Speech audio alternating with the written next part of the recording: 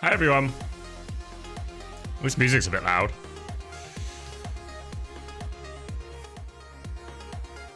How is everyone? Good morning. Good morning, Arthur, Kuma, Musket, Ninja, OWCS Sojourn, Brigadier. Is everyone ready? Oh, thank you, Cubert. I appreciate the support. We need to get... I finally done it. Finally updated my... what do you call them? The sub-icons. Morning, Quack. Morning, Molten. Here to watch some careers end. Yeah, I guess we should... We're sort of behind on games because yesterday's games weren't broadcast. I know Avril watched them on stream. I know OWCS Sojourn has been VODing the games. So we'll maybe watch a little bit of that when we're in between games as well. Because I guess today there's no elimination games today. But yesterday there were many elimination games. And if we take a little peep at... Where is it?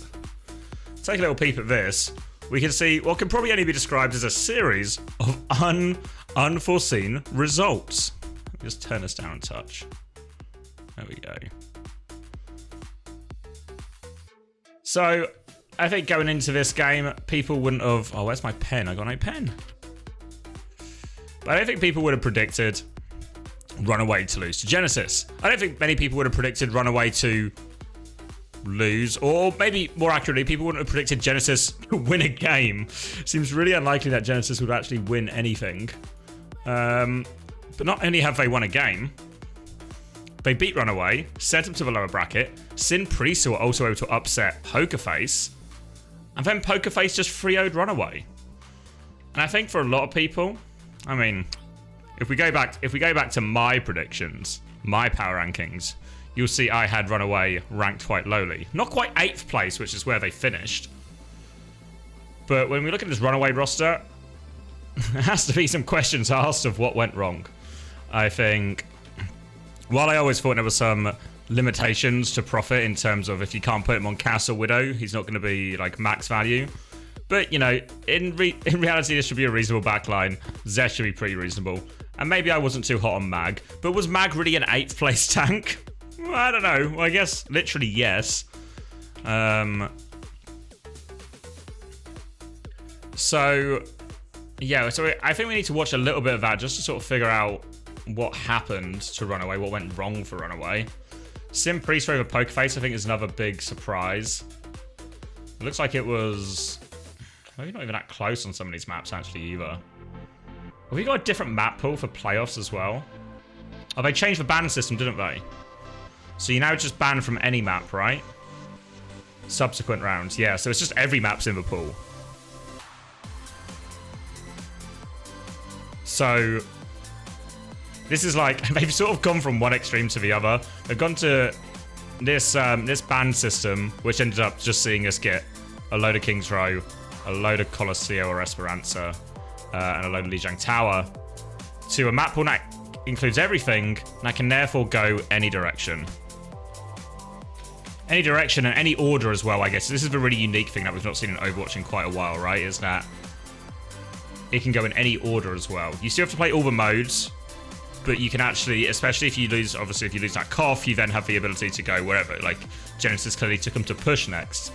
And then we went to Flashpoint, then we went to Hybrid. And even here, right, we go to Escort immediately. So I think there's like a big, I don't know what you call it, a big sort of subplot, I guess, in terms of seeing how these maps and these bans actually work and if it does create more interesting games. They just picked a 2-flex map. I mean, yeah, does Sim Priest even have 2 flexes? I mean, I guess Hyunjae actually is more comfortable on BAP than he is Lucio. I feel like that's why he played mostly in contenders. Oh yeah, Pokerface would have picked it. Because presumably Pokerface put in Simple and Iris, right? And then would have just lost to... I mean, I think it's a comfortable matchup for Hyunjae and Lee Soo-min to go double flex as well. I think Hyunjae Min is actually more of a BAP player than he is a Lucio player.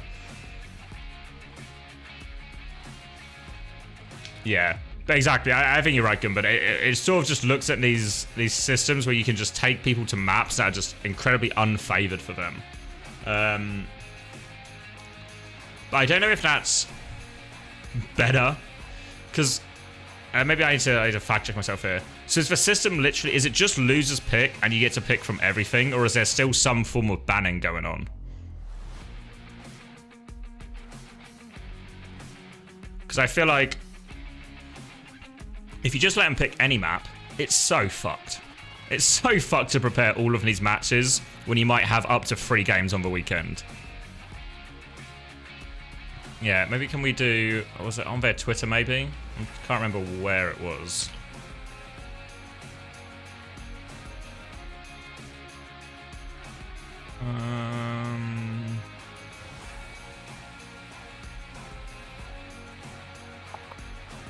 Maybe it was on their Discord, actually. I feel like it was a tweet. I remember seeing an image with a statement. Yeah, it's only APAC this is affecting. Might have been quite a while ago now, because obviously all the Japan and the Pacific games have been happening. Have I gone too far? Maybe I need to check the Discord. Oh, the fucking sunglasses rack. Great. Begin excavation log. Sloan Cameron here on site. Gone too far? Maybe I've gone too far. Let me check the Discord. Again? Come on. Announcement? Whoa, whoa, whoa. If you want to mess with these artifacts, you gotta go through me. Some venture on the go. Come on. Hey, I'm on to you. I gotta tell you. It's fair to say the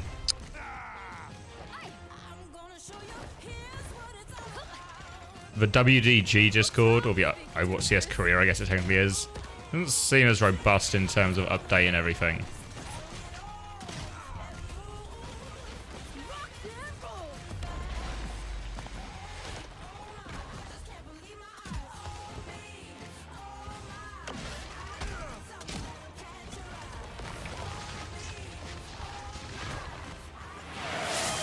Well, thanks, Jubiok. Appreciate it. Loyal mod, good morning. Hi, Henry. Excavation initiation. Yeah, I think that's right. Forside is all the top 8 teams. I presumably top 8 from this second tournament, the April tournament we're going to play, but they go straight to the Masters tier, I guess. And then there'll be I think it's called playoffs. They were calling it like a playoffs tournament for all the main event teams, and then of those main event teams, somebody qualifies for the Esports World Cup.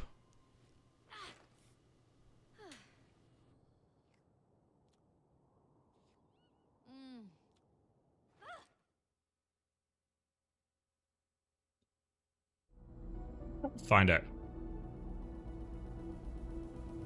Why is the information difficult to find? Oh, wait, is this it? Here we go. We're implementing a new map system for OWCS in Japan from the seeding last year's and playoffs after finishing round of the series. Whoa! Thank you, Forside. Lots of gifts going out. Do appreciate it. Here come the notifications. Appreciate it, though. Lots of people getting gifts. Callum, Cookie getting one. Wallagug, an uncoachable supporter. The train started as well.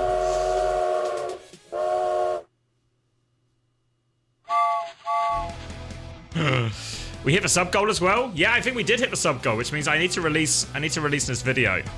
Should I do it right now? Wait, I should not use my private YouTube thing, my YouTube studio on thing. God, where did I put it?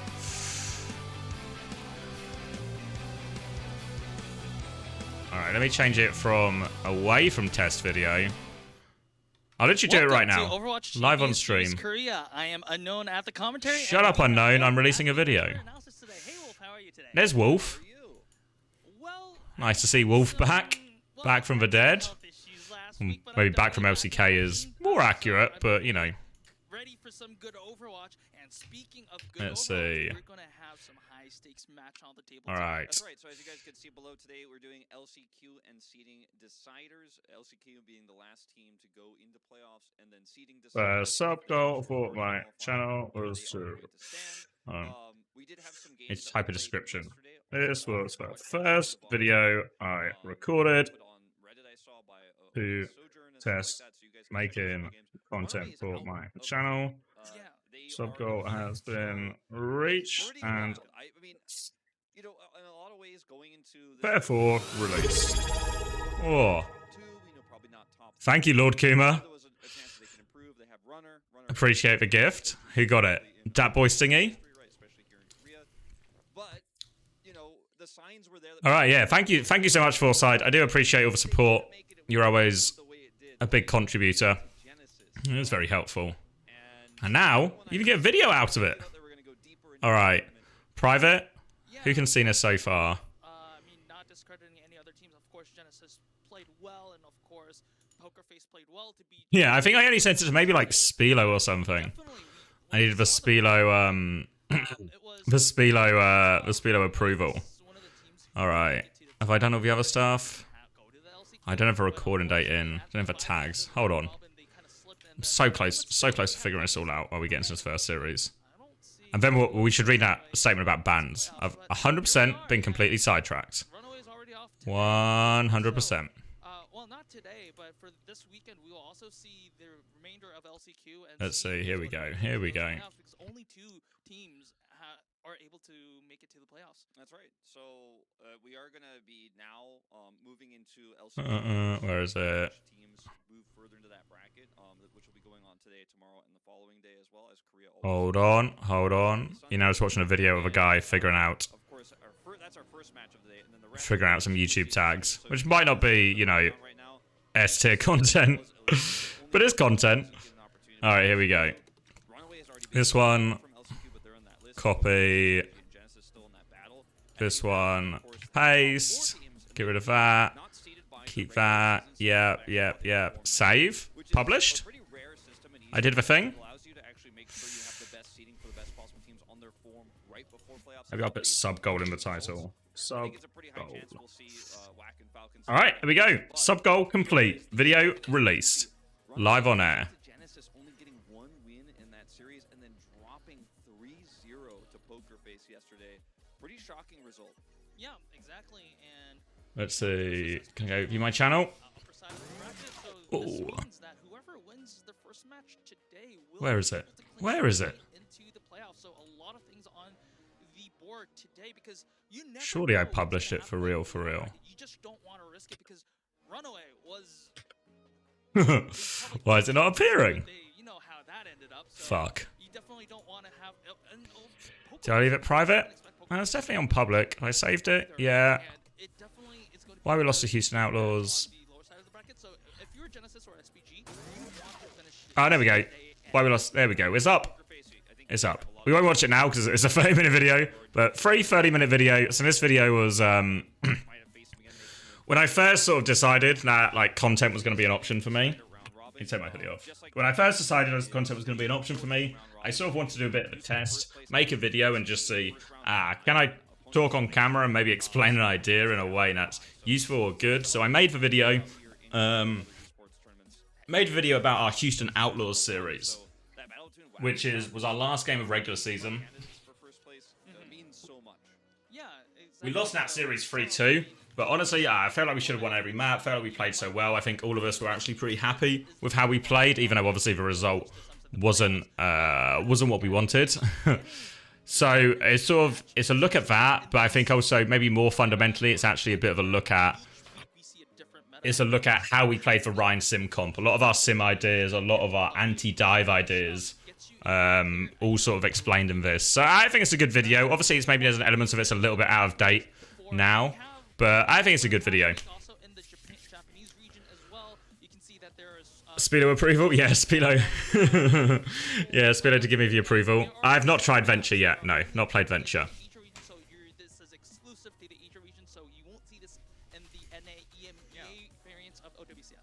You know, How are my days off? Yeah, pretty good. I mean, we weren't super day offy, I guess.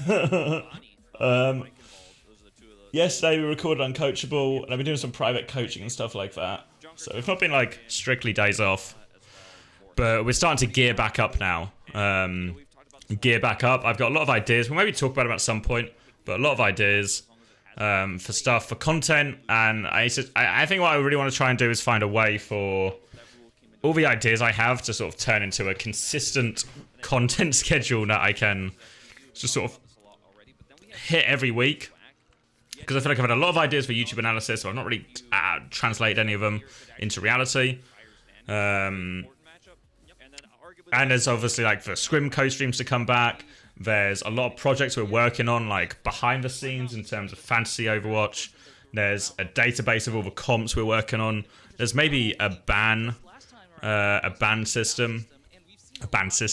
database I want to make as well. So I'm going to try and get a lot of that. I've actually got a lot of time this weekend. My fiance's away, so I can just int my life away, making a spreadsheet. So I might be doing a lot of that this weekend, hopefully, as well as the co-streams and everything. So yeah, let's do these bans things, then we'll talk about what maps. Ban database. Yeah, like I can show you an example, Goomba. Because one thing we used to make for London, Scrim's definitely coming back. Yeah, maybe literally tonight, Chubbyhawk. Maybe literally tonight. I just need to figure out timings.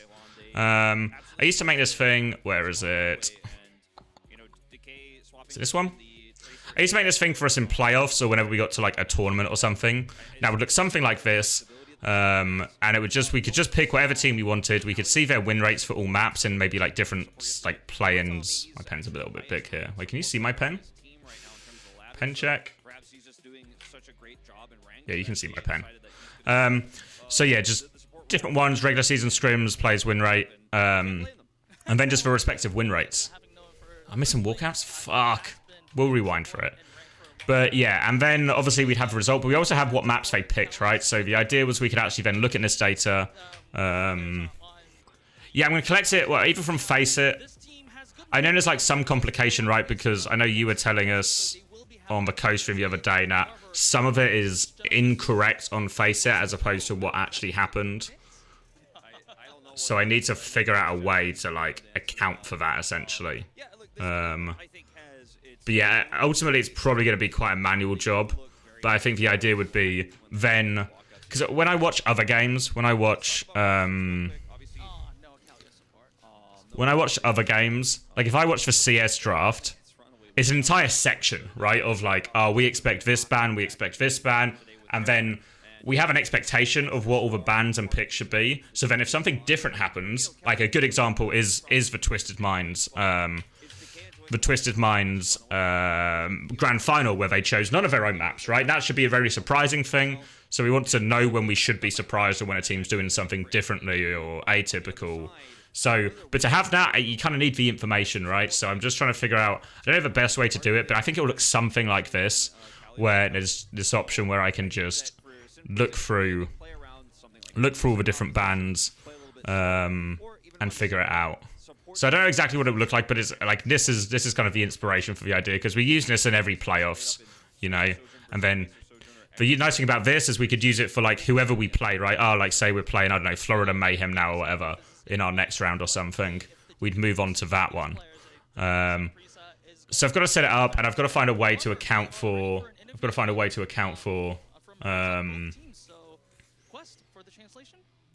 All the different ones. You sent a GitHub link, but I already coded for Faceit. Oh, okay. That might be easier then. Yeah, then I could just pull that data, and all I need to do is actually just make this front-facing bit, you know? Because in playoffs, it was all just me typing numbers. So that would be a lot quicker and a lot easier to maintain. It's just finding those examples where we have to invert what Faceit has said. I'll maybe talk to Faceit and see if there's a way for that to be avoided. I guess. Oh, we missed a lot of this, but it's okay. Let me figure out this ban system first as well. But no, thanks, Gun, but that'll actually be a massive help in terms of saving time and effort. It means I can just build like a front-facing spreadsheet, and it should be not such a big task. Expect to win the LCQ match, or your first LCQ match yesterday? So yeah, we're on loser's pick, but the loser also picks the mode as well as the map, and there's way more maps in the pool now. And none of this mentions any form of ban either. So we're actually in a pretty interesting situation where they can pick from literally all these maps as well. Which is... I mean, yeah, it's so hard to, like, you ask any coach at any level and they say you have to prepare for the entire map pool. Fuck me, it's so difficult. Different comps, different metas, teams playing different things. It's just near, I say near impossible. I think it maybe literally is impossible. We really felt the improvements during that. You think this system, I actually think if you had this system, but you still had map bans. So, like, let's say it's loser's pick. So, loser picks, and they say, we want escort as the next map. And then you go, okay. Then we still do the ban system, right? And maybe if you got all these maps, both teams get 2 bans or something. So, like, maybe you can ban, like, Junkertown and Havana if you want, right? But there's still, like, a bit of a banning system after the mode pick. I feel like that would be optimal. Because I feel like without the ban system after loser pick in mode... It's too easy. I guess that's what you're saying, right? But it's too easy to just completely fuck the other team with either like a rare map or a niche map or something. Yeah, I think if there was some way to limit them actually getting to just pick from all 6 maps, if it was like too big an advantage, essentially. Hold on, we'll do a quick rerun for the walkouts. All right, Genesis. Back on. This is, I guess, the most momentum Genesis has ever had. Solid bow. We should be able to ban one of the players. We should be able to ban the players. Perhaps he's just doing such a great job in ranked that they decided that he's going to do the support role better than their actual support. All right, solid SPG now. A lot more masks on the go than before. All right, I think slightly worse bow, maybe like 12% worse. However, this Genesis team looks like, oh, What's happening?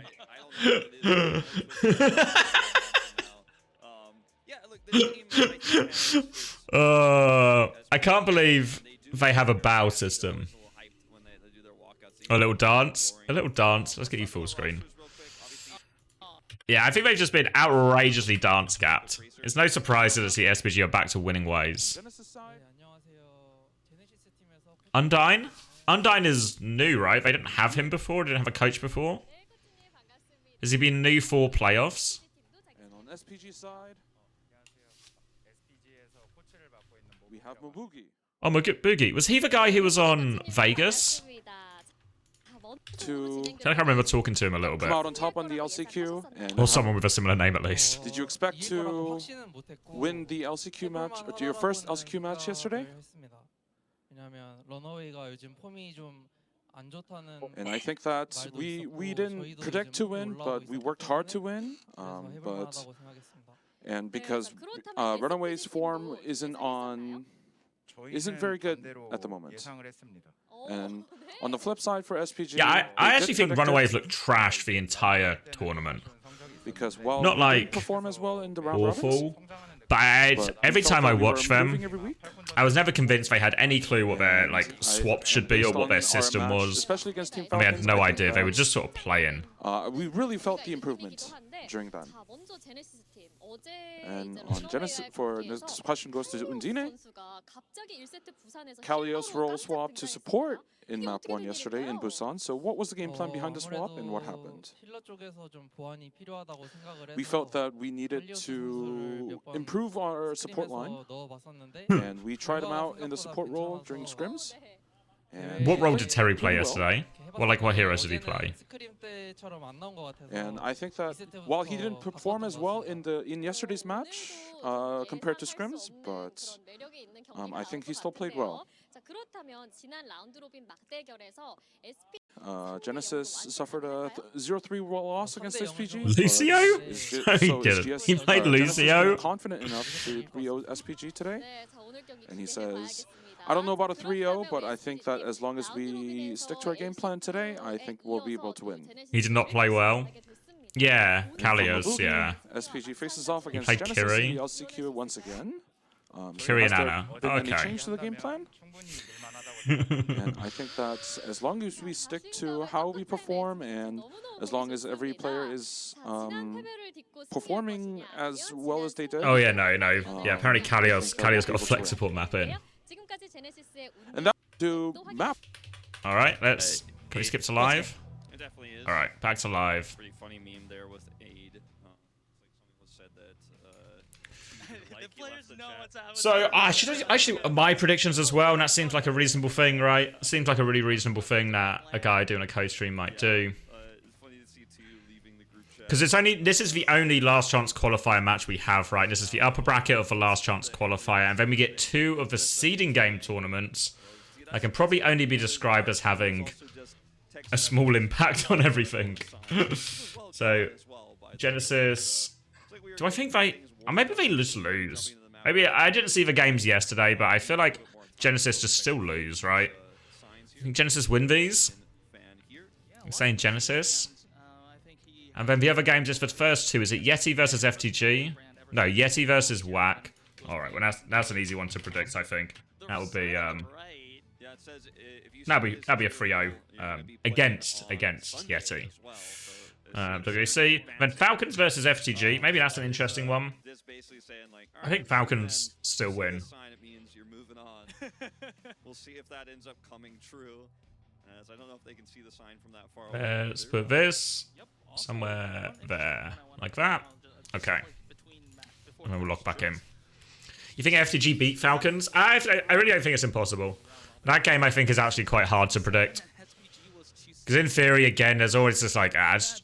If you ever just look at it on paper, you have to really side with Falcons a lot of the time.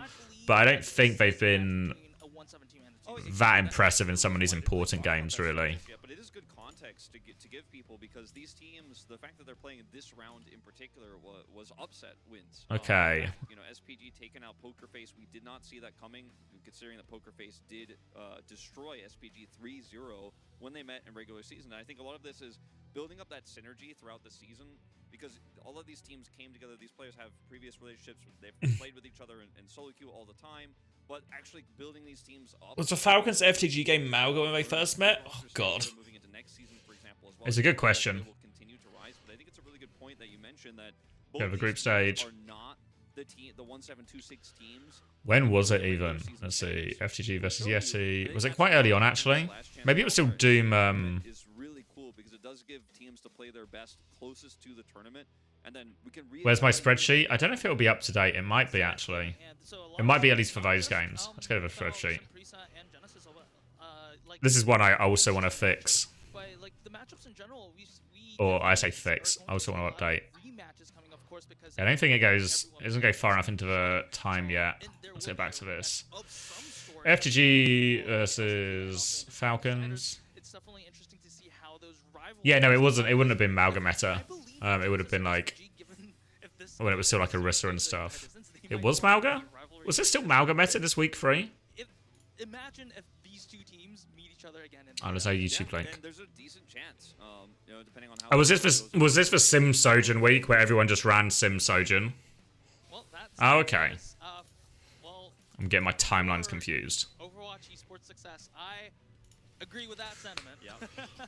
We're all here for. Pardon me. Oh, okay then. So yeah, this will be a completely different matchup when we get to it then, really. Contenders days like back in 2019, 2018, where we had. Because that was an absolute dogfight. Right, but we had regular matches all the time. Will we have a Danish here without an Overwatch? Probably not. It's not lining up that right? We've had Saudi E-League going on. We've had, and that was going on Monday, Tuesday, Wednesday, Thursday. Wait, did that finish yesterday? Yeah, I want 5 games. I think this Didn't check who won.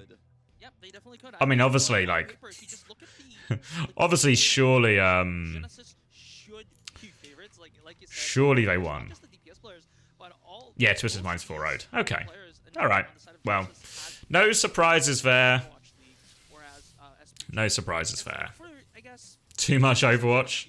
Yeah, I can feel that. There's a lot going on a lot at the same time. Obviously, the Face It League's going to start at a certain point, so we'll just have a tournament in June as well, and then the actual World Cup, or Esports World Cup in July. A lot of Overwatch, a lot of good Overwatch. Well, hopefully a lot of good Overwatch. I guess some of the problem is there's a lot of not good Overwatch as well, and there's a lot of you know, I think that they're the manageable part, you know, and then Face It starts today as well. And these are just for qualifiers as well, right? But I think a lot of how the meta is being played right now is breaking the tank or winning the DPS fight. I forget how they termed it. In Overwatch 1, we didn't always have DPS fights because, you know, we find it. Got to deal with Winston flying at her, D.Va flying at her, you know, whatever. You know, Face it, face it, face it, face it. In Overwatch 2, because there's one less tank, like the game is played either about, oh, I killed the enemy DPS, now focus. Here we go. Or focus the tank first. I think 2 Where are we? A slight edge going into this one. If they play, No, we're not still in the registration phase. I think we're still in registration phase. Could have the upset come through. We could have that full set, that 5-game series.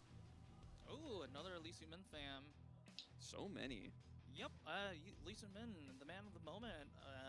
At least the WGG Esports studio in Seoul. How the seeding works. So we're back to Korea. We are still It's pretty simple actually. So there's sort of 2 tournaments essentially going on right now, where this is the last chance qualifier. So to get out of this, you have to finish top 2. So the winner of this gets out and gets a spot in playoffs. So this is actually a really important game for both teams. The loser will go play Poker Face, and then they'll essentially play an elimination game. The winner gets to go to the playoffs down here. The loser just is out, eliminated forever. Meanwhile, there's also this seeding tournament going on. So these 4 teams are guaranteed a spot in playoffs. But then what happens with this seeding tournament is the 2 teams in these, like, I guess, like you call them purple spots, they will get a bypass into the semi-final. The 2 teams in the lower spots will go into the quarterfinals, meeting the 2 teams who come through from the last chance qualifier. So this game is actually get yourself into top 6. If you win, you get yourself into top 6. And then the games we'll see after this are just seeding games, so it's just a bit of a round robin. So in theory, the games later will have the better quality teams, but the stakes will actually be much lower in those later games. So a lot, I guess, very different win conditions right now. It looks like, from what Will said, we can definitely. Yeah, Runaway is out. Which I think is a surprise. I mean, I've really not been convinced by Runaway at any point through these first 4 weeks of career, but seeing them get knocked out is probably like an extremity of that. Genesis have looked really poor, but managed to beat him yesterday. Prisa upset Poker Face as well. So then they actually had, this is actually a nightmare lower bracket. This is a nightmare elimination game to have for 8th place, right? If you're either team. Poker Face come out on top. I think out of all of the teams in this last chance qualifier, I know they lost yesterday and I've not seen that game, but I feel like Poker Face is the one I probably would be most interested in getting out. I think they've got the best chance. But we'll see. Obviously, like I don't know what I don't really know too much of what comps they played yesterday. I saw a little bit of an Avril stream and I was watching a Winston Mirror on Numbani. So we'll see how that actually translates. How much of that translates forward. That's generally what I associate with Nepal the most. Is just, you want SPG to win? Yeah, I think I'm more SPG pilled. I feel like it's been such a terrible showing from Genesis. I don't know if one good result yesterday should really redeem him that much. You want to see some Numbani? I'm a Numbani hater. Mainly, I think just, I guess the first point, but maybe also the second point. Alright, we're locking in. Locking in. Wait, is that Hanzo and Genji? Yep. Noodles. Those are the times. Just some cheap chicken noodles. Fans out in full force. I don't normally eat that much in the morning, but when I do the co-streams, I just need a bit of sustenance. Alright then. So just Sojin Sim it looks like. We are going on the pod, and it's going to be Village for first map.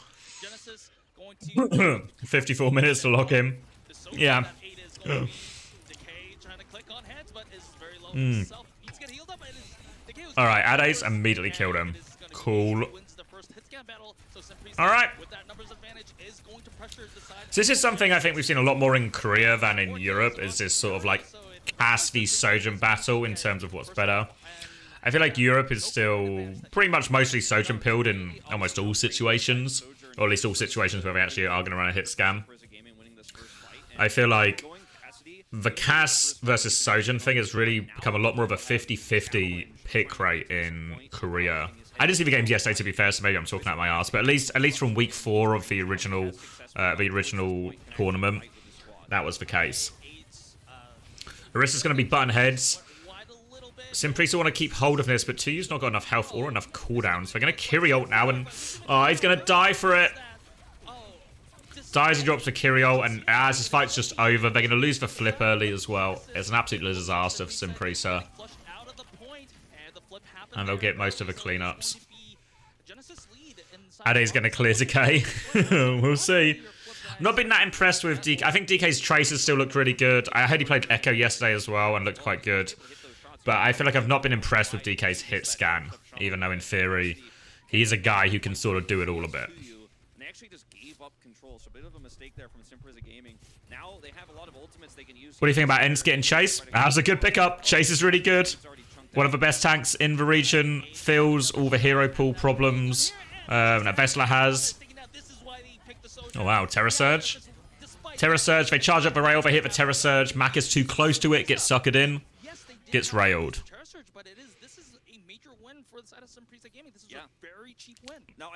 Choi hogging Tracer. I mean, I think it is a better look for him, right? Choi on Tracer.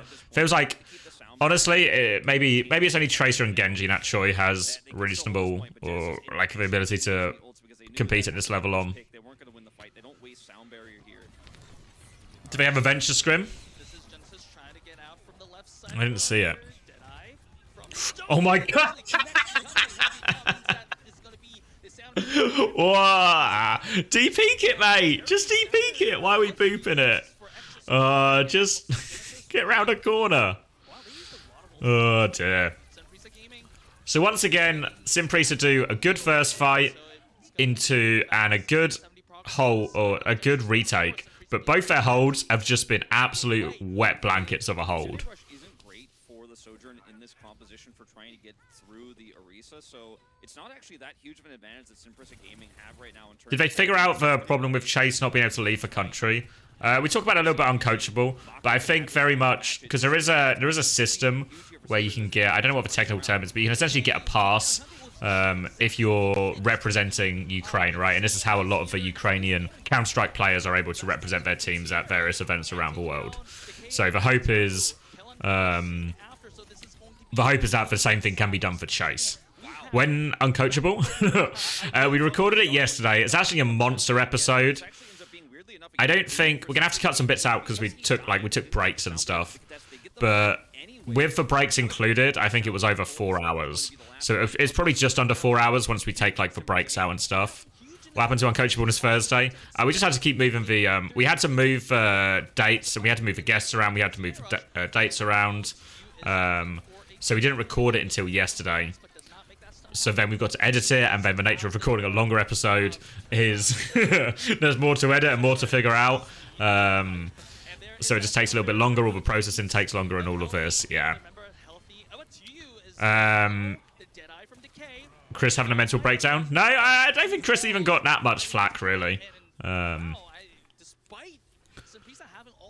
But, so when is it? Sunday. Sunday is we're hoping for release. And it was Goomba who was the guest. Goomba was the guest, and then after this one, we're actually going to record another one on Sunday. So after that, we should be able to return to a somewhat normal schedule.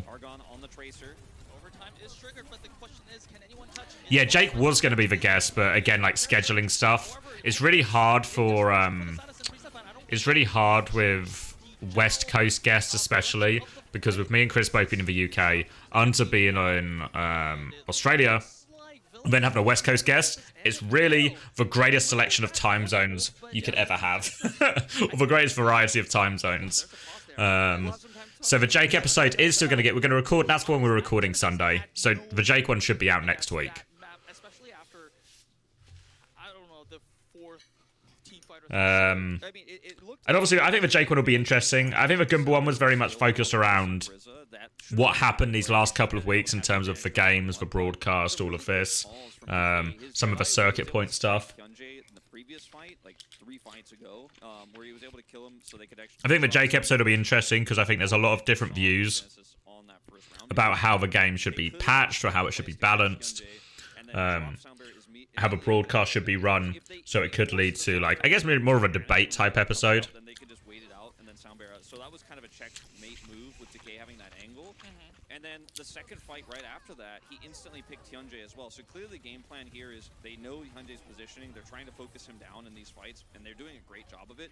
And that's a wise choice, because if you're trying to kill 8 or 2U... Jake episode will be 12 hours long. So it's just we'll see. Right here, that was huge. And his Deadeye zoning here allows them to have... We've already been talking to Jake a bit, and he's like...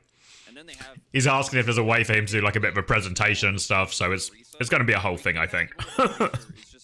A whole thing. Gives you a wall you can operate around as well, so it's really difficult for Aid to then punish you on Sojourn. So Genesis, some shaky moments there, and there were some fights that they definitely should have won, but I think the game plan looking pretty good overall. Yeah, I mean, like you said, Decay having immense value on the Cassidy. Make it unjakeable. There are arguments on whether Cassidy is better or not than the Sojourn. I think it offers different things, but at the current moment in Genesis team... Surely in 4 episodes, the quiz segment will be proportionally longer. I think it was a decent quiz, actually. Decent quiz, slightly different format. So you'll have to let Chris know if you like it or not when you see it. Sound issue after the round ended, but has been fixed, and the game will resume very soon. Yep, sounds good. Yeah, I think the discussion about Sojourn versus Cassidy is often not as nuanced as it needs to be, because obviously Sojourn outranges Cassidy, but what Cassidy does is a lot... So it seems like Mayhem was more player success than coach success. I don't know. I think the American region is notably easier. So as much as that Toronto team looked good, I think there's also a... I think Ents would stand a much... It'd be easier for Ents to finish. If you swapped Ents in Toronto, Ents would just win America, you know? On a point where there's a little bit more space to work with. Yep, and we're seeing Chisuan on the Echo. This is something... Well, this has been a trend for the round robins when the round robin was on, and Genesis yesterday played Decay on the Echo, so I guess... Alright, I've nearly finished my noodles, and then we'll really lock in. To make those railguns happen if they want. Do I ever get my wife quizzes? I'm not wife yet. Fiance, getting married next year. Wife to be. But no. My wife's not really like a gamer or anything. So. As much as she's very supportive of everything I do, and me inting away a lot of my free time to do this. She also doesn't like... She's not an Overwatch fan, you know, so... Only cares about me, doesn't care about Overwatch. I think that would be the fairest way to say it. How long is it between maps? There's normally actually a pretty decent break, like 5 or 10 minutes at least. The eating sounds are making you not hungry anymore. Ah.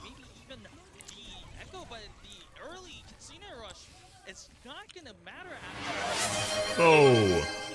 Thank you, Arrow. Arrow? I'm saying one of those is right. When are we getting the Patreon questions, like the Patreon Q&A? Probably next week. Probably next week. The Patreon one's a lot easier for us to get. I get real close to the mic on Ian. But the Patreon one's a lot easier for us to get out and turn around, because it's like, we just do it as like one take. And then we just upload it, so it's a much quicker turnaround. Can't imagine what my wife says when she complains about the meta for 2 hours. I don't really talk about Overwatch that much at all. Because I sort of had this, I guess, I don't say rule, but I was always very keen when I worked in Overwatch League that I spent so much of my day doing Overwatch, talking about Overwatch, thinking about Overwatch, thinking about the players. Are the players okay? Are they going to perform well? Is our comp good? What the other team going to play? All of this stuff. There's such a level of, like, I guess, stress and anxiety and focus on it for so much of my day. Now, by the time I was finished my day, I don't want to fucking talk about it anymore, you know? Like, I think I'm, like, quite blessed to have, like, maybe blessed is too strong a word, but, like, to have my, to have my fiance and have my friends or I have a group of friends at least that are not Overwatch people. So while it's nice to obviously have like people like Chris and Unter and people I can talk to about Overwatch problems, it's also really nice when I talk to some of my friends and they kind of just don't give a fuck. Like they still want me to do well and me to be, you know, be successful and have a happy life. But the fact that they can just, we can just talk about something else, right? And they don't know about the meta, they don't care about the meta or anything like that. We just have a normal conversation. Is coaching stressful? Yeah, I think so, yeah. Yeah, I guess is the short answer. I think these moments before games, I think so much anxiety about getting it right or getting the right read or even just knowing what you're saying is correct. I think it's like some of the biggest stresses. And then especially when you're working with like a group of players, all of their stresses essentially become your stresses as well, you know? Because if they're not feeling right or they're worried about something or they have a conflict with another player or whatever it might be, it's your problem to solve it, you know? So if... And likewise, it feeds into everything. Like, oh, I'm worried about making sure we've got the right comp for the match. And now one of my players is having a mental breakdown about the hero they're playing. Oh, fuck. Maybe we shouldn't play that hero because my player's having a mental breakdown. But then what fucking hero do we play? How do we find something that is both smart to play, good to play, but also the players have confidence and feel like they can actually win on? And can we all be together? Like, I think in many ways, London was like... It was still stressful, but it was not as bad as a lot of teams in that situation.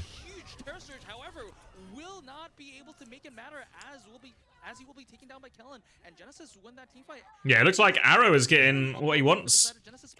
He's getting the Genesis Redemption arc. There's no touch. Oh. One touch, but it's really ugly. Kellen's going to have the Terror Surge too. Just kick people when it goes wrong to deflect blame, no anxiety necessary. It doesn't look like it's gonna be very fruitful for the side of some Prisa Gaming. Yeah, I mean, I guess we still kicked people on London, but it took a while. London just seemed like a bunch of lads. Yeah, I mean, it's, like, I think it's sort of true. It's true to the degree that even though it was stressful, it was probably way less stressful than a lot of other team situations.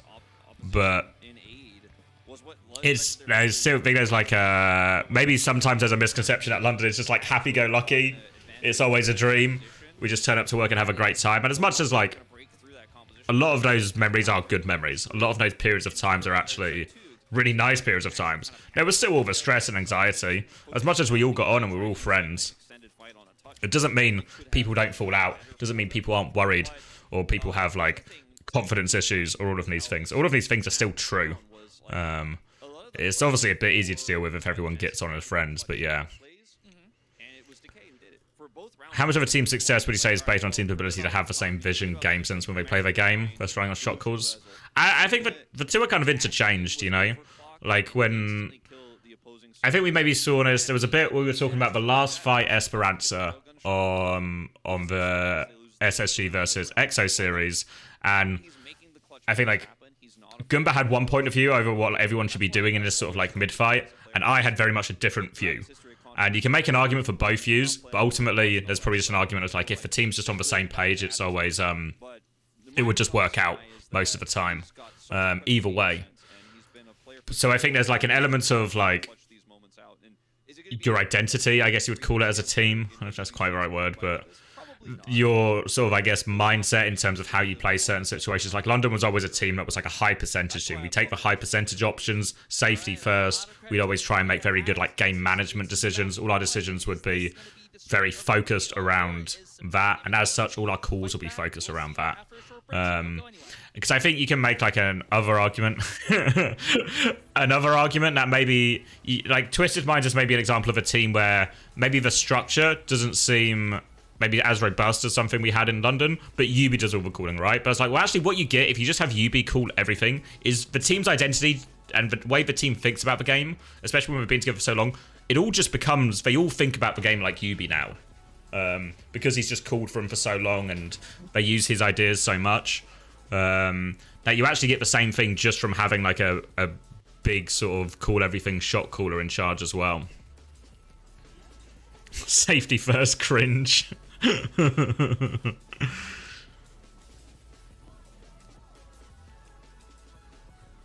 Oh, hold on, I didn't read this Jake one. Let me see. Jake said on Plat Chat, now having multiple last-second passages would increase team skill expression and prevent mirror matchups and therefore make the game more exciting to watch. Could be a kind of weak thing. Yeah, I don't really agree. I feel like part of the reason, and maybe we can talk about, we'll probably bring this up to Jake himself, but I think part of the reason some of the matches feel lower quality or just mirror matchups is a result of the patches. I feel like when you give people so little time to prepare, they either have to just gamble in a certain direction that they're going, or they say, fuck it, let's just mirror, right? Like we saw that Malga patch, right? Now, actually, that Malga patch, 100%, it doesn't say all Malga, I think, if the patch just stays. But because everyone reacts, there's no time for anyone to play a counter, right? Like, we even saw a little bit of it. We saw Oblivion playing the Orisa stuff just instead of the Malga, because they were like, we could just beat it with Orisa. So I think the frequent patches actually lead to less variety in a lot of situations, or they just lead to teams gambling and not being as familiar with the matchups, and therefore, like, the quality of play is just not as good.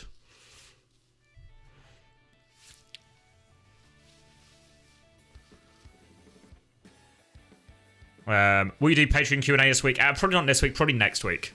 So, like, it'll be as in out next week. Gambling. Yeah, well, I think if you just make everything a little bit more chaotic and a little bit more... I think if you make everything a little bit more chaotic, in general, it probably just favors the teams with the better players, right? Because there's less structure, less ability for a team to learn and evolve or find their own look, right? Like, one thing we had in Overwatch League when we started playing Rhine in Season 6 is we actually had loads of fucking time to figure it out in reality compared to this. We had loads of time, similar patch, loads of, like, only a couple of matches a week. You don't think the rate of patches significantly changes if there's a mirror or not? Maybe. I think it's probably... I think you'd still get more mirror matches because people just, like, don't have time to figure out their own look, or deciding to do your own look is a much bigger risk, and some teams will shy away from that. I think it's probably it's a much bigger issue for the quality of play than it is maybe for variety. But I'd argue the two things are hand in hand. Like, I don't mind seeing a mirror matchup if it's a high quality mirror matchup, right? I feel like the quality is maybe more important. Well, at least for me, the quality is more important than the variety. Have I seen this? What am I looking at?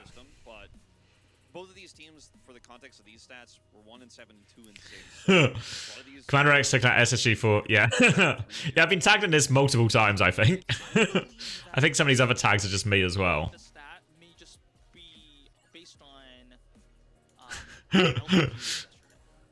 Yeah, me after the SSG win. I don't mind patches, but they need to be timed ahead with some thought. Yeah, like, there's a difference between frequency of patch and...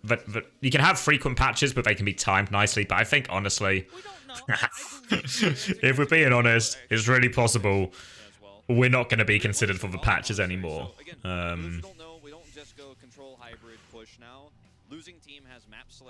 Jake's PV is pretty viewer-pilled. Yeah, I don't know if a mirror match is boring. I don't know. I'm not sure I agree with that. I agree with that part of the take. I think that could be an even argument that the last second patches increase the chance of mirrors because teams don't really come time to answers. Yeah. I think that's there's you can have frequent patches without having patches 2 days before a tournament, right? There is like a balancing act here, but I don't know. I really find it hard to see that being a changeable thing in terms of Blizzardness given more of a caveat, because I do also agree that fundamentally we should be on the live patch. Like, I think it is a better viewer experience that we're playing a live patch the same as what they're playing in game. But if they're not going to schedule around the esports calendar, then fuck. then you're just going to get these situations every single time, right? We even look at this venture patch, right? I think it's meant to be the 16th of April. Well, that 16th of April, it's slap bang middle of the April tournament. It's going to happen right in the middle of groups again. So some people are going to play their first group games without venture, then second group games with venture. You have a pretty good read oftentimes on some of these teams and why they would. I mean, it's what we saw happen, right? Like we see left, right, good night, 3-0 Quick Esports on one patch. Then it gets changed to the Malga patch. Quick 3-0 left, right, good night, because they've got that Malga gap on them. Left, right, good night get eliminated. Then the patch gets reverted away from Quick Esports. So that you're sort of like really shifting around teams' power levels as the tournament goes on. Maybe that's just, I don't know, maybe it's not a good thing, but maybe that's also just the game we're in right now. Okay. I guess that's probably going to be what's... I think that's going to be the play for the side of Genesis, because they won over Runaway with that composition. So it's the major one in Dallas. It'll be before the Esports World Cup. Yeah, so I think it is May, the Dallas one. I think that's pretty good on Shambali. Obviously, with some of the choke points, it's more difficult to punish. And yeah, I think it's. Well, I think you're right, Lasquid, in terms of it's really hard to justify all these patch changes with competitive integrity in mind, but I think I don't know, maybe it's not justification, but the way around that is they are just not considering it. It's not a factor in their decision when they're releasing these patches. They're prioritizing the game itself and I guess the public player base, if you want to call it that, much more than they're prioritizing this side of things. Yeah, it's basically says he's the GOAT, but it's a kind of play on words as well. And yeah, I think the stage right here basically means that Argon and Aid have to pop off, and Argon, so Kalios is in. So are we doing a handshake double flex map again? Well, but I feel like the second round he really didn't show up. But having to outclass the enemy DPS and putting the pressure on Yeah, the other option would be having a separate server, but you run into the problems again of like, well then what we're playing on screen for the viewers isn't what they're playing in game, which I think is a problem. Because I think is it LEC are now running the live patch. They're like trialing doing the live patch, which I believe isn't the norm for League. Number 2, Hyunjae is, well, what would you call? Hungover? Handshake, no venture. Hangover here. So Hyunjae. I don't know, venture. To be fair, venture it's got like the ingredients of like a good hero, right? There's movement, there's in and out abilities. Bold text on bottom said like. It strikes me as like a, I don't know, like an underground Genji. I've not played it, to be fair. All I've done is read the what do you call it? The hero abilities and stuff. Where's the link? I can show you what I read. Copious amounts of alcohol. All right, looks like Kalios is finally. Yeah, this is what I read. And I was just like, it just looks like a bit like an underground Genji, right? That's my impression. You'll just do like one of these abilities in, like you'll dash in, then burrow out or something. Maybe try and hit some kind of combo, something like that. On to our second map, Escort here, Shambali Monastery. Expectation is Kalios is going to play Sigma. I think 2U will probably stick with 2 movement abilities. It's over. Until they scout out the Sigma and can confirm it. We don't know if that's happening for sure, but that's the read.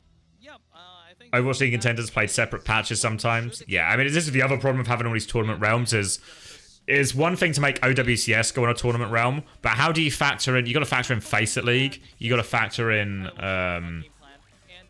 You've also got to factor in that Faceit have a lot of integration, right? In terms of like starting the lobbies and stuff. And also, if you're going to do a Swiss system, you can't do OWCS on another patch. Because are you going to give OPR access, like the tournament realm access, to what? The 100 for 200 teams in the Swiss system? It's just a recipe for like a disaster and delays, you know. So I do sort of agree that maybe the tournament realm isn't necessarily the solution either. But I don't really know what the answer is if it's not just Blizzard. Blizzard adapting the patch schedule to meet the tournament a little bit. What'll be interesting is if the Esports World Cup gets like preferential treatment in terms of patches. Well, the big teams in NA and EMEA play Swiss. Yeah, I believe they do play the Swiss again. They just have like... I don't know if this is true, but I'm hoping what they have is the Swiss stage is now a little bit more seeded. Defenders, you have a lot more high ground to operate on. It's much easier to punish the casting. Why not give them access if the only mode is possible? Because it's just a whole separate system of servers and stuff they have to support. So I think it's probably costs X amount of money, especially for that amount, and you have to give people separate logins and stuff, or enable it on all these accounts, and I think that just becomes like a really messy, time-consuming job for teams who are just going to play the Swiss. Well, they're struggling for high ground because they understand that this high ground is going to be the important part, especially on the initial quarter. That's a lot of low health bars on the side of I was going to say. Yeah, the top 8 teams will qualify to the top of the Faceit League. Why do they play with OWCS skins? Because they don't exist, I guess. It's probably the main problem. So right, yeah, we've got the handshake. The handshake is escort, so we're going to do double flex. So this is obviously Sim Prisa saying we want to play escort, we want to play double flex, we want to get Hyunjae off for Lucio. They do exist? OWCS skins?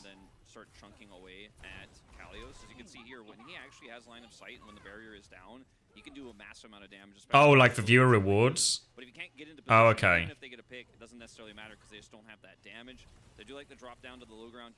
Can't see anything you can play on Shambali to beat Sigma Bat Brig. What you mean? No kind of Winston or some sort of dive? I don't know. I feel like it's so exploitable. Even Rush would just beat this, right? If you were just on a Lucio comp, it'd be so hard. Yeah, exactly.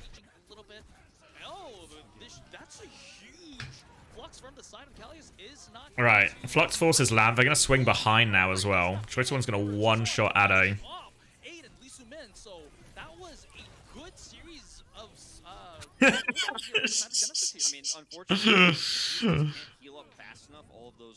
It's yeah, I mean, we talk about this on Uncoachable, that's coming out on Sunday, but it just seemed like a lot of the time there's just this kind of deal where we just go, it's a bat brig map or something.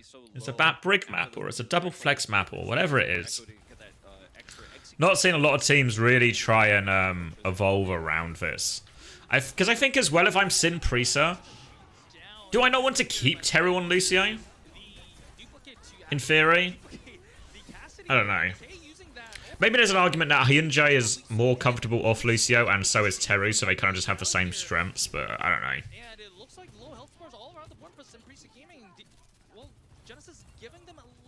know. Alright. Can they are they touching? Whoa! Decay's gonna have to touch. It's a scary touch. Can they kill him for it? Lamp is good from Maka. They've sort of stabilized now. Maka's gonna have a window soon as well, so they're gonna have to slow us down. Choice one force back. Window's gonna be up soon. Sim Prisa might just be walking into this window. Need to kill this Echo. Need to kill this Echo. High needs to survive, but 2U's died on point, so didn't seem ready for the window. 2U's gonna get rolled. Now they've got rally, and it's starting to look like a full hold, isn't it? Starting to look like a full hold. It's definitely feelable right now. Like, you can actually see how little agency A can have. He was able to get choice A1 because he went into a building, right? He was actually kind of corralled in there. He thought he was going to win the 1v1. He lost the 1v1, but that 1v1 itself actually gave tons of control. Alright, Argon in a position to touch. Alright, Argon's got the touch, no problem. But they do need to just win a difficult ult situation. I say no problem. It's actually, he can only get one touch. Somebody else needs to touch. Yeah, it's actually, he actually should have sneaked round further. Because going from that top one, it's actually, he has to just int all these cooldowns immediately. If he goes like, can I draw it? You know, like there's like the window up top right, and there's point, and then there's this sort of like U-bend. If he'd actually just like snuck around here, like this bit right here, right, and he was just like peeking and going back, maybe he could have got like a longer form of touches. Genesis playing at their skill level, Scientist baffled. I guess it's Undyne, right? Undyne comes in, because he's a recent addition, right? Undyne has saved Genesis. I think this is true. Where is it? When was this? Welcome, Undyne. March 21st. Yeah, it would have been just after, or like either week 4 or just afterwards.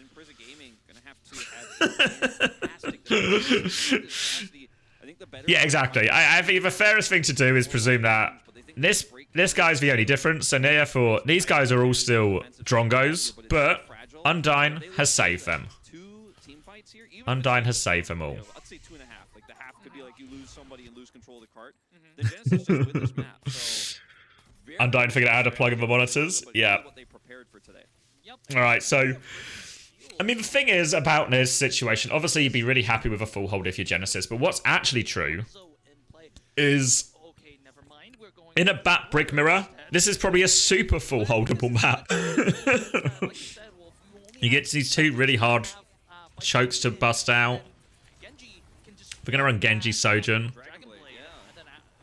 Yeah, I've not seen. I feel like Choice Echo was really disappointing. His Tracer's okay. I feel like his Genji's probably in the okay category as well. So hopefully this is reasonable.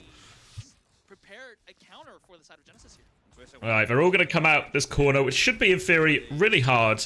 T's gonna get rocked very early on. Now we'll Matrix everything. They lamp through. They've kind of just bullied their way out in this corner. They've taken so much damage, but Choice One's actually got the kill. Now the pushback. Oh, they're just going to kill everyone. Felt too easy to come out that corner, honestly. Maybe there's an element that, like, something like the Genji or the Echo is just better in this bat brig mirror. Who does the Tracer really like to fight here? Doesn't really like to fight the Cast. Doesn't really like to fight the Brig or the Bap. Well, I guess the Bap he likes to fight, but maybe not when we've got a Brig with him. Yeah, Choice One showing me up for trying to expose his Genji. But if it was like Genesis, I'd just be And Choice One's half of a blade. One blade fight with Flux, and that's the end of the game. Alright. Big pick from Ade. Just need to disengage for rally. Flux is good. Alright, decent from 2U. Can clean up the kills here. They're all low. Stabilization has been achieved. And it's actually a Flux for rally, which I think is... Today. There's only so much bat brig mirror I've seen, but I think that should be a net win. I feel like rally should be the more powerful ult. So I think you're really happy with that trade. It's probably like a really shit decision to invest for rally after you get picked straight away. But they come back with a lot of ults. Oh, I got hiding with the pulse, but they found him. Just trying to keep. Alright, window. Still a little bit shallow. There's a window behind, actually. Locked on top as well. Rally to keep everyone alive. They're all going to live. But now they've kind of... they're going to flip the map. You can flip the map if you want, Genesis. Oh. Hesitation. I feel like they could have just flipped the map completely there. Choice One's going for it. He's going for it. Rock misses. He's got one. It might just be enough. Yeah. Alright. And that'll do it. That'll do it. It occurs to me that most of them have probably never seen this map. Well, yeah, as it was... Yeah. Korea have really gone from one extreme to the other with their map pool. We can never shit talk about Troy ever again. We'll see about that. We'll see about that.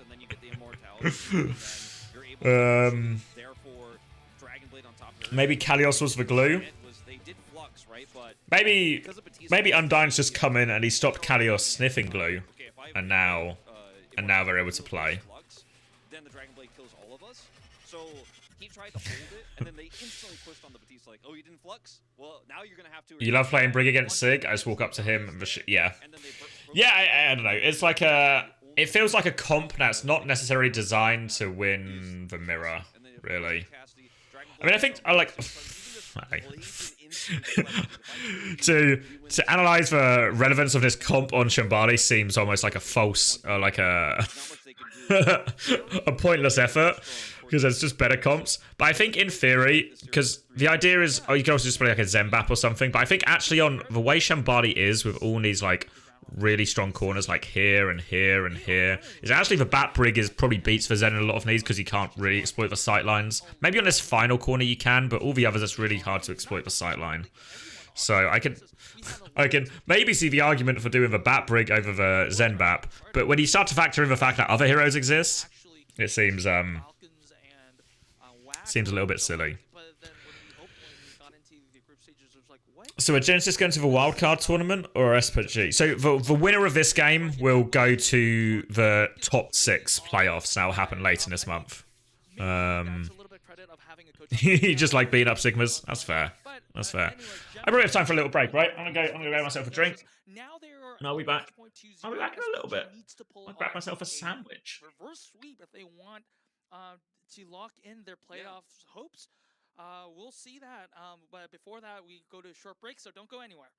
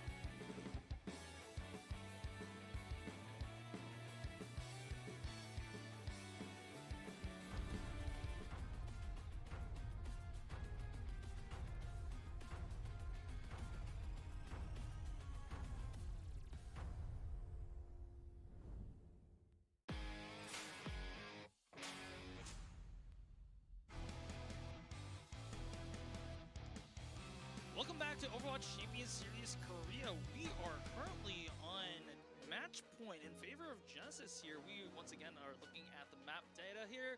Of course, I believe that this is at the LCQ only. This is once again going to be SPG's pick. Not sure what they're going to put. Not sure what they're going to pick, as it was Escort that was already chosen from the side of SPG. Now they have Flashpoint, Push, and Hybrid. Yeah, that is a good question. I feel like if you're Genesis here and you want to rely on Decay, you could just pick Hybrid. You could take us to Dumbani. I feel like it would be very strong for them. You could take us to Midtown as well. And Hollywood is also fine, but I feel like it's a map that teams aren't playing that much right now. So not entirely sure where they will take us, but I don't know what the map is, but I do know who is coming in for Genesis right now. So it's going to be it's going to be Midtown. Okay. This is what I expected. And yeah, we will have the substitution. Kellen's coming back in. Yeah, Callius and Kellen. So not going to play the Sigma anymore would be the assumption. And I guess this means we could see some Winston. We could see Orisa into Winston. Yep. we have seen Doomfist on Midtown in other regions to great success, but I think that's really fallen off, and I think in Korea we probably just won't see it. Oh, yeah, believe me, you know, Korea always, you know, they prefer Winston. If Winston Dive is viable in any capacity, they will play it. Yeah, I think that is very likely what we'll see, and that worries me for I'm back! Considering that, Oh. you know, actually everything I just said about the map, I was like, oh, this would be good for Decay, blah, blah. Nice chair. Thanks.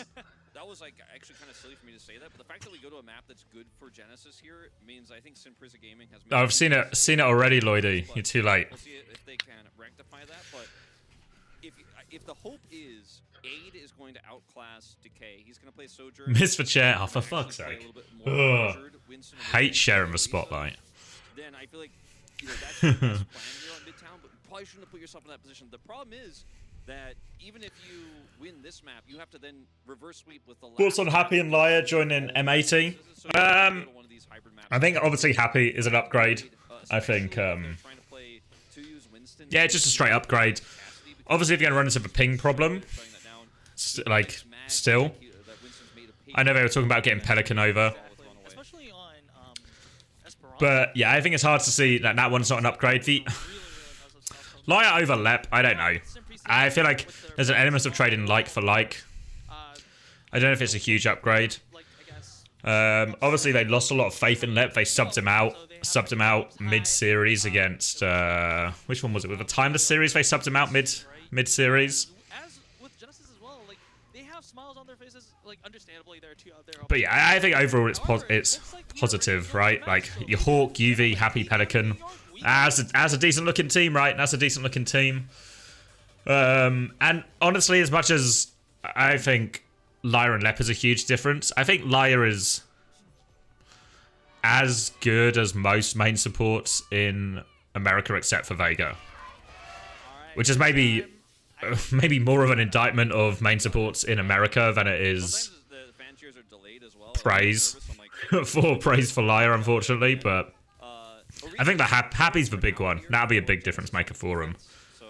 I think that roster looks pretty good on paper, and I think they'll I don't think they beat Toronto, but I think they probably make sure they are 100% a top 3 team now. As long as they can make it. They do obviously have to make up some of the circuit points, which is, I guess, like a bit of a subplot. This guy's excited. Jesus. For both sides, and of course, Prisa Gaming and Genesis, they have been. This is a trend in this series, actually. They have been. Big Live's got a bit of flexibility. Maybe, yeah. I don't know. Yeah, I think the Happy's the big one. I think you look at those 4 players compared to the others. I don't know the unknown law. What's the unknown law?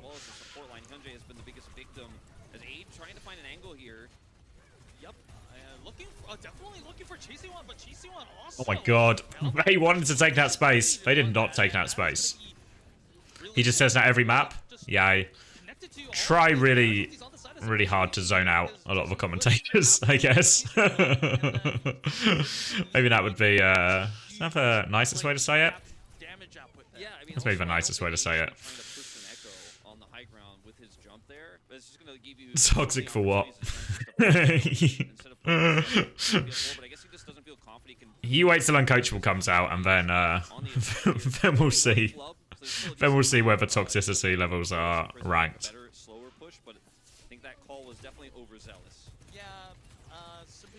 Yeah, no. To be honest, like I'm not a huge fan of a lot of the casting, especially in APAC, but I also don't really listen to most of it because I do the co-streams instead, so I just sort of talk over it and blur it out. So it becomes less impactful. I mean, it's obviously still a bad thing for the actual product and in terms of the majority of people's experience of this. You think 9K Unknown was a nice duo? Duo of Chaos? Okay. Yeah, no, like I really like 9K. He's a great guy. I think he's a great coach. But I think that his casting is a struggle.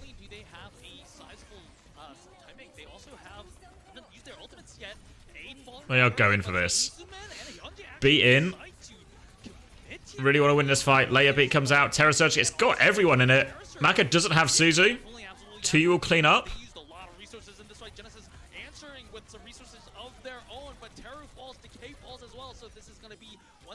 Yeah, I think 9K's problem it's not game knowledge. It's like, and casting is obviously something you can learn as well. It's just a, I think some of it is just like the second language thing. I agree, it's tough, right? Like in the same way, if you ask me to go on and like do the Korean broadcasting Korean, I'd be really fucking shit at it. I'd be really shit at it. So there's a level of sympathy there, but also in terms of just like raw analysis of the product, but it's not good, is it? Giving ground on that tunnel, they can recover a lot of space and the high ground on the bridge there. So it is just regame for the side of. What is happening? Ade, just a pick beforehand. They have to give all the space now, all the space. Everyone live. Terry might not live. Terry lives. So this is step one, and hi, Shilme. You think 9K is a little better at casting English and only casting Korean? That's fair. That is probably almost definitely true. All right, Kiri Surge on points. Decay can take over. Can't take over, gets pulse bombed. This is starting to look like a pretty good attack now, as long as they finish this one. Choice One's traded one. Choice One's 1 HP. It's over.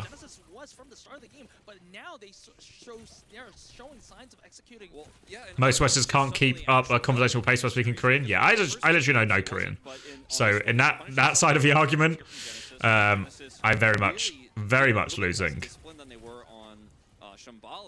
And we move into this map where, you know, Genesis, if they weren't up against such a huge time make, they probably would have played that a little bit more patiently, but they're so... Choi playing other characters. His Tracer's alright, you know? The problem with Choi being alright at Tracer is the flex DPS role in Korea is outrageously stacked. So him being, like, a decent Tracer player actually makes him, like, one of the worst flex DPS in Korea, unfortunately. So, respectively... no good. Terra Surge doesn't get anything from Kellen. To you with a 1 in return. I feel like there's been a bit of an Orisa gap going on. Prisa revival. And I was worried about the map read here in terms of seemed better for Genesis, seemed better for Decay, but Prisa Gaming actually seemed to know these angles incredibly well. If Genesis fumble it from here, fuck. Nah, it's a long way from a fumble. This defense is a fumble. Now we got Terra Surge. Oh, sorry, we got Kitsune Rush to drop on point. Oh my god, Terry's done it. Don't know why he beat it afterwards. just a rush of blood to the head. I made the play. Press for beat. So yeah, I don't know about the beat, but they got their man. Style points. Ah, yes. Ah, yes. It's about making a point? Well. Yeah, but what is that point? Is that point is... I want to have disadvantage in the next fight. Because that's maybe not a good point to make. Watching Aid right now because he's the only one who really get an opening pick here. Is Tuyu's getting all the heals right now as they slow push towards the cart. Come around the corner. Kellen's backed off onto the other side. They seem a little bit unsure. They need to just clear Kellen. Clear Kellen. Yeah. Kellen can't do that disengage if they have like a big support ult disadvantage, because there's no way to get him out of there. Like if you're at support ult disadvantage, like let's draw Midtown last point. So this disengage that Kellen does is actually pretty good in a neutral, right? Because if they try and push round and clear this side, in theory everyone can shoot you, or if they go and do this side, in theory Kellen can do like a form of aggression. But the problem is, if they have support ult, what happens is they get to do the support ult, and they just get to do everything, right? So you have to try and play like a disengage where the whole team just goes back, and then you retake the space or something. Yeah, obviously a beat or something might have been useful to have there, right? A beat or something, maybe would have made that... you could have just beat Kellen in, and then when they do the... they do like the Kitsune Rush here. They try and push Kellen, then you just beat him, and then you can just sort of like pincer them from both sides. Try and force them off. Kellen can try and force people off the road a little bit with his spin and stuff. It's not the first time in this series, especially. How was the concert? Yeah, it was really good. Yeah, went on Saturday night, went to see the Bleachers in Birmingham. Had a wonderful time. They played, they have like a new album out, but they only played like a few songs from the new album, but then loads of like their, I guess their big hits, you'd call it. It was incredible, actually. Really enjoyed the experience. They even played a song that we didn't expect them to play, and it's actually going to be my first dance song, my wedding next year. So that was a really special moment, actually. So really glad we went. Really glad we got to see that. Might even go. They're doing another tour in like July or August, so we might just go again. Just need to figure out the dates. All right. So Sim Prisa have given themselves a pretty good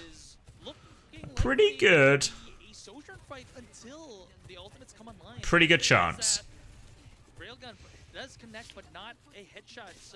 Slow and steady. Choice 01's going to try and take control of Bro House.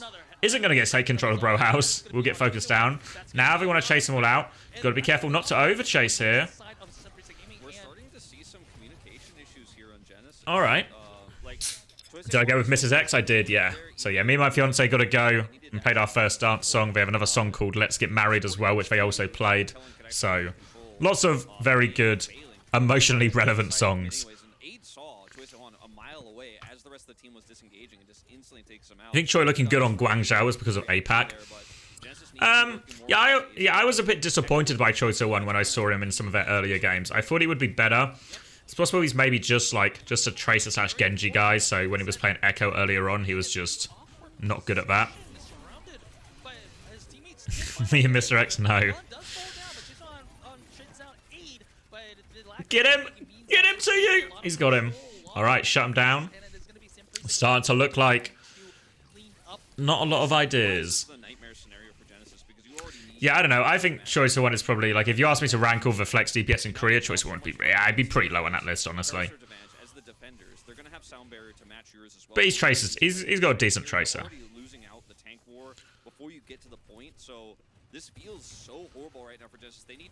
Alright, so again, really keen to meet on this corner if I can. Keep him pinned in here. Tu's going to make a move with this Terror Surge. DK's going to slide out. They had everything, though. They're going to beat to keep going now, actually. They do catch Teru, so Teru can't beat. Okay. Felt maybe like a big risk there, but I guess if they can spot. One thing that's true, if you're going to do a beat exchange, but you think if you beat, you can focus the other Lucio with it so they can't beat, it's a good decision. Seems like that's exactly what they had there, right? Teru with a first death after they beat. But now they have to deal with this beat disadvantage. They don't have a lot of great things for it. You can probably pop the Sojourn ult and try and just force the beat quite early. Does Kellen know I have 6,000 channel points on this match? I don't think he does. I don't think he does. Can't believe Kalios was the glue. Terry's going to throw away his beat, so it'll be fine. Let's see. Let's see. Looks like they want to come down main this time. They put the overclock very early. Now the beat comes out, so the disengage, pretty comfortable disengage. Still have to do a difficult retake here as they're going to Suzu out. But they have Kitsune Rush. They can just come back out with Kitsune Rush if Argon needs to live. Choice of One has the recall. Argon's going to regroup with his team. Alright, Kitsune Rush is out. Maka doesn't have his yet. And the retake is good. And this is looking pretty full holdable. Gonna be Kitsune Rush coming back now from Maka. And there will be a Terror Surge. There will be an Overclock. Genesis with a lot of tools. But also if I'm Sim Prisa, do I just take the fight on the Kitsune Rush? Like if they Kitsune Rush around the corner, maybe I'll just go with Terror Surge. Try and play it quite aggressive actually. While the tank pushes through, Tzu gets a lot of value in that fight. Then Decay is off on his own, isolated. You got those delayed kills. Terror Surge is going to be ready for Tzu if he wants to use it on the point, but getting to the point is... Oh, Spear's good. Looking for it. Kitsune Rush comes through. Yeah, Tzu wants to go with the Terror Surge. Pulls everyone in. Suzu's forced. Beat comes out now to keep going. Kellen's super deep, but now he has this layer Terror Surge. TP out is good. Hyunjoi in trouble, but Argon's just killed 2. The Pulse Bomb's good. That's just it. That's just it. Give Argon the ace. Fuck. It's done. Full hold. Full hold. Karma for the bandwagon gamblers. Free for free. Alright. Test for Genesis now. Test for him now. I didn't really foresee how the attack Obviously, the nice thing is that of how broken up it was gonna be. Genesis will get to pick the mode and the map. Time exposed in terms of the tank. I guess one thing that's true with this system now Both is Prisas used Terra Surge. what'll happen is because if map 1 is always Koth, right?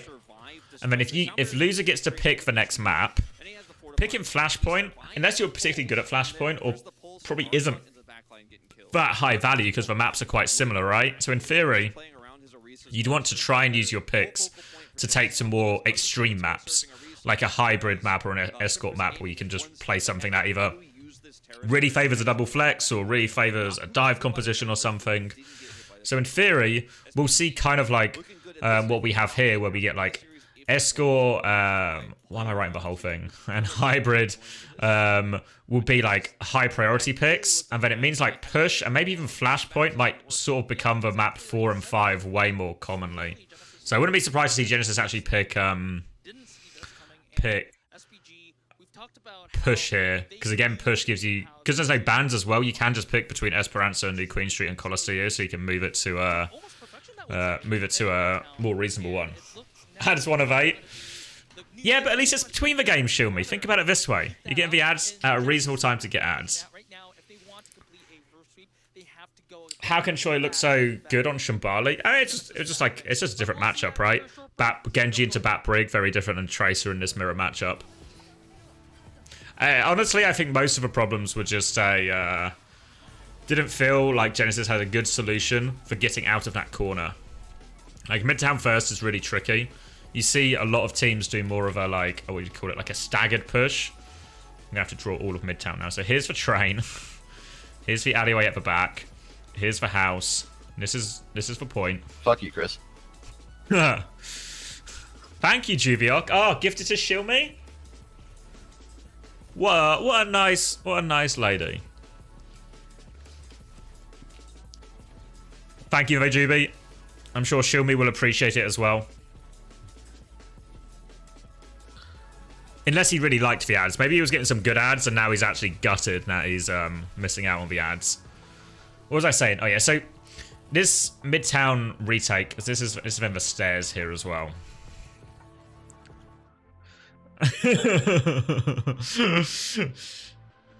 You go for the ads, not the film. Exactly. You should draw some more. I can almost see the screen. But yeah, so what most teams do... Wait, this is for fire truck as well. It's got the little thing on the top. So what a lot of teams do is you do a sort of staggered push. There's also a building here, sorry. There's a building here as well. All right, now everyone knows this is 100% Midtown, right? Everyone recognizes all the Midtown architecture. This connects to here, Underwoods. You're still in the ads for now. Gets the gifted sub, still in the ads. So I think what a lot of teams will try and do is they'll try and sort of peak main with their Orisa. They'll try and get like their Sojourn Lucio maybe in here or something, and their Tracer as well. And then they'll try and take control of this house as well. It felt like they did a pretty bad job actually of taking control of the house. Choice One just died. But then once you have this point, you can start to leverage and take more angles here. Get your Sojourn maybe around to the fire truck side. Start peeking like this angle with your Sojourn. And you can just sort of like ease them out essentially. Try and win this Tracer battle. Because all of a sudden, if you can get your Sojourn to like this fire truck angle or something, then you start to be able to put way more pressure on this Tracer jewel on this side of the map. So I think that's how most teams do it. But a lot of the time, it just seemed like a 5-stack push from... Like, Genesis tried to come this way as 5 people a lot of the time, then it's got stuffed in the choke. I mean, it's just a really hard push to take. Like, if you want to do something like that, you almost just... Oh, fuck. Like, if you want to do something like that, you almost just need to, like, get the whole team into Bro House. Like, just do a full rotate if you can. And then come out of the house onto, like, point and with people swinging as well. Ooh. I've lost the building now. But you do something where once you get everyone in here, then you have maybe even your Sojourn peek out top or something. Your Orisa can go touch point. Your Tracer can even help pressure either pressure point or come back this angle to pressure anyone flanking. But yeah, I feel like Genesis didn't have any solutions that sort of fell into those categories. It felt like they maybe tried to do something along those lines for first one, but Choice One just died, but they didn't try and do it again. So I think most of those problems were just a Genesis not having a clean idea to take Midtown first. which again might be a result of like, look at this map pool. Look how many maps are on screen right now. It's a lot of maps. It's a lot of maps. This is actually quite a nice graphic though in terms of like all the pick rates and stuff. My face is blocking some of it, but it looks like, so it's Genesis's pick. Feels like they normally pick Esperanza if they can. They've never picked a Flashpoint, so obviously limited data, right? But maybe we expect to go to Esperanza based on this graphic. Maybe the graphic can tell us this. But Kellen's Orisa definitely pretty exposed on that last map. Not looking like he and his team are coordinated well with that pick. And if you want to play push, then you can at least avoid the Orisa. And if you go to Esperanza, though, I feel like Esperanza is also like a... You just go... What do you go? Do you just go dive? What have they won so well? They won one Orisa Mirror, lost one Orisa Mirror, and then they won the double flex pretty comfortably. The Escort map pool is horrid. It's just all the maps. It's just all the maps. Esperanza, like Wolf, with his expert analysis, he actually predicted it right. No, I'm not even joking, because he did. And with the reasons that he said, I think it totally makes sense and gives a lot of, I guess. You want Kalios back in? A Genesis head? The more opportunities that Decay has for. Let's see. And of course, Genesis still, despite losing one map, is still ahead. No. Doesn't look like they're gonna change. No Kalios. Yeah. I guess this leaves both things open, right? Could just be dive. I think that is how you can could just be dive. Matchup without your tank. You can just be like, well, I'll kill the tank with you, Kellen. Let's You bet on Genesis, and there goes your bet. I mean, it could just... I feel like... I don't know. Do you feel that uncomfortable? I don't feel like this is necessarily an Orisa mirror problem. This was just a attacking Midtown problem. So I don't think there's reasons to maybe lose faith in the Orisa mirror just yet, even though I think 2U does look better than Kellen on it. And Argon does seem to be doing more on Tracer than our boy Choi. So I don't know, maybe go and dive. I think dive would be a reasonable choice here from Genesis. It's their last... Remember, you got to bear in mind of Genesis as well, even though you get the next two map picks, if your Flashpoint is the last game mode, you actually can't... It's really hard, I think, to force dive on either of those maps, even if you go Saravasa. So this is maybe your last chance to do a different comp. So I think you should do dive. Yeah, okay, we're going dive. Yeah. I think this is like a good decision from Genesis. This is their last chance to really pick a map where they can heavily influence what comps are viable. So then if Genesis fail here, then we'll probably go to Flashpoint and we'll probably just have an Orisa mirror, which, I don't know, obviously could go either way, but maybe after Midtown, their confidence is shaking a little bit. Immediate pause. Immediate pause. We are not going in yet. We are not going in. I really don't understand the Brig BAP on Shambali. Can you help me understand? Unfortunately not, no. Unfortunately, the best explanation I can offer is there's some kind whenever it gets to these hybrid or escort maps, there's some kind of handshake that is going to be a BAP Brig mirror or some type of double flex mirror. In theory, a rush comp would win that. In theory, a dive comp even probably looks pretty good in that on Shambali because it's not that big and quite easy to stage, I think. Like a Winston Lucio Kiri type thing or something like that, but upgrade complete. Get it? Does everyone get it? Upgrade? Oh, it's the girl from earlier. Did someone spill their water? Yeah, I think that is what's happened, Juby. It looks like Hyunjae has spilled some kind of liquid upon his desk, and now you don't get it? Ade is the name of one of the players on SPG. So the implication is with Ade, they are upgraded. Alright, desk is dry.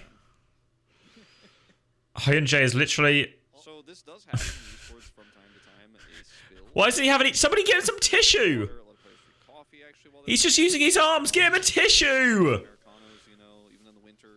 No tissues? Somebody in this building must have a tissue. Get him some cloth. A sponge? Surely somebody's brought a sponge to the venue today. There we go. Thank you. There we go. Alright, now we're on track. Because this issue does happen so rarely, but it happens like once or twice a year where somebody spills. There we go. Alright. My fear is that one day, like, drinks will be banned in esports because of some, like, crazy finals or something where somebody spills water and it actually affects the outcome of the game. Because in this case, like, we're walking out of the spawn doors. It's not a big deal. But if it's like game 7 of the Just having fun rubbing his desk for good luck. Just a quick desk rub for luck, you know? Just a quick desk rub for luck. I'm worried. All right. But bans are not going to happen tonight. But All right.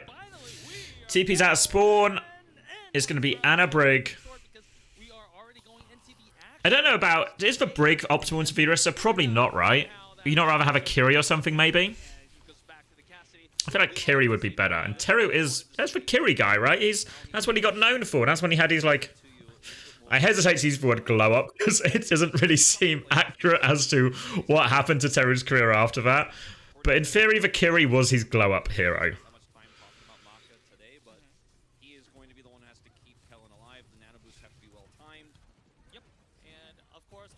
Oh my god. Decay's got 2 though. It's still winnable. What if Decay killed everyone? What if he killed everyone? He's thinking about it. He's thinking about it. He sets that one up for Choi. He's still kiting. 2U's coming. Bubble's good. Alright. Decay is back.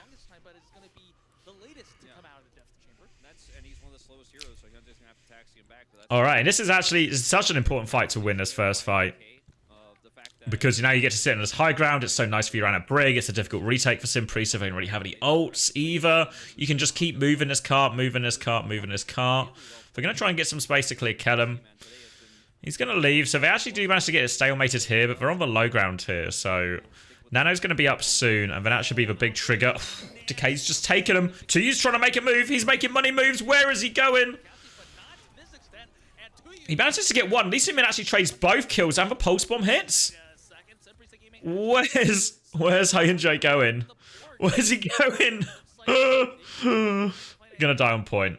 Okay, so we get the trades, but it's actually like a big picture. This is bad. Sign should have said upgrade Decay. Honestly, one of your worst ones, Shilmi. Take the gifted sub away and give him the ads again. Last one was again. All right.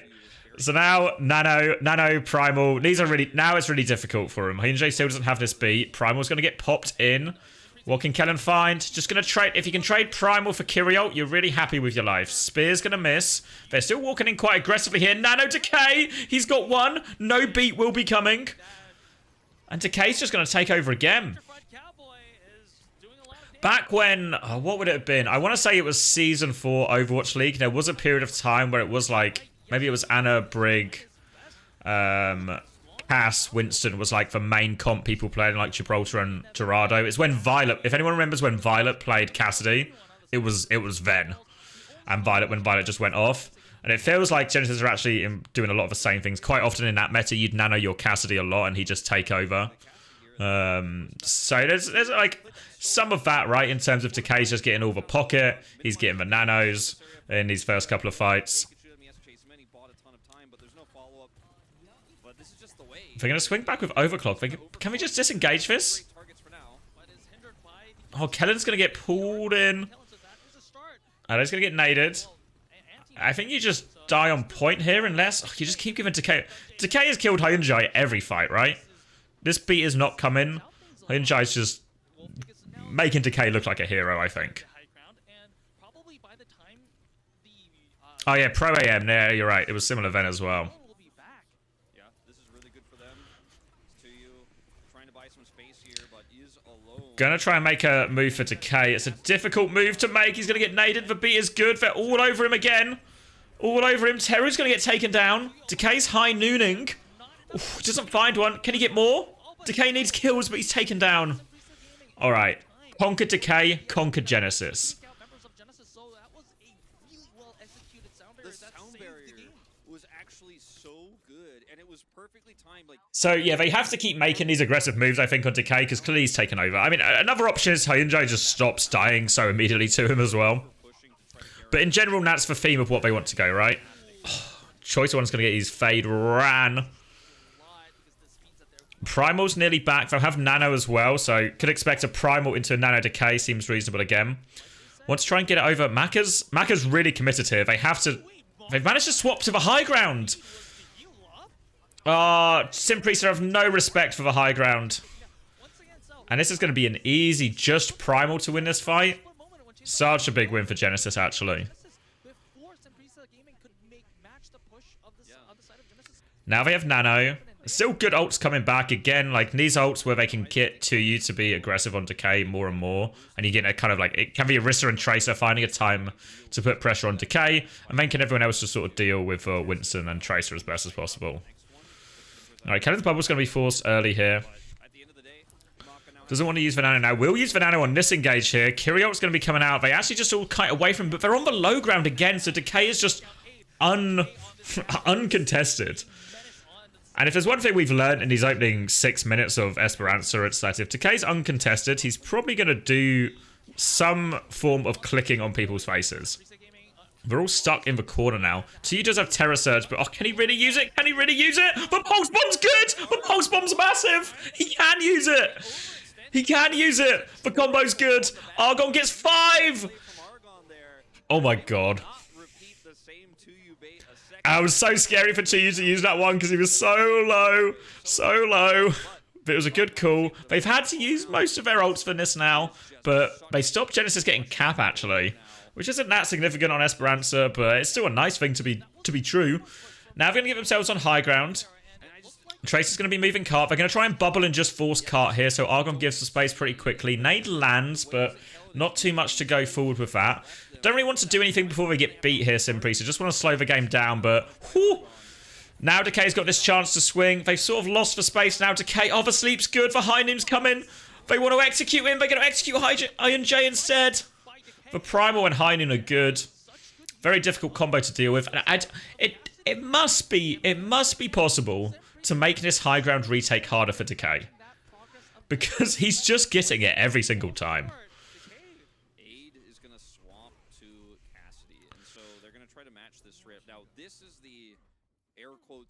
Decay still wants to win. Yeah, they got cap off it. This next fight is for one. This is now, if Genesis can convert this next fight, they should feel really good about this. And this is the tricky one, because how do you retake high ground and contest for cart at the same time? The answer is very difficultly. Because if you leave your Tracer on cart, obviously, in theory, Choi can actually bully that with more pocket.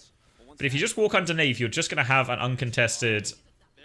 We're going to Nano Kellen, actually, and where's the pocket? Where's Lee Soo-min? Where's Lee Soo-min?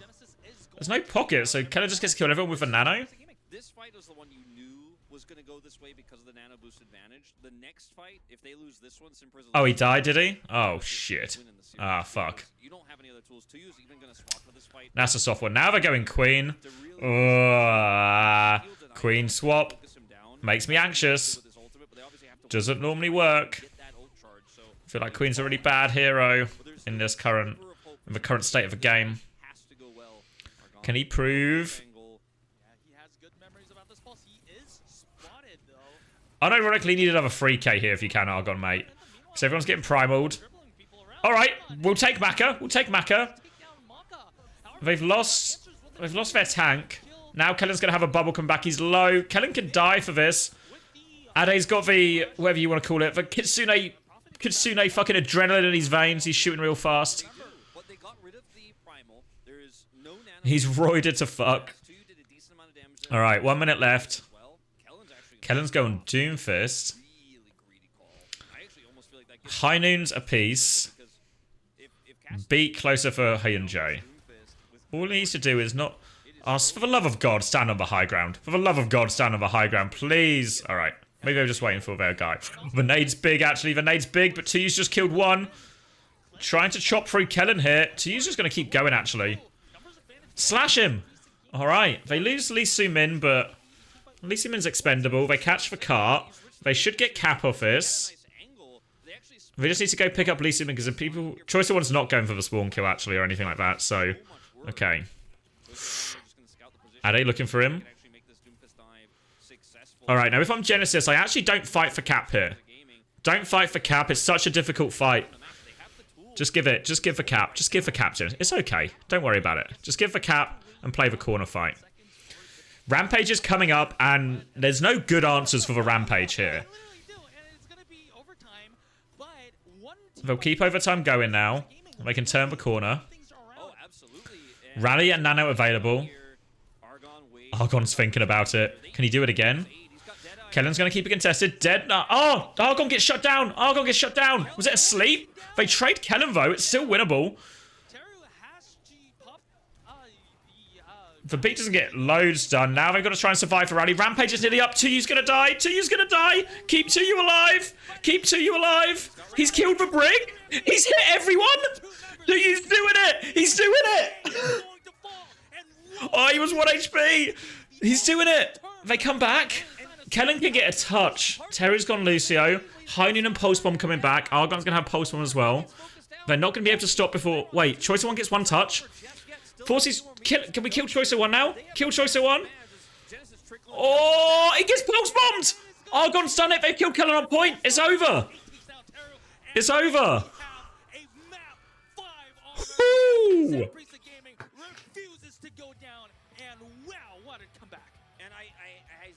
Nicely done to you. Good for him. Greater than the tank lineup on the side of Genesis. This time Kellen, obviously for the last 2 maps, but Kellen outclassed on the wins. What crazy map for Genesis pick. The problem for Genesis now is they have to go back to an Orisa mirror in reality. There's no way to pick around it. I mean, obviously you can play Dive on Suravasa, but I feel there's an element of you putting yourself in a comp disadvantage there. I think Dive's really hard on those maps. So, is it just an Orisa mirror? I did doubt the Junker Queen pick. I did, but 2U made it work. 2U made it work. Proved me wrong. I jinxed it. It's really possible, right?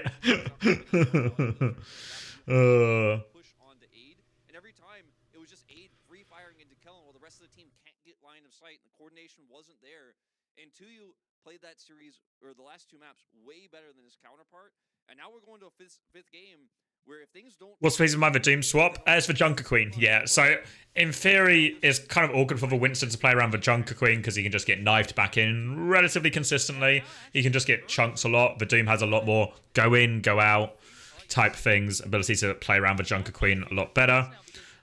Also, the punch is just quite good against the Junker Queen because, like, at least Winston has a bubble and an ability to sort of at least play around that when he gets punched and stuff. But the Junker Queen kind of just gets punched, and she can get punched and naded for kind of free. And in theory, should provide openings. Yeah, I think to be fair as well, when we're actually looking at map, I think it would have been so much more straightforward of Prisa if they didn't let Decay keep getting this high ground. Because, like, there's so many situations here, right, where, like, fuck. We have to factor in Decay can't be allowed to stand here at certain points. Can we assume Decay's Flamey stealing out? I think Decay's not... Decay's got a... What's the word? An overly... People feel Decay is, like, more toxic or more something than he is. But I think that might have just been a Dallas situation. Now, this play was actually so important because I think they're losing this fight. That was the difficult under...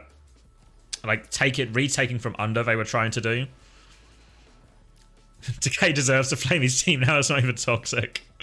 I mean, it's a different matchup now. It's a different matchup now, right? In theory, we should just be getting the back to Orisa, Tracer Sojourn, or maybe Kaz Sojourn.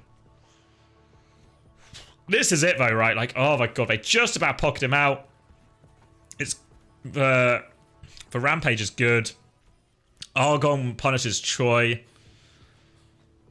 I don't think there's more Choi could have done there, really. Like, he had to kind of go for the touch. Yeah, 2U has been the standout player, I think, for Prisa the entire time. I think,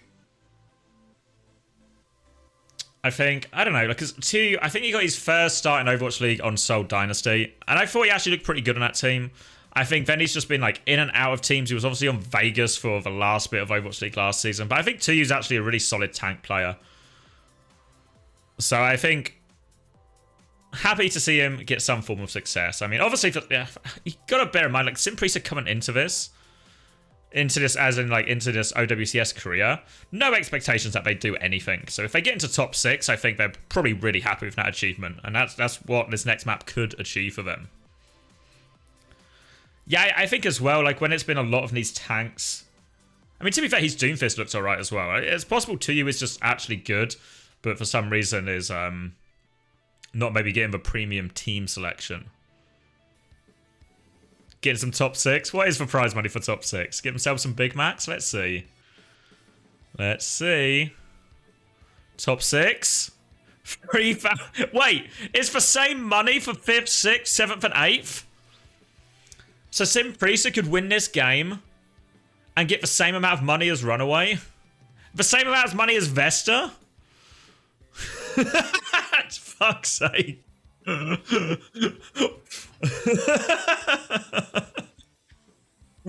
Oh. You actually have to come top 4 to get slight. You gotta come to become a top 4 team. You get an extra $1,000. Yeah, we were all flaming. We were all looking at Vesta crew like maybe they're not good, flaming them. They're not the same level as these other 8 teams, but they've got the same money. So, who robbed who? You know, who robbed who? Yeah, Vesta got the maximum money per map. True, actually. What if this was Vesta's plan, right? Vesta look at this group and go, we're not winning it, right? What's the least amount of maps we can play to get our 3,000? 24. 24 maps, $3,000. We can do the math on that. So what's that? $3,000 divided by 24. So that's $125 per map. Divide that by 5 players. They've actually got $25 per map. $25 per map? It's not that bad. $25 a map? Not that bad. That's not too bad. Yeah, it's not too bad. It's not full-time wage, but the downside of getting $25 per map is you're only doing 3 maps a day. So the most you can earn is $75 a day.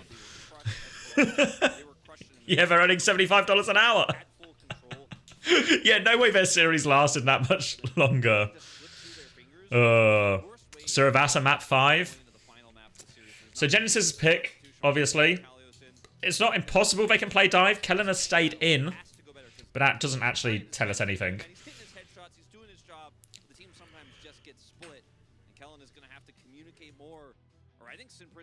All right. Simprisa are actually, yeah, Simprisa are really cranking down their minimum wage by playing all these maps in these close series. If Genesis loses, it's Kellen's fault.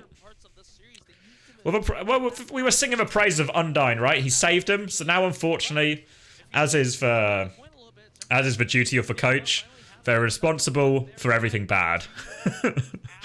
Anything goes wrong, coach's fault.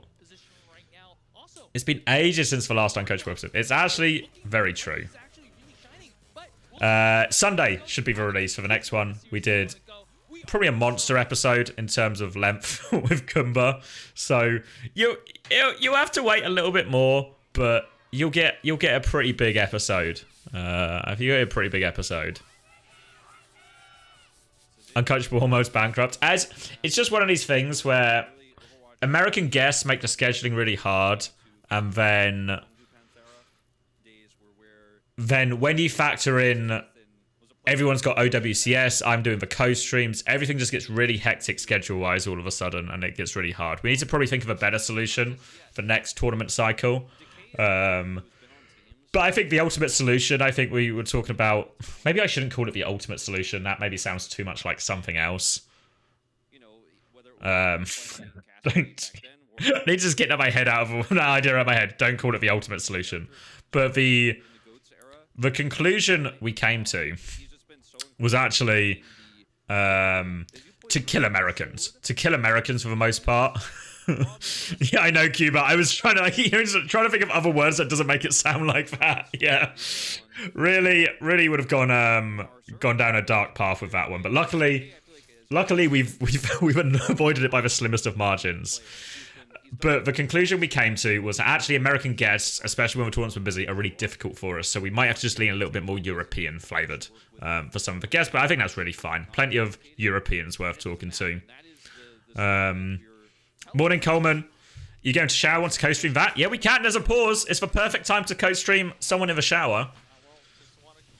I think as long as you can, you know, like, put some soap and bubbles in tasteful places, I think it's allowed on Twitch. Oh, we're unpaused, actually. We're unpaused. Chat is thirsty.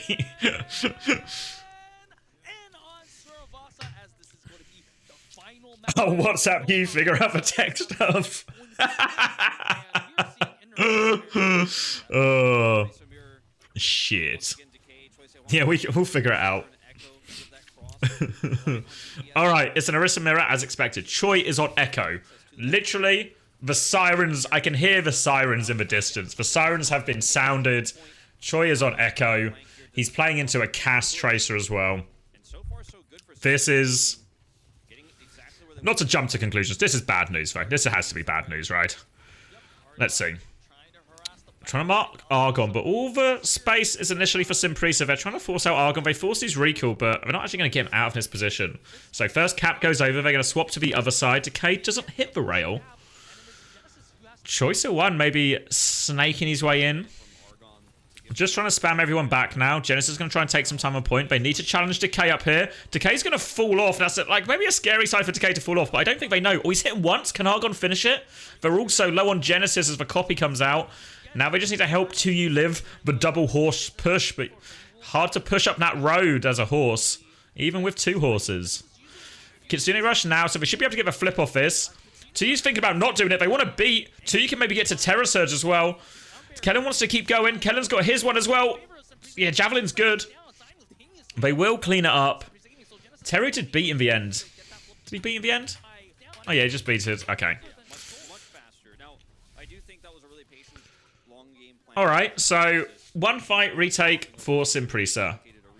High Noon. So probably just go left side from Simprisa's point of view. Force point with High Noon. Force him to overclock or something. Uncoachable Sunday. Sunday for Uncoachable. It's going to be a bridge burning Easter, I guess. That's what that's what Jesus would have wanted, I think, on Easter Sunday, is for the bridges to be burnt. Oh, Javelin's good, actually. Alright, coming back to use drop. Terror Surge is being played. Pulse Bomb. Oh, the Suzu's actually perfect from Maka. Saves them from everything, and they'll hold on to this, actually. They did give the flip, though, so they've got another fight for all of this.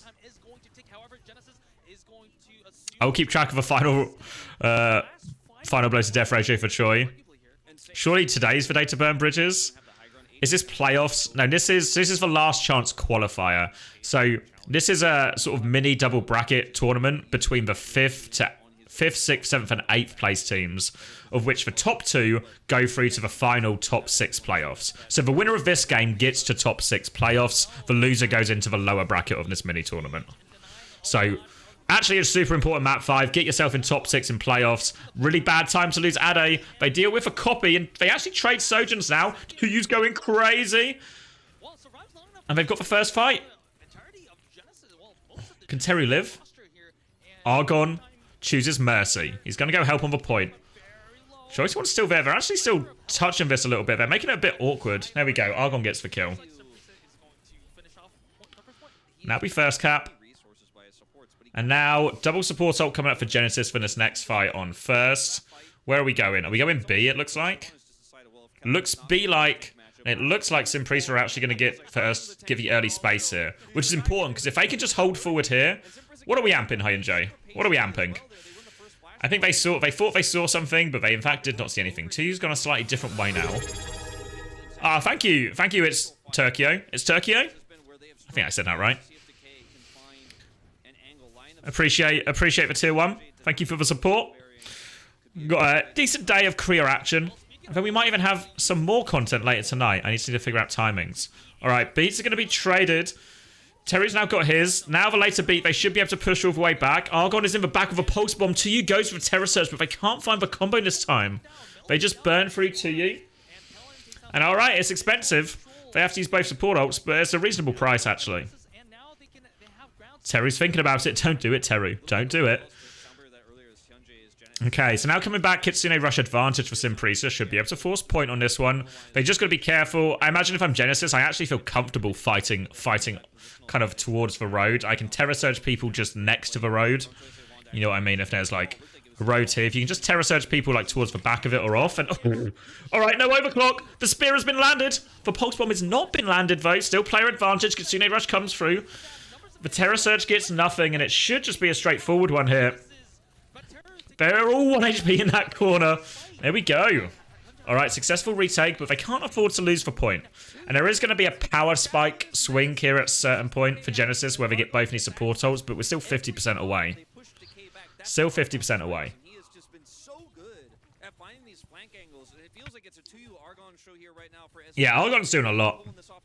All of a sudden with Prisa with 2U on a good hero and Argon and Ade on like respective good heroes, they look so much better. All right, so Overclock's going. If they can win this one for free with Overclock, they're going to feel good about it. They do the Overclock and Copy were used here. And Decay gets one. 2U's going to have Terror Surge on this corner. They have to be ready for the Terror Surge. All right, they get that kill, actually. Can't use it now. Do they get a retake? Yeah. I want to say yeah. But they're going to be doing it into a Kitsune Rush. So in theory, should be a Genesis-favored fight. Teru is close to that beat as well now, Hyunjae. So I don't know if there's... Argon's going to get the first touch. Potentially. If they get Argon to get the first touch and then they get the Terror Surge on point. Alright, Kitsune Rush. It's just got to go through it. Just got to go through it to you, mate. Going to try and de-peek it and let Argon get the touch. He's trying to live. Terror Surge now, catches the Echo. Argon's still getting the touch on point. No one's looking at Argon. Oh, they take care of him now. Now they have to dive in for the touch. They got the Kitsune Rush as well. Teru had the beat though. And they should clean up off the back of it. They had to use both support ults in the end, so it's not the end of the world for Prisa, as they now have beat advantage for this next one. Beat versus Terror Surge. Not too bad. Yeah, I was surprised they didn't try and go more aggressive. I thought there was maybe an option that 2U just swings like through onto point with that Terror Surge. Lusty Argonian Tracer. What am I reading? Yeah, well, they tried to cheat the ult, which isn't like a bad decision in theory, but it's a really hard decision to make when you also have to touch point. So Argon probably ends up dying in a situation if they just kind of all in, maybe they didn't have to. It was a difficult fight to win anyway. They've now got support advantage from this one, and they've got the point presence again. So the points have actually ended up favouring Prisa quite nicely in terms of where they spawned. Kellen's going to die immediately, and that's perfect. Wow, it's so nice just to get the fight for free like this.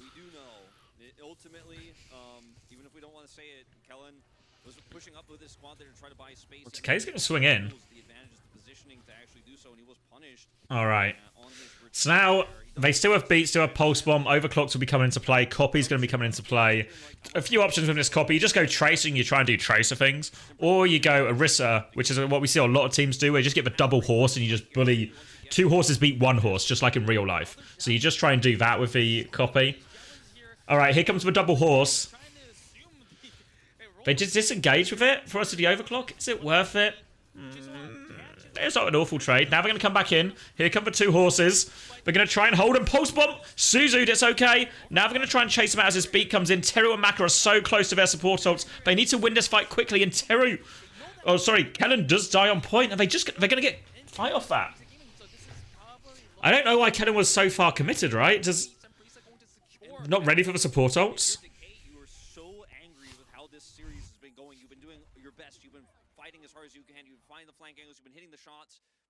Nice to be back, Mr. Streams. Did I know you that 1 horse has over 1 horsepower? Yeah, I think I've heard that one before on like Top Gear or what's it called now? The Grand Tour or something. How often do I see horses beating each other? All the time, DeBees. You clearly don't live near horses. Oh, Terror Surge! Oh! Kitsune Rush, they get everything for it. They've used 2 ults to... Okay, they get first cap though. We'll get first cap, and there is now just a bit of a gap right now for Prisa in terms of ults coming up, so has to be potentially a slow one. Maybe you walk up, you take a bit of a neutral, see if you can bait out beat and walk backwards at some point.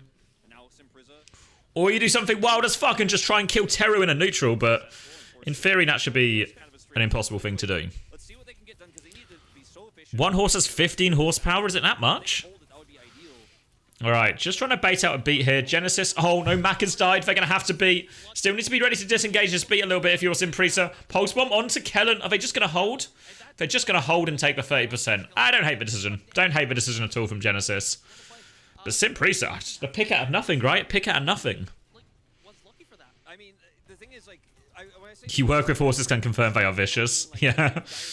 Hard pushed and your tank is losing the tank war, hold it there, as they do end up doing so much damage to the pulse bomb, as you mentioned from Argon there. All right, both support ults for Prisa. Chance to end it here, no? Chance to end it here with this fight. This almost feels like checkmate here at this point. Oh my god!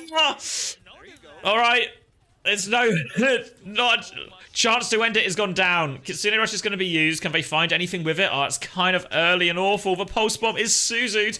They're so low. They killed Kellen. Who's going to live? Prisa are making it work. No matter Terra's going to beat. It's only a 2-man beat. Oh, they might still kill 2U. Hyunjo's coming back with beat. Overclock. Ade, another one. Another one, Ade. Beat's going to be dropped. Choi is 1. Finish for kills. It's actually really important we finish for kills here. Really important we finish for kills. It's 90%. They can't touch. They can't touch. It's over. Prisa have done it. Is there anyone to touch? I mean, Yeah. he can't. And Genesis.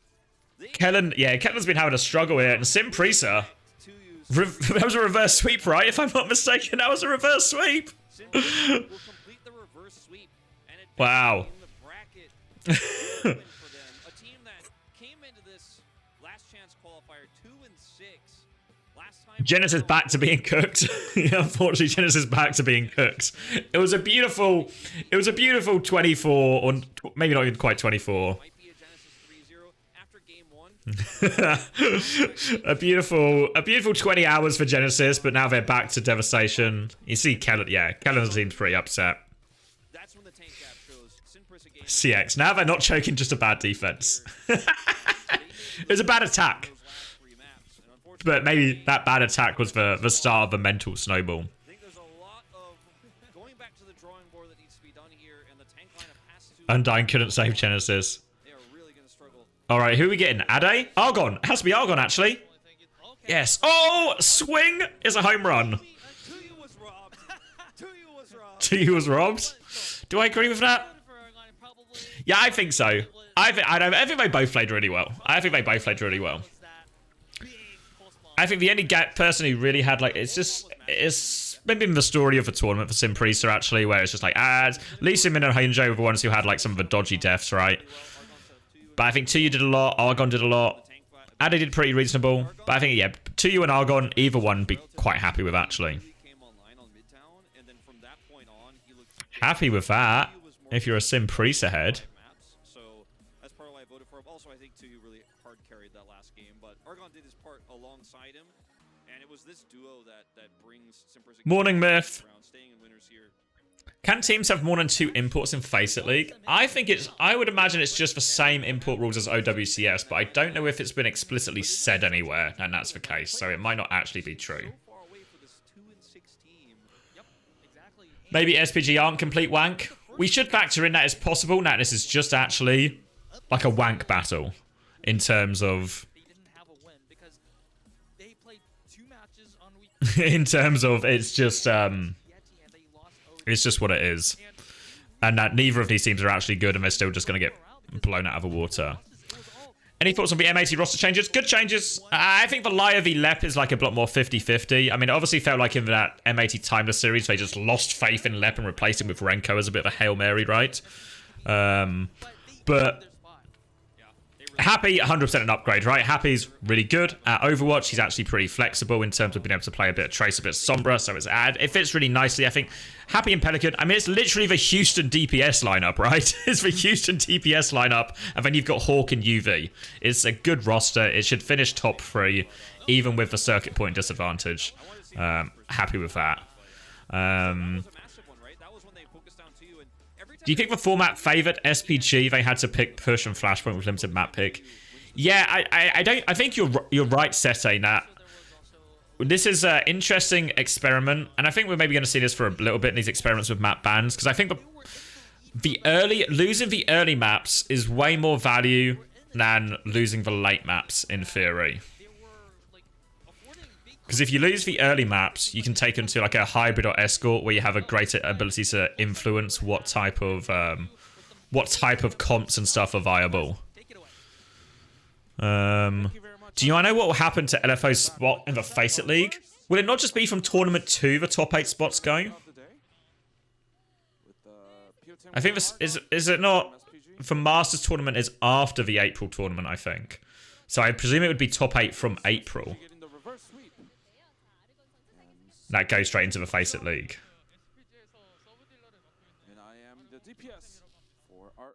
Oh really? Hold on. Let's check into Lisa Yoon, and then we'll try and figure that out. And of course, pulling off the reverse sweep. So how do you feel about the victory? About giving the fans a lot of entertainment in your win?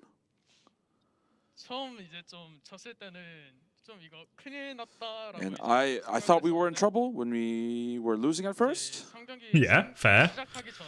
But before the start of map 3, all of us talked about what were wrong and focused on what we needed to fix. Fair. 네, 그렇군요. 자, 그런데 기존과 조금 룰이 바뀌었잖아요. 맵 뱀픽이 없어지고 좀 맵을 선택하는. And of course, the map system has been changed a little bit. So, how did SPG interpret this and move forward? Okay, good question, actually, Lucy. Thank you. Our practice was focused around the maps that worked for us more. Okay. So can you just tell us about how the last map went? I actually said to my team, okay, I'm on my A game, so I'm gonna deliver. A game. He was on his A game. I think that in map 1, I thought I was going 50-50, so the confidence was a little low. In map 2, I was like, are we really okay? But starting from map 3, we started to ride the high momentum, so we were able to take the win. Of course, his performance on Tracer was incredible today. And forcing the enemy to switch over to Echo. So can you tell us about like the combo between Argon and 2U? Or about between you and 2U? And when I used my ults, I saw the angle. The angle was there 100%. So how did your team react to the multi-kills? I think I was... Pogged in the chat! Very happy that... I don't think he said very happy. I'm pretty sure he said we all pogged. I think that's what he said. Can you tell us about like the teamwork and the team synergy? Because we worked together for a very long time, and I think that our team synergy is on a different level compared to other teams. Can you say a few words to your teammates who also played well today? Of course, there were days that I didn't perform as well as today, so I want to tell them that I am grateful for their patience. Okay, that's nice. Of course, SPG showing consistent improvement, so please say a few words to the fans. That's for us. Well, we were off to a rocky start in the beginning. We're going to continue winning our matches, so please continue to support us. We'll keep supporting, mate. Don't you worry. All right. What were we saying about this Face It thing then? So, let me... Did I open it? Why have I got so many tabs open? This one. See, because I thought Season 1's registration is open now, right? So then the April tournament's going to end, and then there's this regular season, and then playoffs. Because this playoffs is where you earn the World Cup spot, right? So I presume the top 8 teams are joining at this point. That was my interpretation, at least. Yeah, give me... Whoop.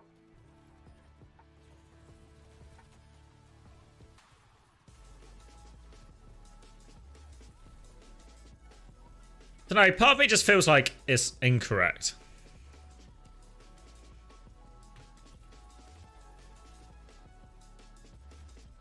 Should I just ask someone? I mean, they're not going to be awake now, are they? Because they're American. Let's see. Is there a separate Discord for this? Is there a, what do you call it? Is there a Face It Discord? Join at regular season? So you join at this point, right? But this is after the April tournament, right? So, like, the April tournament will finish, probably, like, what would it be? Let me look at dates. So, yeah, this April 29th is the Monday, right? So, it'll be the 28th, I presume. Like, it'll be 28th that the OWCS finishes. Then the top 8 teams from that stage 2 join at the regular season. And then they go through the regular season into playoffs, at which point somebody wins some money. And somebody wins that. Or somebody wins the Esports World Cup spot. Because if I go to main event 2, I presume the last day of... I don't have the dates yet. But I presume the last day of this will actually be, yeah, the 28th. So the Face It season starts the day after this on the Monday. Morning, Thunder Shadow.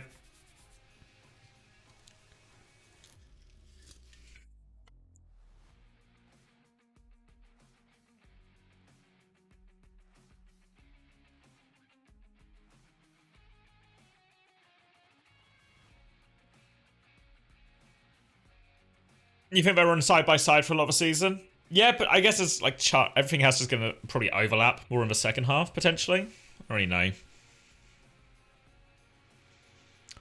See, people, what stuff, when they say Masters qualifiers, what they actually mean is like, because this is for registration, right? But what does that actually, when people say the Masters qualifiers start, say, is it just like these, if I can draw a better thing, these bottom 3 are happening? Thank you. Let's have a goose. Let's have a goose.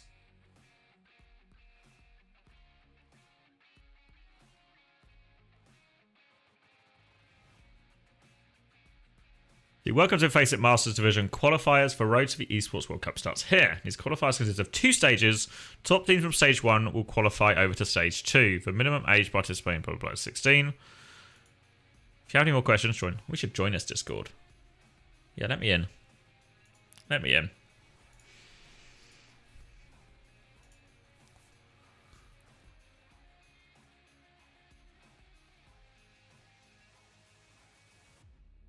Oh, okay. 8 auto-qualified and 8 more qualify for this today. So then... But does that mean 16 teams are going to qualify? Then we're going to do an entire OWCS. And then... What do you get if you finish in the top 8 in the second stage of OWCS?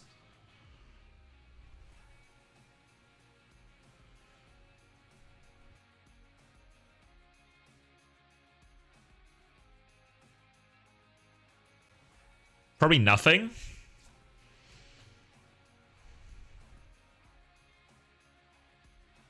You get Fox? Oh.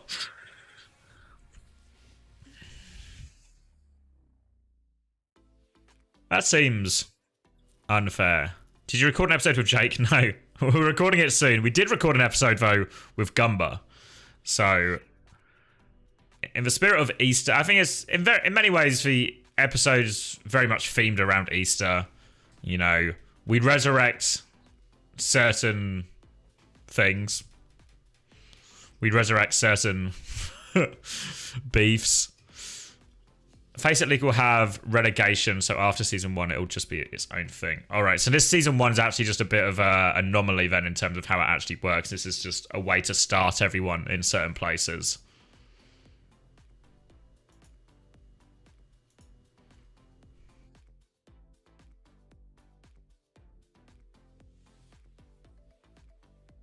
Because you're a client.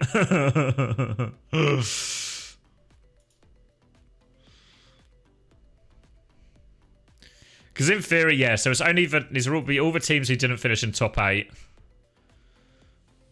Yeah, New Age.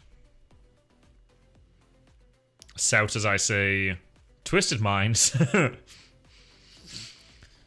Yeah, I guess it was better to sign up and then not need to sign up than the other way around.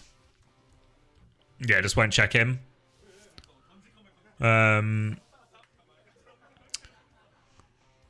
Yeah, the disbanded teams.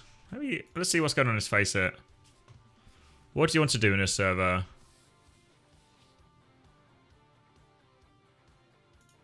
Get support, I guess.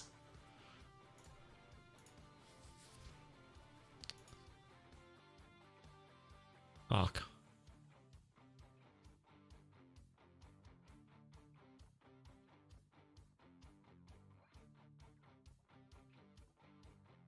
Did I see the clairvoyant tweet? Yeah. I got tagged in it like a week ago as well. Anyway.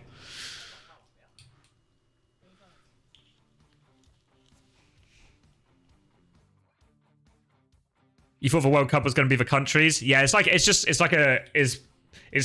only similar to the World Cup in name. It's completely different than the actual Blizzard World Cup. So this will be much more of just like a best teams from around the world thing. Any scrim streams coming up? Actually, yes. Hold on. Should I do some time zone? Hold on. Let me get my time thing out. Let me get my time out. Ugh. Fucking hate time zones. Let's see. Let's see. Where are my DMs?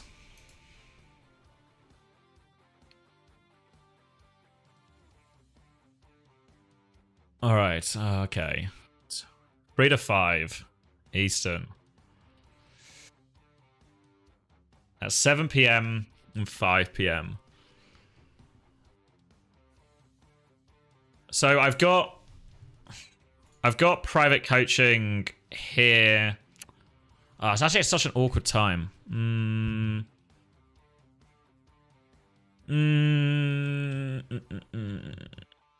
I do that second scrim? How do I do this? So I've got private coaching at what could probably only be described as the worst possible time at like 8:30.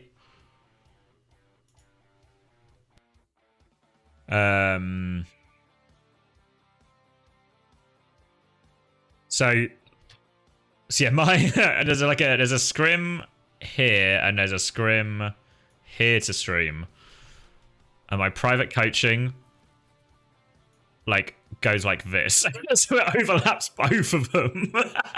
Fuck's sake. Wow. Maybe I've dropped. Well, shit. Yeah. What's the most sensible way to do this? Let me find out. It depends what teams they are playing. Because Cass sent me the full schedule for next week, but he just told me the times for today and Sunday. So is it Defiant Scrims? Yeah, it'll be mostly Defiant Scrims, I think, just because obviously I've agreed for partnership with them. But we'll do other teams as well. There's maybe a new partnership soon. Maybe I'll just keep partnering with teams. I can just have more partnerships, right? If I just partner with every team, that's okay, I think. Shouldn't be a clash of interests. Partner with everyone. M80, please. Sold my soul. I've got more souls to sell. Just keep selling my soul. I'll just keep selling it. There's more pieces of this. Partner with Bingus? Maybe not right now.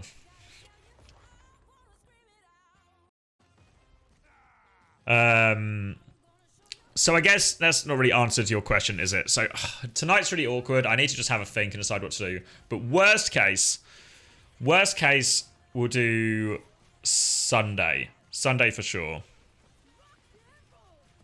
Streaming 24 hours over cover my partnerships. Yeah.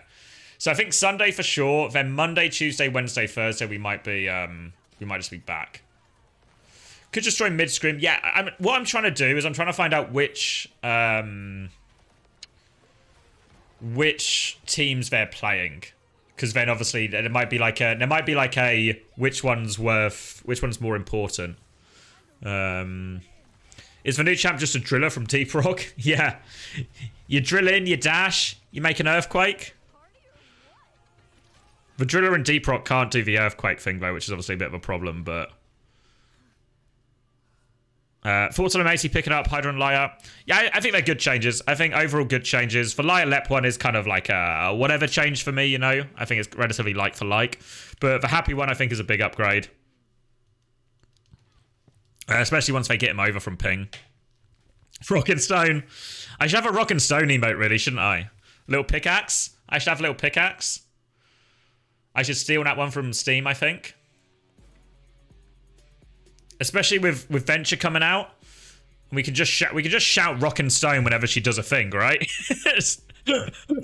I'd actually think I'd have a lot of fun doing that, just shouting Rock and Stone every time she does her ult or something. I think that's... I've seen the future. I've seen the future. And it was going to be me shouting Rock and Stone every time she does her ult. Alright, welcome to Overwatch Championship Series Korea. We are currently on our second match of the day. In case you've just joined here, I'm Unknown at the commentary, and we have Wolf on the expert analysis. Yeah, can I... And wow, what a first match that we had. That was a very... Yeah, I can figure out how to steal this emote from Steam, I think. I thought that we were going to see a bit of a scrappy 3-0, to be honest. Yesterday, as well as just the upward... Was it according to Evie and Happy, Pelican will be in Happy and Pelican will be down. The Pelican one I can see. The Happy one seems like crazy, but I guess, I mean, if I can do it, it's massive for him, obviously, right? It's a massive improvement. Should I go get a drink, actually? I might do, maybe a drink and a sandwich is my plan. Hopefully I won't miss too many for walkouts. Be right back.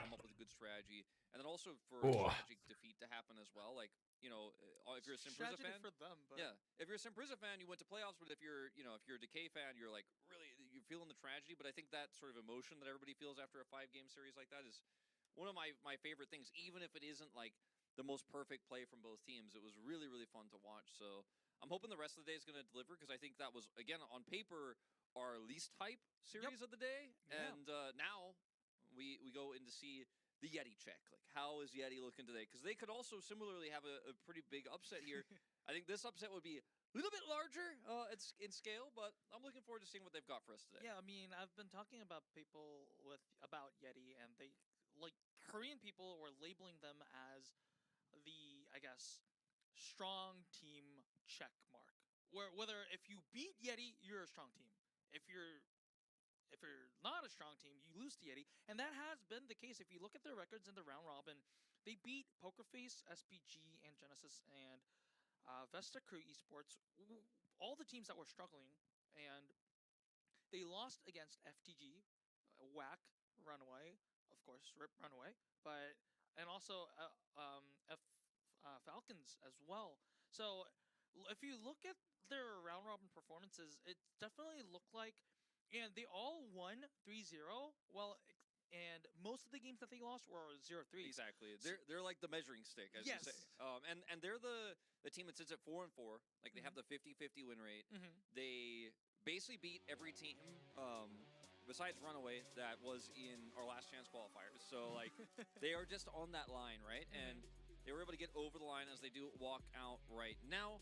And this roster is very similar in style to what we just saw from Genesis, in that they are more reliant on their DPS line than their tank line. I think Donghak has shown some pretty big improvements throughout this season, so it's not hopeless or anything like that, but I do feel going into this one, their focal point once again is going to be trying to make the DPS work. For WAC, on the other side, arguably our strongest team right now in form. They ended up only dropping 2 maps this entire season. They have beaten Falcons, and that was the big test where we were like, okay, well, can they beat Falcons? Yes, they beat Falcons. That was a great 3-1 series that we did see between those two teams, but this team right now looks to be our best in terms of form here at the end of the day. Dropping even a single map, though, against YETI can affect their seeding, and they will, of course, then have to beat Falcons as well, but that's who they're competing with here indirectly as they come into this best of 5 primed and ready. Yeah, even just looking at their roster, it just strikes fear into the opposition. You have Hisang and Lip on the DPS, and you have Jimbin and Max on the tank. Charlie and Shu, we'll be looking at their roster here, but looking at Yeti's starting five, okay, we don't even call it a starting five because they only have 5 members, but it's going to be Viper and Knife on the damage, Donghak on the tank, Irony and Bliss and the support. This is a solid roster in its own right, but like you said, Wolf, this is going to be I guess their win conditions are going to be largely revolving around their DPS lineup, and of course, the tank Donghak has been showing similar weaknesses to Kellen in the early stages. Of course, not even the early stage when going against some of the stronger teams. However, again, we've seen a lot of improvements as the season progressed. So let's see if they can actually find their win conditions against a very, arguably the strongest team in the world right now. Yeah, I mean, probably, right? I mean, you compare Korea to all the other regions, you compare Japan, EMEA, I'm back. And Did I miss walkouts? This team just doesn't seem to have any glaring weaknesses. Only dropping, as mentioned, a map to Falcons and a map to FTG, who are... You did fucks every time.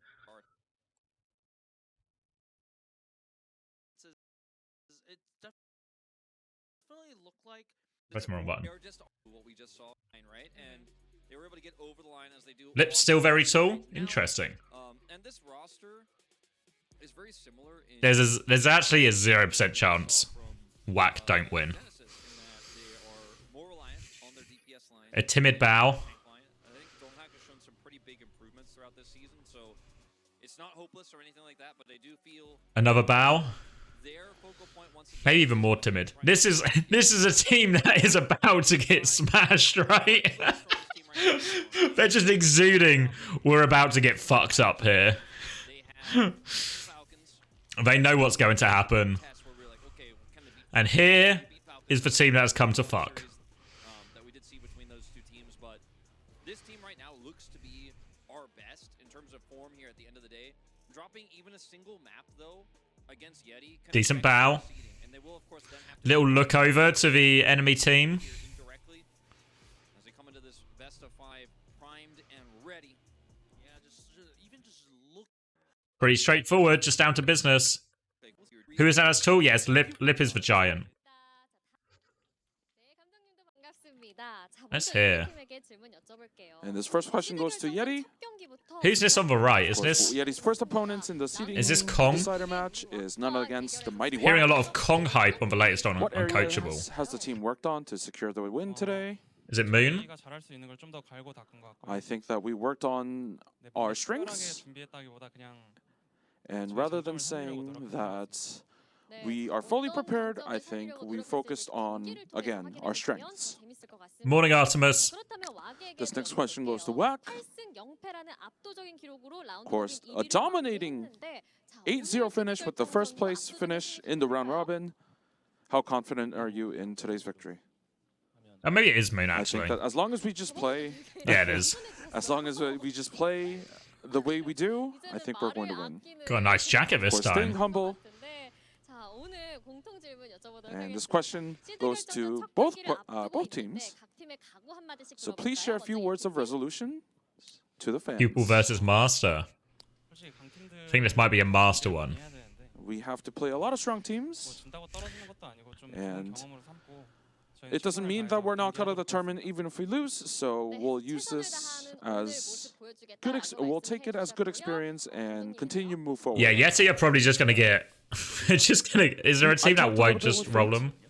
He's got a thing. He's got him a hat. He actually bought that from Jeju Island. They have a little bet going on between the two. They have a bet.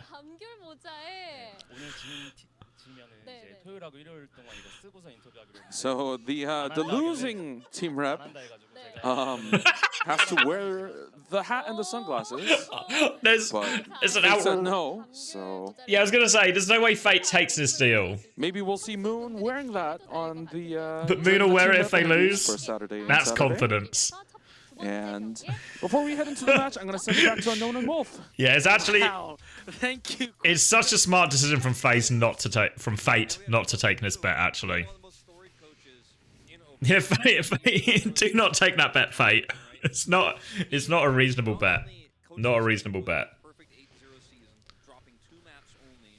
When he comes up the interview, Did well to avoid that one, actually. I think we'll win. I think we're the better team, but like, good luck to you. As long as But the then goal. he basically puts Fate in this position. It's true, actually. Coleman's telling the truth. For the rest of the He played maybe the first ever Overwatch LAN. I think that might technically be true. Won it. And then retired in glory. Chad move from Moon in general. Love to see it. Yeah, I mean, definitely a lot more stakes. Comic-Con. Seeding deciders now. Yeah, it probably was. I don't know.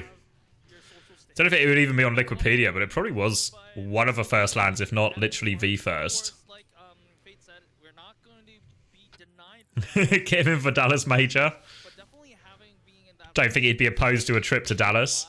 in round 1 of playoffs is definitely a huge advantage, especially like we mentioned, Wolf, that the ever-changing meta. We're seeing different compositions and different maps every week, and like getting. All right.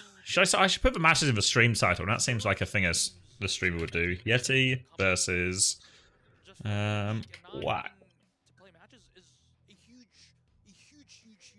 I guess, advantage, and I get these teams are playing for it, of course. YETI, like you said. Yes, you look so miserable. Yeah, they just look a little bit beat up, don't they? A bit sorry for themselves. I am as well. I'm looking at this. I mean, the reality is that maybe just A more fun way to get this series out, especially because it's wax. they're going to lose all of these games in seeding. Not been played So at all in Asia.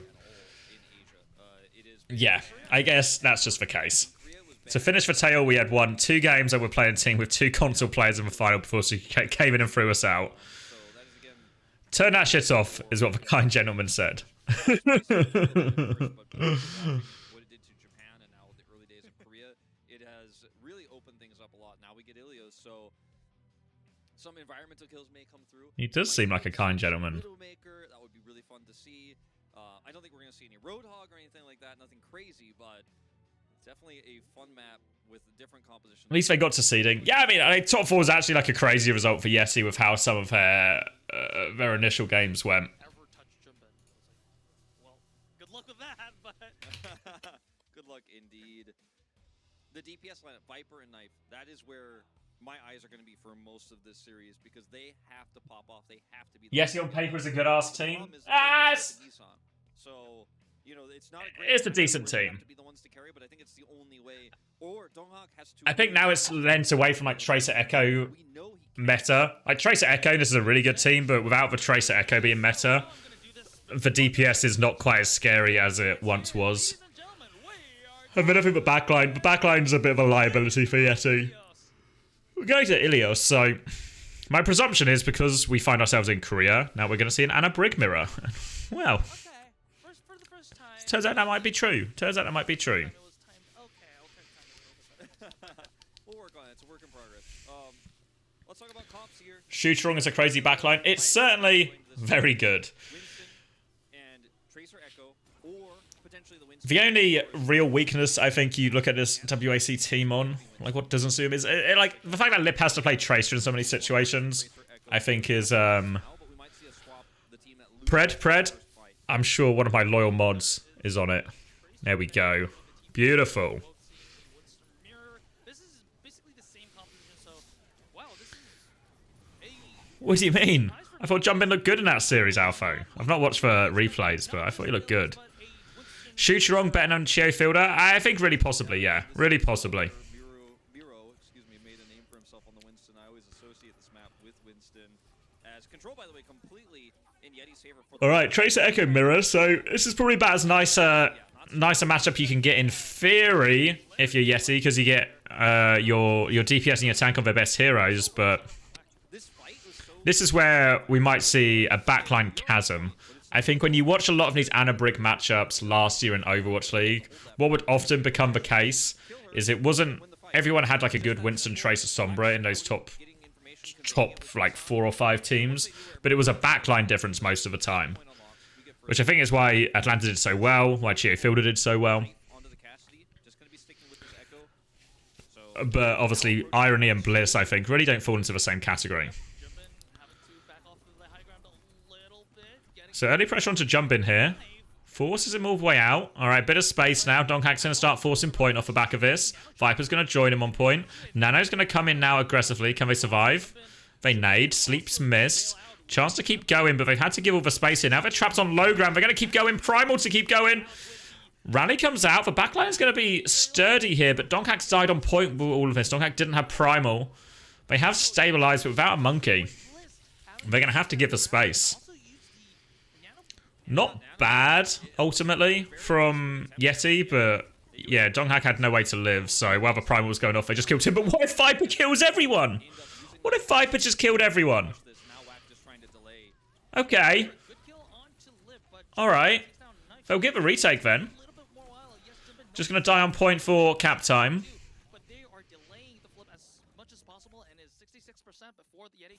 O2 for Donkhack so far. Yeah, I mean, it's always tricky if there's a situation in this type of mirror where one Winston has Primal, the other doesn't. The other Winston can occupy the backline for way longer than the Winston without Primal, as you'd expect.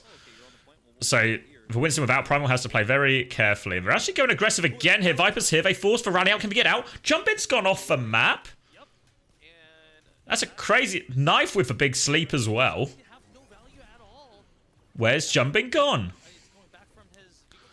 Oh, Donghack's going to keep going with Primal. They want to keep this fight going. Let's see it, Dongers. Let's see it. Strong's low. Can't get any more, though.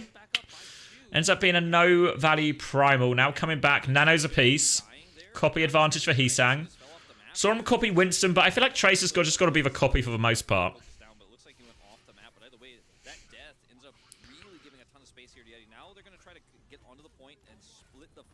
Pulse Bomb's going to land. Knife's going to win the Echo Duel as well. The nade's big, but I don't think they trade any kills off it. Heesang is going to use for copy.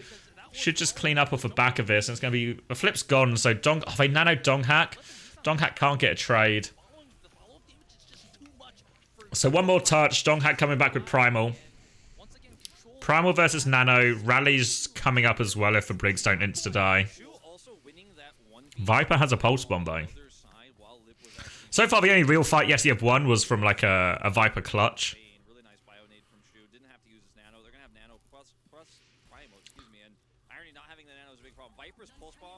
Nano onto the Echo, actually. They're going to try and burn him, but he has Primal. Sleep. He's not going to have the stickies in time, though, so Donghack will be able to live. Jumpin's going to get beamed down, though, in the meantime. Jumpin's down. Chance now. Viper's going to start trying to take over point. Donghack's bubbled for backline. Trong has rallied as they push the point here. Bliss can mirror it, though. So later rally from Bliss. He uses his bash defensively, though, I think. Pulse Bomb's good, though. YETI have given themselves a chance in this first round. Jumping coming back with Primal. Knife is going to have copy. We've seen pretty low copy value across the board. Probably still like to see more Tracer copies rather than Winston. I mean, I guess if you can get both Winstons onto the backline, it's like a hard thing to deal with. But if you can get a Tracer and a Winston onto a backline, it's also a hard thing to deal with. Maybe some of it is Lighthouse, right? Like if the enemy's on the high ground, you have to. Jump in now with a Primal. Looking for the DPS. We'll send Knife in. Knife has copy, though, so he'll be okay. Donghack's low. Knife just kills Heesang. Then copies the Ana. Misses for sleep, but now Donghack's going to follow up. Looking for chance for more nades. Lots of nades to deal with. This nade looks good. Chirong's going to get hit by it. The Nano's good. Chirong's won. Donghack finishes it. Is it just over? Donghack's healed for backline. Jumpin's on point. Heesang's coming back with... They got DPS ults, but they're going to touch first. Heesang doesn't get the copy. Pulse Bomb's going to get bubbled. YETI. Looking okay. Looking okay. For the first two fights, I was like, well, they're just toying with them. Like, WAC aren't even trying, and it looks so easy. But a few clutch plays from Irony as well, coming through, ended up being massive for them. Great. Hold on, sorry, I can upload. End of the first round there, as well as Viper and Knife. Once again, getting it done. That kill from Knife onto Heesang was actually so... Hold on, I just need to see if I can find a file for someone. During the attempted punish there from Junbin when he's trying to push through, Viper, moments like this, that's so critical. You know, those are the... Doesn't even stick him, actually, does he? Doesn't even stick him. Just pop off and hard carry. He's making the solo queue plays, you know, the plays that don't necessarily matter in a team environment, or, you know, they don't always work out because there's better coordination, but... No need to yell. Am I watching yesterday's game at any point? Maybe. Maybe. I might watch it. Depends what time these ones finish. If they finish at a reasonable time, I can maybe watch some of them. Because I have an interview to do at 3, and then potentially a Scrim co-stream, so I don't know if I fit it in, but maybe we can watch them afterwards. Maybe I'll watch them afterwards. Do the interview on stream? It's not like a it's not me interviewing someone. It's someone interviewing me for one of their I want to say for their dissertation. So it won't be like a public interview. Uncoachable on Sunday. Sunday is the aim. Jesus. Someone is writing a dissertation. Yeah, someone as in a random person, not someone as in Toronto Defiant someone. For clarity's sake. Can you say what they're writing their dissertation on? It's on mental health in esports. So clearly as a bastion of good mental health and good work-life balance, they chose to talk to me. Their dissertation is on Winston, actually. It's a Winston dissertation. Yeah, we should lock back in, because on WAC about to get rolled. Possibly.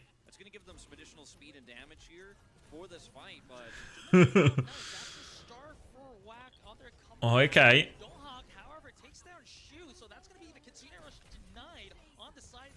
Denies for Mega. Get him!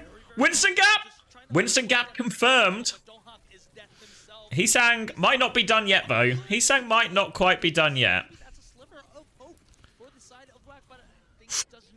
Oh, Viper gets the Pulse Bomb Gap? Fuck. It's a Winston Gap and a Tracer Gap? Maybe a Tracer Gap was to be expected, but... Alright. WAC. Why? WAC got map pick, right? Why did they pick Ilios? I mean, I guess in theory they should still feel comfortable in this matchup, but surely you pick something a little bit further away from YETI's strengths.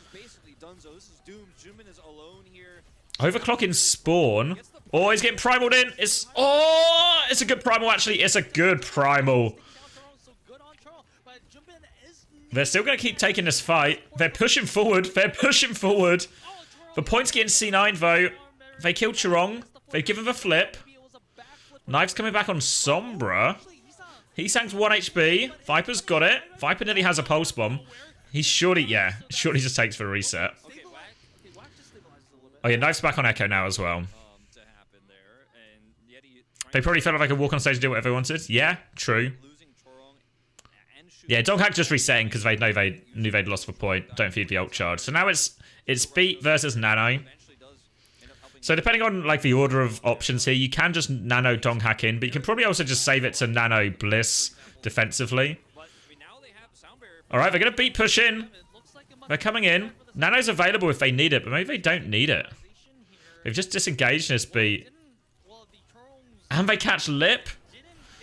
Now the Nano comes in. Heesang is on the run. Chirong with a good boop, actually. They've all had to disengage to different angles, and Knife is 1 HP. Heesang kills the Nano Echo.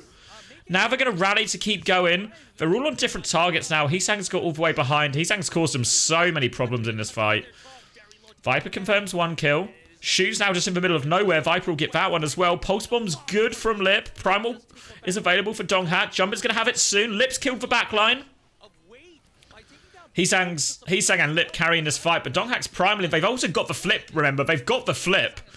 Jumping has to primal now. He has to live with this, actually. Jumping just needs time for people to come back. The Pulse Bomb's good. Oh, it's over. It's over. YETI on top.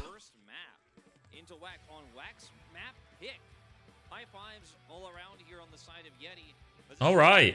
Confidence restored. Confidence restored.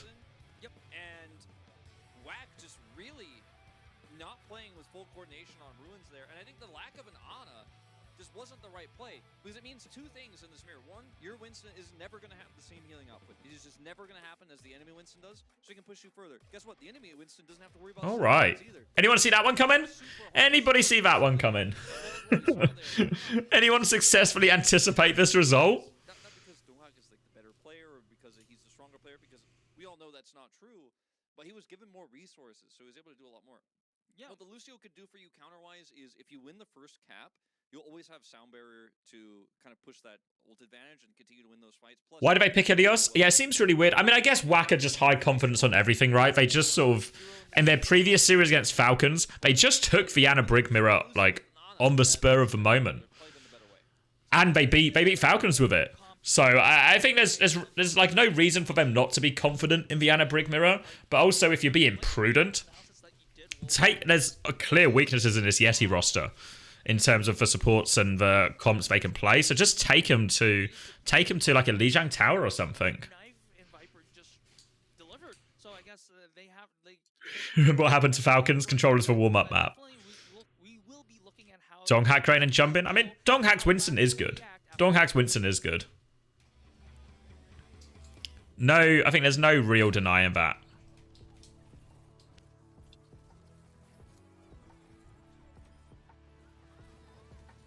I think as well, like, oh, honestly, you know, like, not if I asked Chio, yeah, maybe Chio would disagree with me on that one.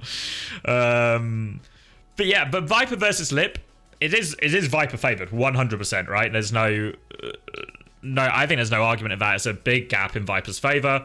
Heesang's obviously really strong on Echo, but Knife is as well. I think they both made plays at certain points.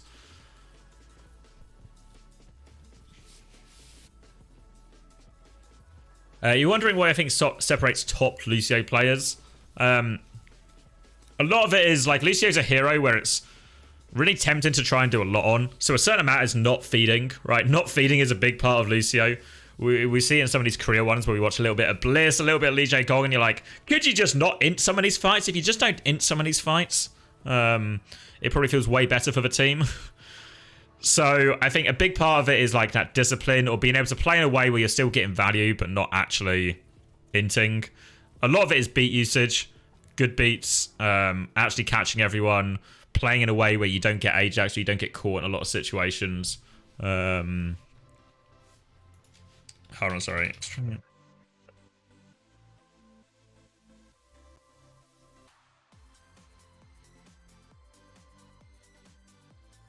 Sorry for...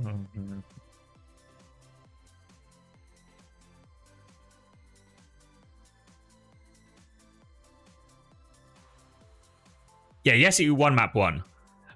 In terms of that, other than that with a Lucio, a certain amount of it is just like skill and ability to hit stuff and have impact, right? Like a lot of the reason Funny Astro's so good, or look at these other Lucios like Chio or even Strong, is just their ability to actually have positive impact, to win these important fights or to get these kills on Tracer. So I think some of that is like a big skill thing as well. Like I think if you watch the Esperanza versus Prisa and Genesis, part of the big problem was Hyunjo's just dying in loads of these situations where he doesn't need to. And that doesn't happen for the good Lucios. This doesn't happen. You don't give away those free kills. So it's really to have impact and still do your job without feeding. Honestly, I think that's the big difference between a lot of Lucios.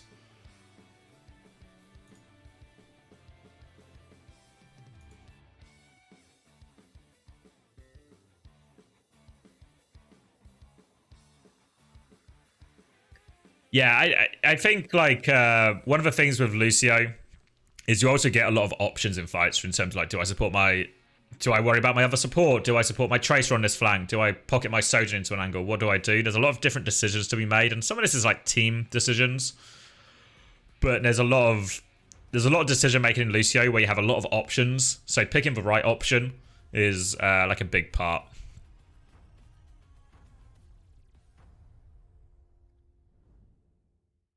Do you think good wall riding and pathing is a big differentiator? Yeah, I think like if you look at like Astro's a good example because he streams a lot, so it's really easy to watch a lot of his POV on different maps. But if you watch Astro play every map, he has a clear idea of his best spam spots to farm ult, his best spots to play if he wants to avoid certain ults or move from point A to point B. I think this level of understanding, it doesn't apply to a lot of heroes, but like I think Lucio and Bull, your map knowledge and map understanding in terms of rollouts and movement is so much more important than on some other roles.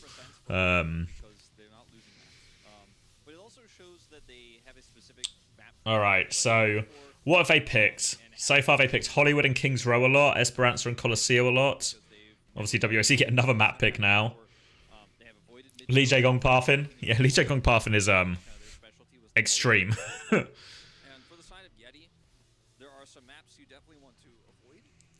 Team Falcons also got map 1 off YETI. Yes, equal Team Falcons. Well, the math checks out. What's the percentages on the maps? I believe it's pick rates. I'm pretty sure. I don't know if it says above it. But my interpretation is pick rates. Maybe it's win rates. It could be win rates, but it could also be pick rates. But I think on the basis there's lots of like hyphens. I think it's pick rates. Maybe it is win rate. I think Chirong is the new. Nah, Chirong's better than Lee Jae-gong. I think it's a really fatiguing map, and if you end up getting the momentum back, it can be really easy to. Can't be pick rate if it adds up to more than 100%. But it doesn't add up to more than 100, does it? And for the side of YETI, there are. Oh no, you're right. You're right. Actually, yeah, you're right. Because it would be per mode. It would add up to 100% in theory, right? So you're right. It is win rates. Good point. Haven't been able to prove that on Ilios, but definitely they have the confidence there. We don't see any substitutions, no Max playing in at the moment, and of course on the side of YETI we don't have any. How they pick modes? Loser picks the mode. So they've changed the ban system between the first part and second part of this tournament career. So now it's loser map pick, but also the loser gets to pick the mode. So you still have to play every mode in the series once, but the loser gets to pick the mode. So we always start on Koth, but then we can go go anywhere. Essentially anywhere, and the map pool's bigger as well, so we can really just go anywhere. So Esperanza, WAC pick Esperanza. They want a matchup. They want to play it again. Back to the Winston mirror. Whack. Just pick a ground. Just go somewhere else, no? All right. So, Lip on Cassidy to start things off here, hoping to break the Winston in these extended fights. I mean, this is a really good map for Shu, and obviously they did beat Falcons on this map. And also, if they're going to run this version of a comp where suddenly Lip is on Cass or a hit scan and Heesang's on Tracer, this now looks way stronger than obviously Lip on Tracer, Heesang on Echo.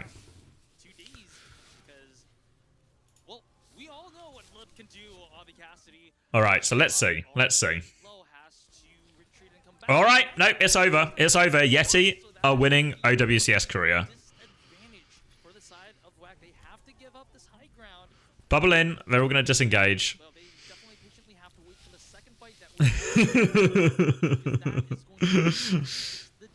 Does anyone who bet on YETI in map 1 now gone back to back from YETI on map 2? Sleep is good. Nade is good.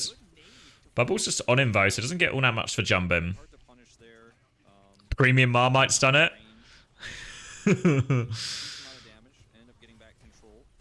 When do we say jumping's the problem? I mean, he's not had a good series so far. he's gonna go down here as well. So back to back fights, just off a pretty quick opening pick. Right now, he's unfortunately not survived the allegations.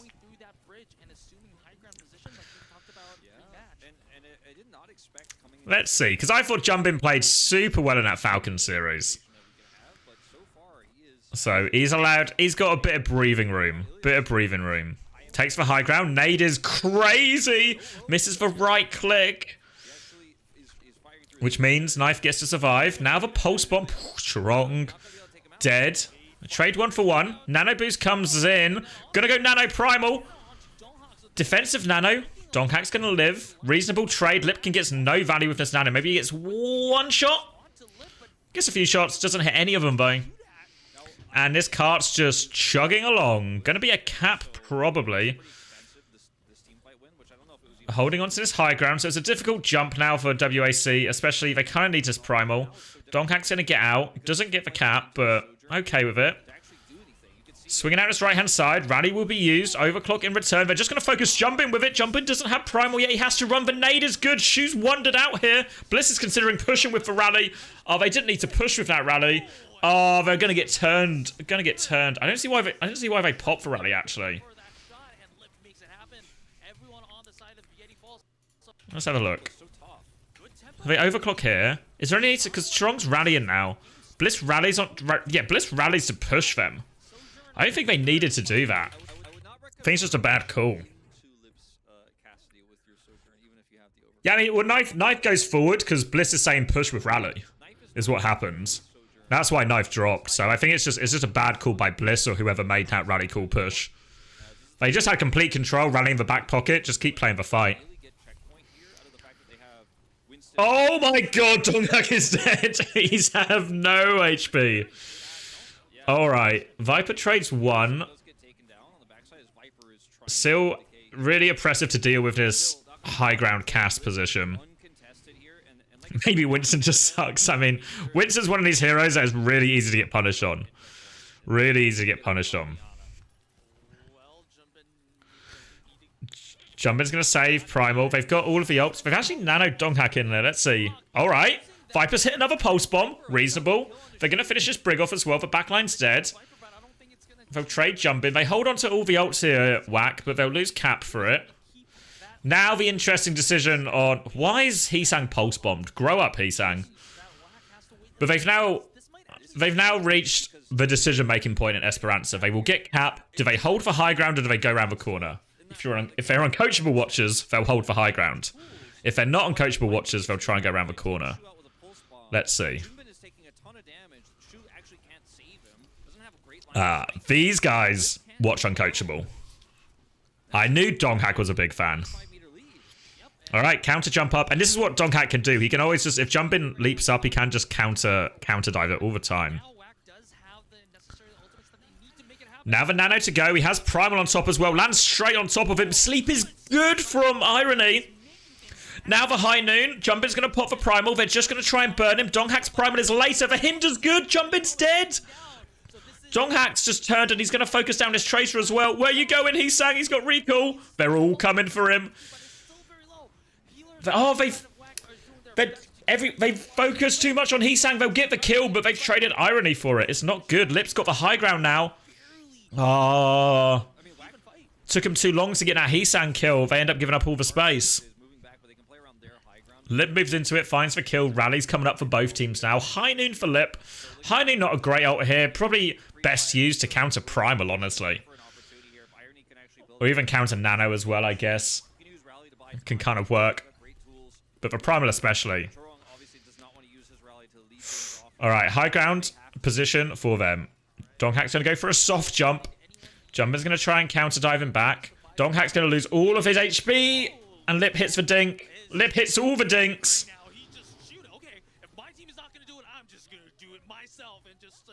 Such a difficult situation from this low ground, but Winston has to be so careful with his resources. Can get bubbled off quite easily. And now a chance for WAC to tie this one up. Should get cap of this. And we'll see. Again, expect him to probably just to hold in this high ground. It's so broken. High noon to try and force the cap through. They just have to give the space. Oh, Bliss dies for it with Rally. Why are we Rally? Bliss needs to fuck off. Why are we Rally pushing that one? Knife's now back on Cass as well. Donghak's gonna try and take space, but Viper goes down. It's just a reset now. And Whack should be able to get lead off this. Yeah, if Bliss actually... If someone had just uninstalled the Q button from this, I think it looks way better for them. They're still going to try and fight. Don't fight round the corner. All right, Nano comes in. Just walking back. Sleep is good. The high noon. Looking for the execute. Primal's going to be popped. I think he just needs to leave with it, though. He's taken so much damage. Run, Jumpin.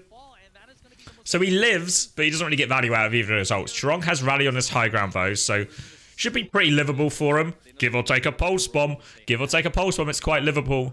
Expect his Nano to go Donghak's way. He's considering it. There we go. Nano onto the back. Pulse bomb's good. Nicely set up. They just need to deal with the backline now. Donghak's just going to contain, and Viper's going to turn his attention to clean up everything behind. Good play from all of them. Really nicely played from Viper. The roll is damage reduction is actually going to stop that pulse from being a pick. He actually has to force him to roll carefully there. Even with the mag grenade coming out, Viper is able to get it done. Sick play from this player who has... Is Viper the best Tracer? And he's having a very good game. He's always been very good at Tracer. He was just unfortunately on a Shanghai Dragons team that didn't do a whole lot last season. Alright. Still technical lead for WAC. But we're really one fight in the balance. Have Primal as well. Bliss is going to catch Heesang. Now they want to push. Donghak still has Primal to keep going. Yeah, he's thinking about it. Maybe just slow here if you can, Dongers. Yeah, keep it slow. Just win the fight. Okay. Oh my god. The problem is now, if you'll lose 2 maps if you're WAC, now YETI have so many map picks to try and push it back. They have map picks, and also the map pools that are open are Hybrid and Escort as well, so they can just take it to another dive map. Whack might have fumbled the bans really hard here.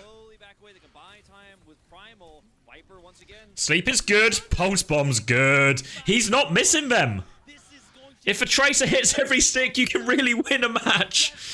Now the Nano boost as well. Donghak needs to live. Just live. Heesang gets nothing. Nano advantage, but Bliss has the rally. You know what, Bliss? This one we can push with. This one is a really reasonable area of a map to push with. Just don't get naded.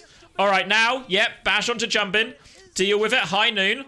Jumpin's got nowhere to go. He's booped in. It's a successful rally. Successful rally. It's going all the way. We should have done a full cap bet. We should have done a full cap bet.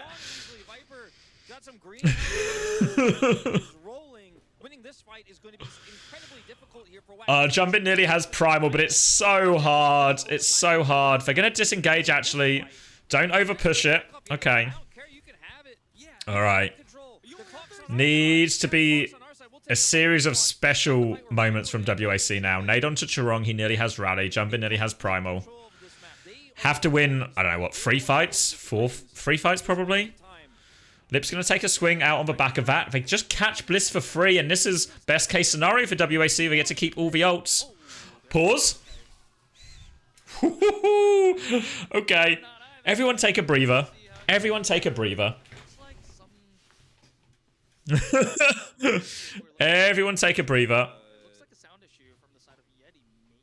Yeah, that is what I would guess with the headset off briefly. It's actually a Viper sound issue. Everyone take a breather. The Korean urge to force another mirror after losing on said mirror. You're right, sis. They just can't resist it. Just can't resist it. Need to know Viper's stick rate. It's high. It's high. I don't know if he's missed one this round, honestly. How many? We've seen him hit 3 at least. Maybe he's missed 1. They didn't want to throw themselves at trying to finish the map, and they already have a huge advantage, and then end up giving more ult charge over. They're gonna make surely we won't force reroll Dorado. It's insane hubris if they pick. Let's make sure they get it over the line, right? It's always bingus-able. It's important to remember it's bingus-able. Raccoons with a prime. Thank you, Raccoons. Appreciate the prime. We're going to go back into it now as well. All right. Okay. Best case scenario, right? The big problem. Viper has a pulse bomb. Now we're in overtime. The situation for WAC is we don't need to win fights. We need to win clean fights without trading. Fights without trading are essential right now. Coming up to the high ground. Primal to start it. No ults for YETI for a little bit here, so it is a bit spooky. Honestly, if you want, you can even just nano the cast when she gets it here. But I expect Jumpin to start with Primal. Bubble off. Now Jumpin's going to go. Irony's low. They're disengaging. They're just trying to take the space for free. They've actually disengaged all the way to the low ground. Viper's going to have his recall forced. This is a treacherous position right now for Irony. They're going to go with Nano. They think they can find it. Viper's coming with Pulse Bomb. They all survive for Nano. Rally used from Churong. They're just going to walk forward. Steady. Slight split from Lip. Slight split from Lip. He drops for High Noon. Pulse Bomb on top. Alright. They execute Jumpin actually. High Noon before he gets Primal off. 4v4, but somebody needs to start touching. Hinder onto Donghak. He's low. Donghak has to be careful. Gonna reset high ground. Let the cart move forward. Yeah, they touch again. Hinder onto the Tracer. Heesang has to recall. The touch is so treacherous now. Donghak's back in. They have to clear this. Heesang is in so much danger on the point. Jumpin's back with Primal though. Shu hits for nade. Oh, it's 4v4 still. Irony. He's hindered. He slept. Bubble on top. He's not getting out. He's not getting out. Die on point now. Die on point now, YETI. Die on point. Or get out. Get out is fine too. Rally coming back for Bliss. Ults have been used from WAC. All the ults have been used. Heesang did such a good job to keep that point touch. Jesus Christ. Alright. Alright, Bliss. Please, Bliss. A good rally. A good rally is all we require. Don't get naded. We've not been naded. We've rallied now. We've jumped on Charong. We've killed Charong. We've missed for sleep. It's okay. We've cleaned up one. Kill the monkey now. Kill the monkey. Yep, just rally on point. It's good again. Donghat gives him the wave. Gives him the wave. It's over. Yeti, you're 2-0 up. Yeti is in match point check for the side of Yeti. Oh, boy. Oh, boy. Moon is hating that bet now as well. Yeah, Fate should have taken the bet. Put the hat on. Put the hat on, Moon. You are getting exposed. That's what the measuring stick says right now before playoffs here in We're at serious upset warning. it's a round robin system. Serious upset warning. Can still get first place. Wack could, but without this win, I mean, I want Yeti to win now. Yeah, it's always better to root for the underdog in these situations. and you'll have to beat them, of course, as well. But losing two. He wants Saravasa for another lip clip. All right, it is WAC's map pick again, and their last map pick in the series, one way or another. We'll have their second map choice, or third, really, actually, because they chose. Do not go to a dive map. Just don't do it, right? Just don't do it. All right. You just joined. What's happening? Well, Bernard, we went to Ilios, and it was a dive mirror. And Viper just kind of clutched. Because even at first Lighthouse, it didn't look close, right? It didn't look that close at all. They had to clutch massively. And then we go over to Esperanza. For some reason, WAC lose the dive mirror. And then are like, one more time. We'll get you this time. They lose again. I mean, to WAC, their roster's crazy, right? Roster's crazy. They beat Falcons on dive, on Esperanza. But there's such clear weaknesses in this, on this Yeti side, if you can take them off the dive heroes. But they've not managed to do that. Like, you know, I think Lip did want a knife there, right? Once they got to the hit scan one. But yeah. You might be right, Dorito. If WAC beat Falcons and Yeti beat WAC, the cycle of ownage of here really implies that Yeti is greater than everyone. Viper, Gap, and Heesang. I mean, yeah, I think it's like, I don't even Heesang's doing anything like egregious from what I see. Not like that one wasted pulse bomb, right? But Viper's just hitting everything. Viper's playing so well right now. That is going to be the case, or if Wack can continue the trend of today of getting a reverse sweep after a short break, so don't go anywhere. All right, short break. Jesus. All right, I'll get a quick drink. Quick drink. Hold on. Quick drink. Right back.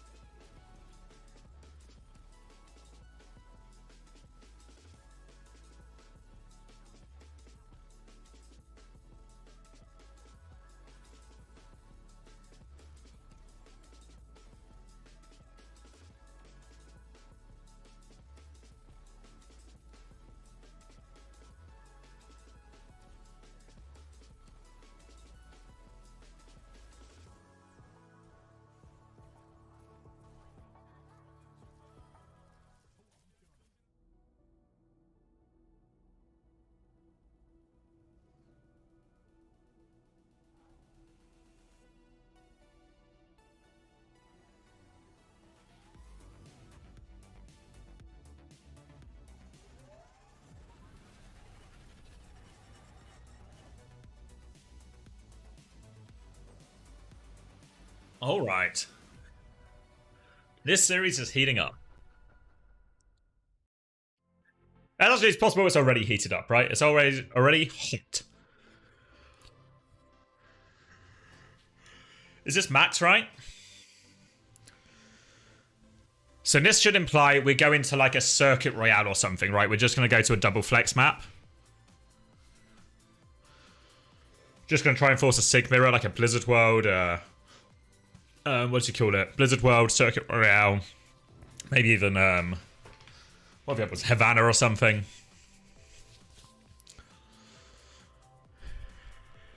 So I don't know, John Cena's lover. I always thought Irony was like not very good at all, but I mean he played well there. I think like because even other than the rallies, right? Like Bliss had a couple of really bad rally decisions early on in that Esperanza. But other than that, the backlines look pretty solid in terms of peeling for each other, living these dives, etc., etc.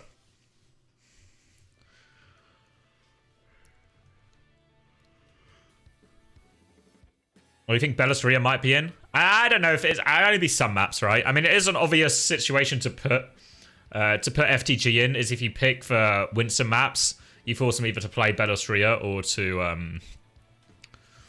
to put Burner onto like a Diva or something.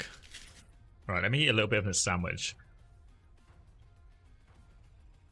Yeah, no, I think Max is in. I'm pretty sure that's who we were getting shown during the break. They normally show us like the sub players coming out and setting their stuff up. Welcome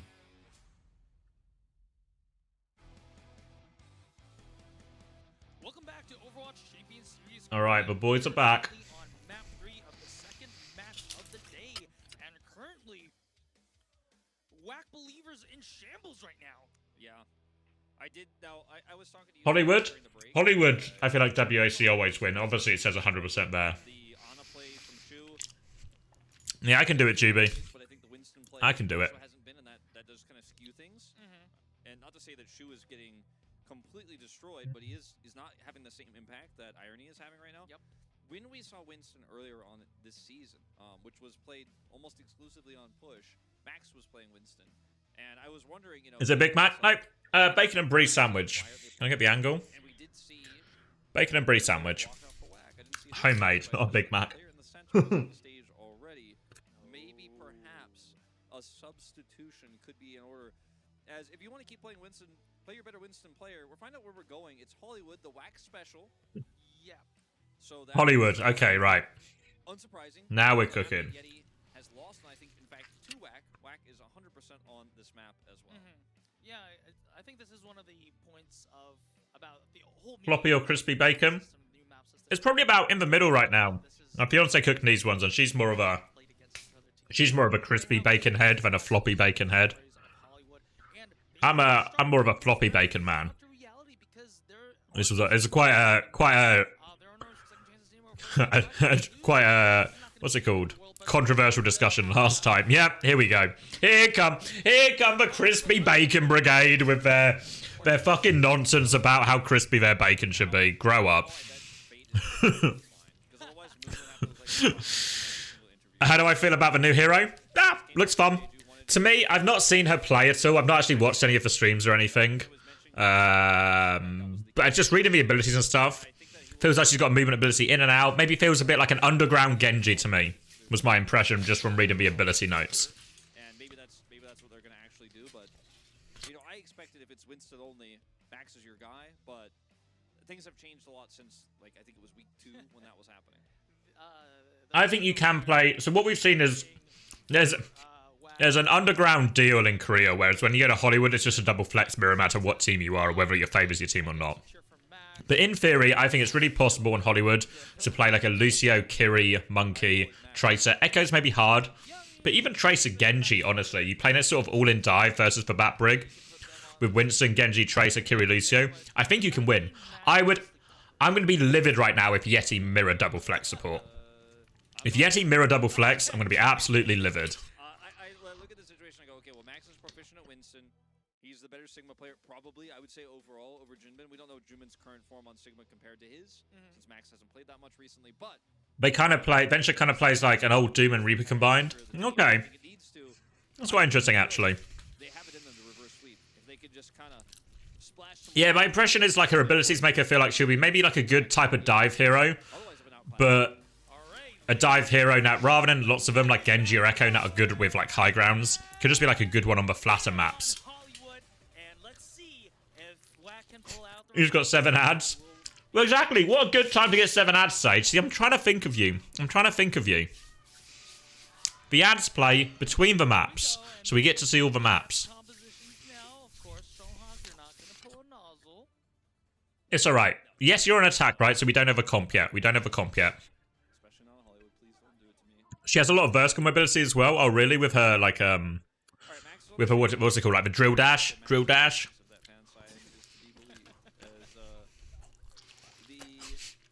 Yes, for floppy bacon money.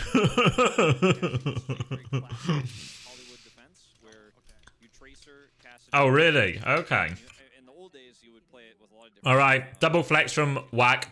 Bat Brig, so they probably expect dive. YETI are the favourites in the bet. YETI are favourites in the bet. They're going Rhine Sim. I didn't see it coming. I didn't see it coming. I don't hate it. I don't hate it. I mean, I feel like the May would be better because then you can wall the Sig off and stuff. But let's see it. They TP in. They take all the space. It's just a sweep TP. A sweep TP. Got all the space on the point. They poke out lip. Oh.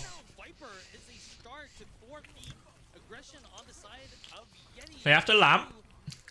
They're still pinned back in here. I thought she was gonna fall and Charles also at first sight, but it is looking like Wack is going to be able to thwart the offense on the side of it.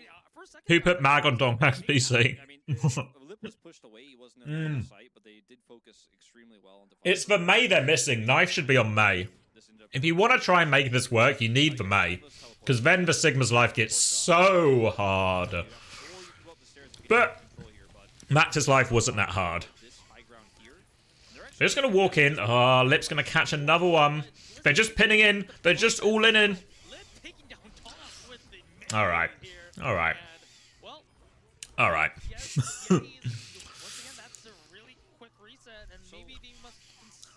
Yeah, I think, especially in this first point, the all-in dive's really good. If you just go like Winston, Tracer, Genji, Kiri, Lucio, really easy map to do that comp in.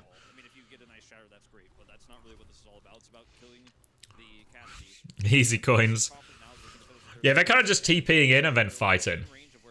They now go in the alleyway. Bunch of fine gentlemen in an alleyway. Swinging out of high noon.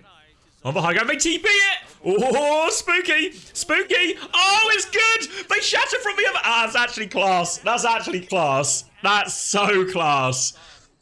Up, they go around alley, they TP the high noon to the high ground, and then Donghack comes with a shatter up the stairs because they all D-peek into the stairs. Ah, it's actually beautiful. Actually beautiful.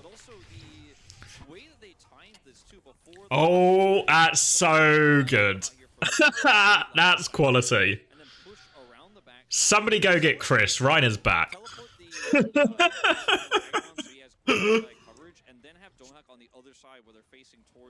To deal with that Jedi, then he ends up getting the backline shatter. That was clean play from YETI. This is on Wax map pick. Oh! Knife with a cast gap. Cast gap. Just keep forcing point now if you're YETI. Keep forcing it. TP up top. Window up top. Nowhere to go with this rally. They window back. Oh, the counter pin's good actually. Donghack's in big trouble. Now the flux as well. Beat and wall. They've used everything. They've used everything. Lip's coming back with high noon soon. Donghack still ploughing on forward. Oh, they're all so low. Can they finish any of these kills? They're all so low. The rock's good. Oh my god, somehow WEC have all lived. All lived. Oh, they used every single ult for that as well, YETI. Honestly, they kill that cast. They can keep... Look out, the card's not moved.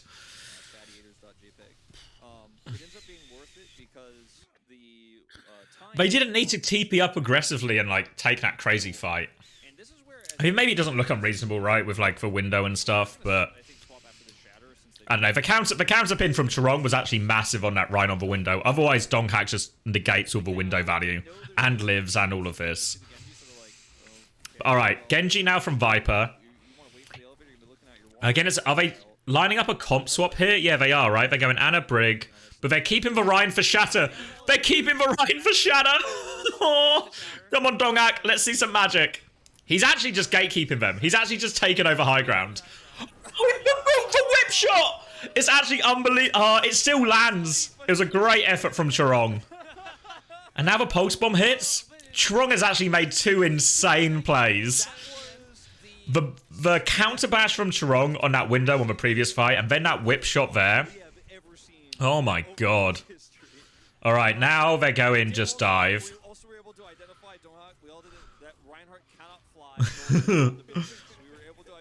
Why doesn't he pin? What do you mean on the high ground? You just get whip shot off, no? But hey, they got half of a Dragon Blade for Viper, and this Reinhardt strategy obviously is great on Hollywood A. It's not great after that. They should have swapped earlier, and now Knife is going to desperately... Oh no, after he shot him? Oh, I don't know. Yeah, I see what you mean. Alright, they've disengaged this window and killed the Tracer. Now they're going to rally through a little bit too early, so Viper just dies to this. Dodges the rock. Max is going, but he's fighting a rallying brig. It's so hard to fight a rallying brig if you're a Sigma, but they hold on. Knife's come back on Widow. We've really descended into a little bit of chaos here from YETI. But it's a full hold. Unknown is what it's looking like to me right now. Unless Viper can have a massive Dragon Blade here against the split whack, who also have Flux. Remember, the nano is already expended here. So Alright, Donghack onto high ground. Nearly has Primal. Alright, Knife gets one. Alright, just for free. Let's get this cart moving finally then. Getting this cart moving. Getting this cart moving. Get Knife on high ground. Knife's hit a couple of shots, right? Couple of open picks.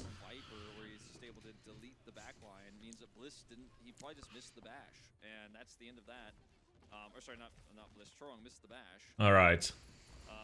Well, now Dragon Blade, we were talking about, that's going to be Where is Knife going? Grapple shot. Nothing to shoot at.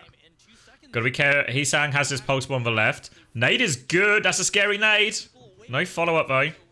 Donghack's going now. Keeps him contained. Flux coming out. Can we sleep it? We can't sleep it. Everyone might live though. Heesang's still causing problems. Now the blade over the top. Just kill the Sigma. He's won. There we go. Primal going. Shoe's in trouble. Pulse bomb misses. And Knife trades for kill. They're going to make second. It looked so unlikely, right? It looked so unlikely that they were going to make second. But they've done it. Shoe finds one. Not enough. Alright, 1.5 minutes. Now Whack have Rally and Window and High Noon. Yeah, this might finally be the end. But they've got an alright attack considering the situation.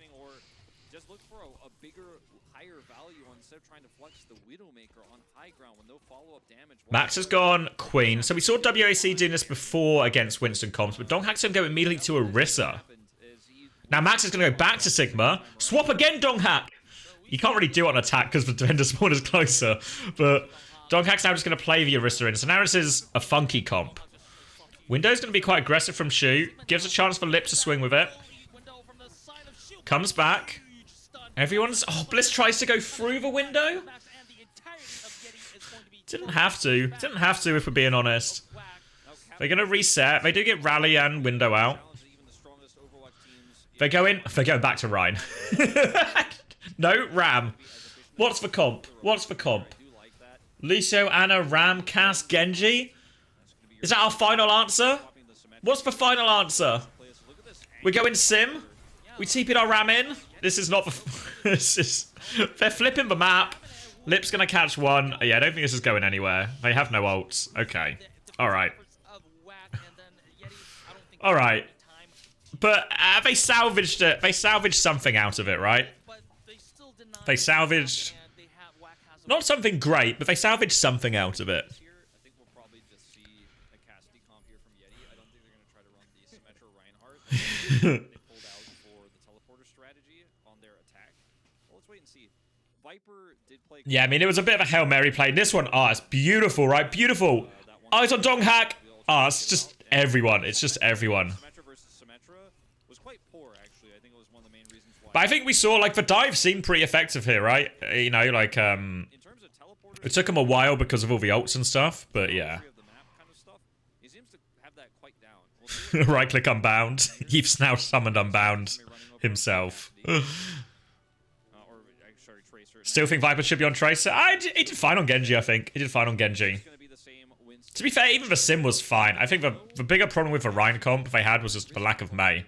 The wall is so good. Like, when people talk about, like, Ryan being good into Zarya or good into Queen or good into Sigma, all these heroes, the Mei is such a big part of it. It's because you can just trap him and just have everyone beam down. So now Anna Brig on defense. What's the choice here from WAC? They have Max in, so they're a little bit limited. In theory, they played the comp they played previously in the group stage before this. I think they did like Zen Bap, right? Zen Bap, Queen, and then was it Tracer Cass, I want to say. So they're going to go the same comp but with Bap Brig this time. So in theory, a little bit more durable. So very much an anti-dive comp from WAC. Coming into the high ground, Viper's just dead. Alright. Velvet. Oh, Donghack hits his head. Now his head hurts and he's going to get forced out. Gonna start creeping onto point now. Knife still has this angle. Gonna get pressured out by Heesang. Oh, no recall. Where are we going, Knife? We going in, are we? We're going in. Oh, misses it. He's getting so much help. There's a Brig on him, though. Can they trade it? Bliss is in. Bliss is most certainly in. He's fighting a Cass. Help, Bliss. Help, Bliss. Help him. Keep helping Bliss. Oh, he's gonna... Oh, he blocked for pulse. Keep helping Bliss. Okay, they're gonna get Bliss. I don't think... Are they gonna nano for this? I don't think they can turn it with nano. They're gonna force recall, but... can they retake with primal? Oh, not if Doghack dies, they can't. Okay. Ends up being a wasted nano. Window for nano, you're really happy with that trade. WAC. Knife. Ooh. Dodges pulse. Viper with a rare pulse miss. Trying to hold for high ground. They're going to shout out up top. Have that rampage. There's no great tools to deal with the rampage here at all if you're Yeti. Trying to keep hold of this high ground, but Lips just peeking. Max is trying to walk. Primal now. Everyone's going to get booped off high ground. They have to drop together. Drop together is the key for WAC. Everyone stay together as we drop. Knife back in on Donghack. Oh! Nearly catches him. They have a rally popping as well, but now this rampage coming up. Bliss has it. Needs to try and save for Bash, I think, for the rampage if he can. Is Bliss just going in? Are we going in, Bliss? Oh, we got him. Overclock and rally. We just kill him. Nice Knife. Get all the kills here now. Still dealing with this rampage. How the fuck is Yeti up 2-0? We played a dive mirror for the first two maps. The first two maps were dive mirrors. Can he not play Queen? The knife talk is confusing. Blizzard should forbid him from that name. Alright, they're kind of on low ground. Oh no! He falls off! I think there was a knife on knife that forces his shift. Pulls him back, and then he just... Yeah, he goes off. Now Max has a problem. Oh, sorry, it's Donghack. We're on the other side. That's a potential sound issue from the side of Donghack here. But what a nice pulse from Heesang over there. Yeah, confirmed. The pulse was good, but also I'm not sure why Viper jumped down there. Yeah, I think Wolf is right, because I think the knife did hit Knife, and it pulled him back, but I think the shift got him back onto the elevator, and he just falls off, I think. Maybe I saw it wrong, but... Oh, you don't want the teachers to see that. So what the sign says is that he's in 12th grade. He has his KSAT up soon. Well, not soon, but at the end of the year. But he just missed out school to be there. Yeah. I skipped school to watch WAC. I skipped school to watch WAC lose to Yeti. Do Yeti have the next map pick? Yeah, so even if they lose this Hollywood, which is it's still not impossible to win from this situation at all, really, even though it's looking a bit ropier. They're going to get both map picks. So now Yeti and Escort is still open, right? So they could really take it to what's like a Dorado. Send it to Dorado and let's do another dive mirror, you know? Why not? Gonna have to pocket Donghack out here. Is the Mega not there? The Mega's not there. They're going to get so much point pressure for free. They really didn't get the cart far on third as well. Like, WAC, if they get it to second, they probably just win. With the ults and the type of comp and whether it'll be on the map. Knife has gone Ash. Oh! Alright, Nano's gonna go. Whip is good from Chorong. Rampage comes in. Only hits Donghack, but they might just kill Donghack with it.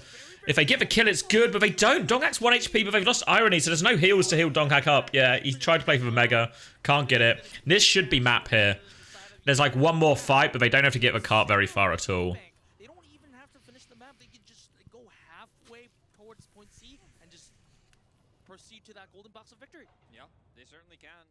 The anti-Winston comp is working. Because even though we saw a nice attempt there. A whack back? It looks like it. Alright. We'll have Primal. Oh, she's finding a lot of opening picks, you know. More than you'd expect from a Baptiste. High into forceful point now. Donghack's... Oh, they C9. Ah, spinning C9 emoji. Fuck. She had enough, yeah. Oh, okay. I don't think it would have made a difference. Realistically, it's like it's a low impact C9. Low impact C9. I know it is. I knew WAC was going to come back stronger here. They have their map pick again. Hollywood comes through. They end up losing. All right, so now it's actually in control of the series and their fates if you are YETI. In control of the series. They get both map picks. One of them's Flashpoint, right? So one of them's a little bit fucked. So this next map is actually the crucial one, because if I'm WAC, I have to send it to... Let me get the map pull up. I have to send it to Escort. And I go... What's the most reasonable, I think?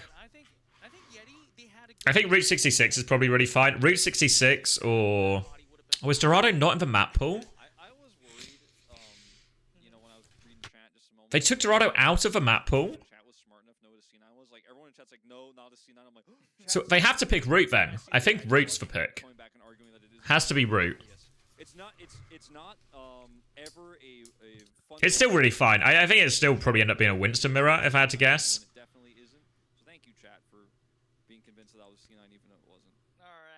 But yeah. I love to have Overwatch chat back. Oh, of course, we love chat, and hopefully chat loves us as much as we do. But before we compare the amount of love we have for chat, we're going to... So, has to be Route 66. Because the problem is now, even... This is maybe one of the flaws in this version of the map ban system, is that this map 5 pick is going to be Flashpoint. So, how do you pick... Can you pick a dive map on Flashpoint? Probably not. Probably not.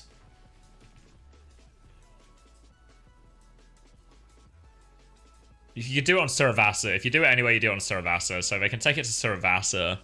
But it's likely probably going to be maybe more of what the classic meta has been for a while, where we've seen this sort of Orisa, Tracer, Sojourn, Kiri, Lucio. But so this map 4 is that's the chance for YETI to close off the series. I think there's a real risk that if it doesn't finish 3-1, it will be a reverse sweep by WAC.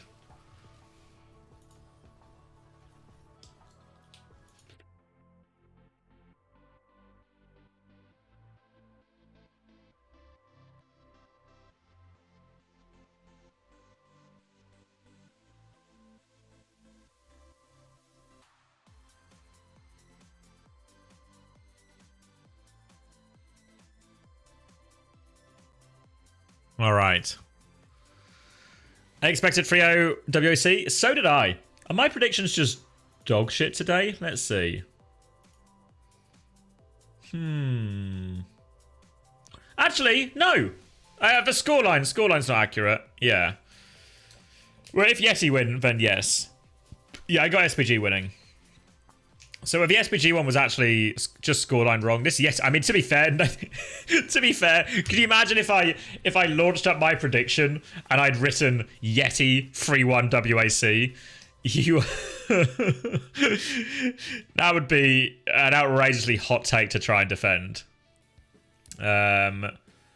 Falcons 3-1 FTG. Yeah, I mean, that one was the one I was least sure about. I feel like Falcons are still the favourite, and losing to WAC doesn't mean you're not still the favourite in this matchup.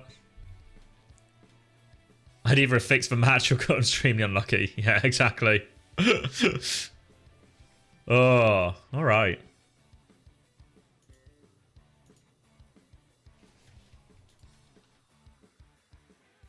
Hold on, I need to send a message.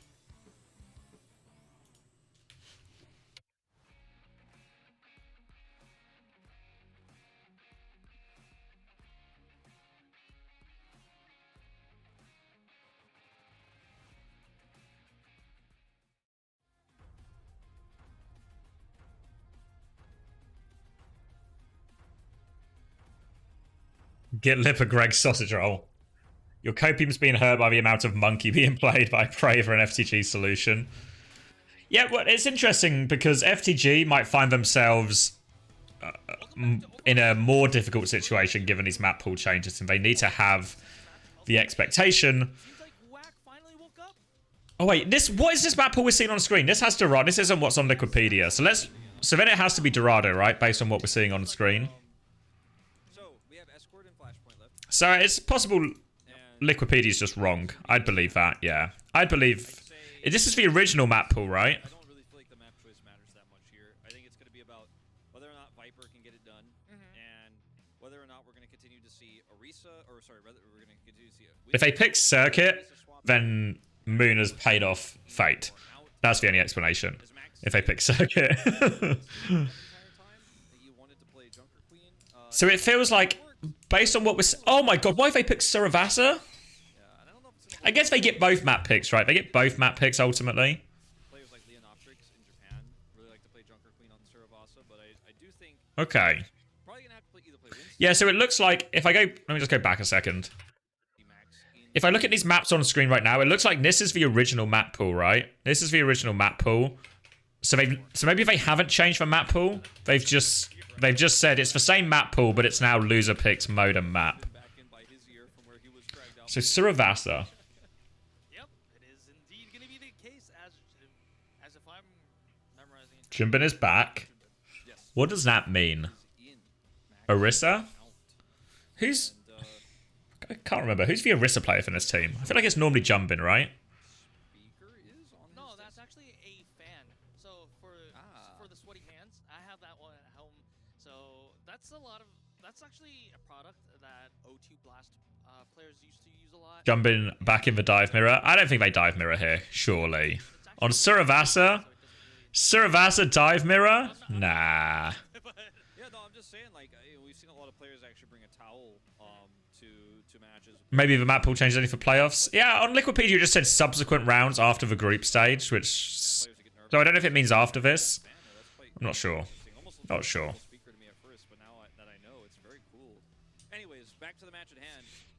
Yeah, I feel like it should be a Brawl favored matchup in reality. I think Anna Brig is very hard on Flashpoint. Any non-Lucio comp I think is quite hard on Flashpoint. Ooh, pardon me. Alright then. Alright, YETI get 2 shots. 2 shots. 2 shots to win this one.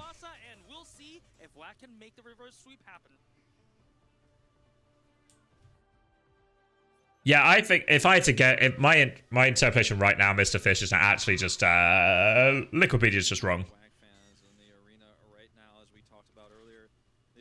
Lip will carry for the 6th year in a row. Lip, Suravasa, play the clip. Play the clip. He's not on...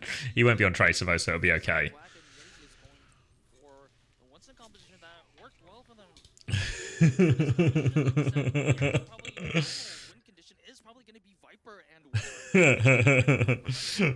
Alright, am I closing? Oh, Mod's on it. Mod's on top of it. So it's going to be a BAP cast here. So I guess the reason we don't normally see a BAP is the theory is the BAP dies. The Orisa and Tracer play quite aggressive and then the BAP has a bad time. But it's actually Winston, Tracer, Sojin here, so Donghack's going to get deleted. They ended up meeting him on the same side then. I don't think it's good, but what if the backline killed the backline? What if Irony and Bliss took over? What if Jumping was stuck with no heals? What if Lip was 1 HP? Oh, they're all so low, but the Bliss kill might just about stabilize them. No healing. Lip's going to start recharging now. I can come back in. Lip has to be careful here, because... Where is he? Strong's with him now. Maybe he'll be okay now. Donkhack's lining up the dive. They're trying to rotate away from this Tracer Lucio. Meanwhile, Hisang's just trying to play a bit of his own game here, put pressure on the backline. Oh! Spooky! Alright, Lip gonna roll backwards. They've stabilized that in his choke. No ults just yet for YETI. Really hard. YETI can't really flip the point here. They have to just sort of win the fight to get the flip. Trying to force out jump in. He's playing the corner well.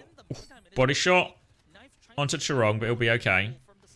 Slow and steady. Irony's nearly gotten his Kitsune Rush. Now it's going to be the trigger.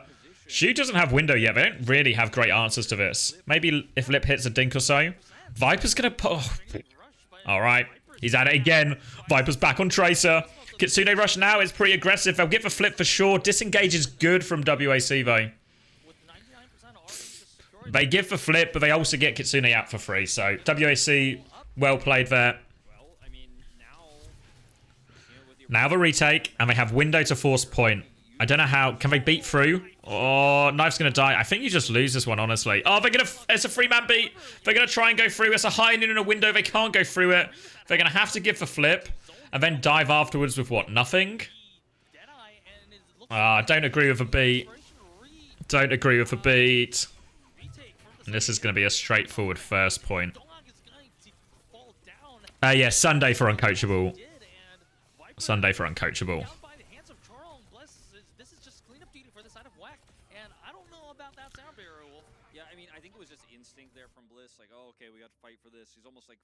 Okay, so now it looks like we're going to point D. Primal, slowly but surely coming up for Donghack. The problem YETI have is the big ones where you can really win the fights and really kill this Baptiste or this Cass, for example, are the support ult fights. So the Kitsune Rush and the beat, but so far the Kitsune Rush was completely disengaged. The beat was in like a 3-man beat in a 4v5. Yeah, so it's not been good support ult value so far at all. Knife's Jumpin was considering going in there. Jumpin doesn't have this Terror Surge, so we have to be careful on the walk up. They're primaling. Okay. Knife finds that one. Donkhack's taking people for a ride. Still have to care in his Terror Surge. Bubble out of a choke. They're going to try and pressure him. Terror Surge comes in. Jumpin will just take all the damage for it. No follow-up really at all on that Terror Surge. And it ends up being a 2-for-1 retake. Now they've got support ults coming up. Yeah, Goomba for the episode. That's hopefully coming out this weekend, and then Jake will be the guest for following week.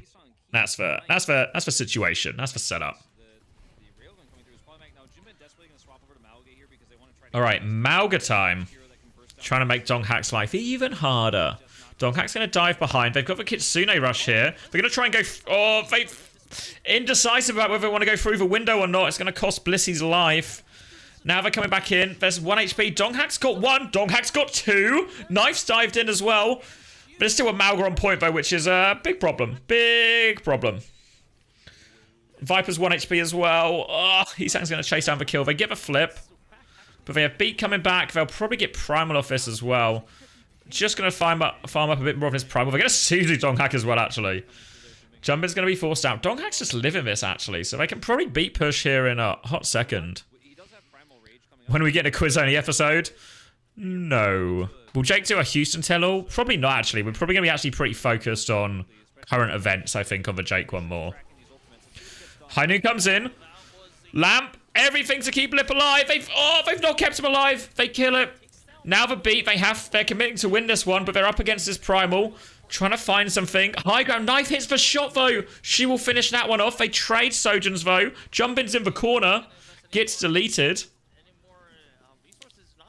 Donghack chased him off point, so 1 retake. Kiri Lucio now from WAC.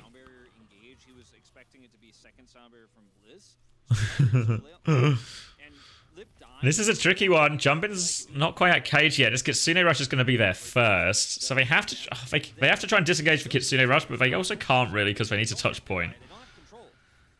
All right, whenever you're ready, Irony. There it goes. Force them out.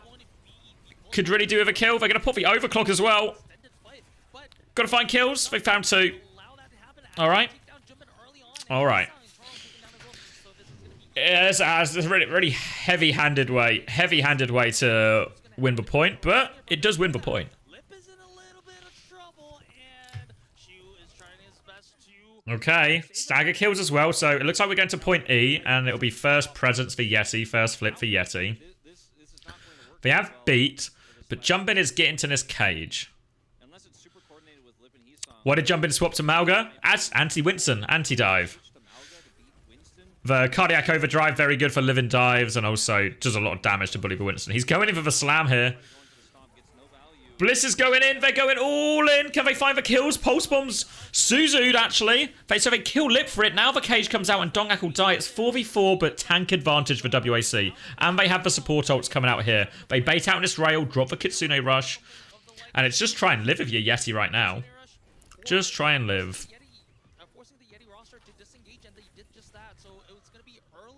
Viper has a pulse bomb, but oh my god, why would you do it? Did you not just have recall or Suzu? Viper couldn't resist the urge. Couldn't resist the urge. Or he thought they thought he didn't have ones. Yeah, I mean Viper's stick rate still high. But now defensive beat available for Trong, High Noon available as well to deal with this primal. Ooh, Bliss nearly gets taken for a bit of a ride there. Dive comes in. Bubble on top. Cardiac overdrive is used. Beat now used defensively as well. So Donghak's just going to run away with his primal, heal himself up. Now they can push with Kitsune Rush. They're going to flip the map here as well. Come from this left side. Yeah, they're going to come from behind him, actually. Kitsune Rush should drop on point once they get there. Gonna do it. Oh, Heesang just gets blown up. They're all going to swing onto point. Gonna try and disengage. Really low Suzu. No Suzu now as well. Boop up to try and delay the impact damage. But they're just running over him. It's a good Kitsune Rush. It is just one fight still for WAC. They're coming back with their own Kitsune Rush. And a High Noon. So not great options here for YETI. Maybe the best thing is... to get knifed just on this high ground. Maybe fight early even with this overclock. Make it really hard for him to walk in. But they're actually going to go right-hand side here, so trickier to do that. Oh, the slam is good onto knife. Oh, he just kills Lip anyway. Kitsune Rush isn't there. They just died to this now, actually. All right. All right. Gets slammed. Gets pocketed through it, though. They can get one more retake with Kitsune Rush. Knife is doing really big things on this hit scan, actually. A lot of questions to be asked when you see Knife on his team of what happens when they're putting a hit scan meta, but he's answering some of those questions right now. Answering some of them right now. Beat into Primal, into a Viper Pulse Bomb. Jump in has Cage, though, so they have to respect that. High Noon coming through the choke. Beat, push in. Lip's going to get deleted. Kitsune Rush comes out, but shoots 1 HP. They're just dead. They're just dead. They're going to Cage. Finish them off. They're trapped in the cage still. They're C9ing because of a cage. Heesang's actually got the pulse bomb. They've made this really chaotic, actually. They've got it, and Heesang's got the stick. Can they get... How many more touches can they get? Heesang's got all these blinks. Has sees all of them there.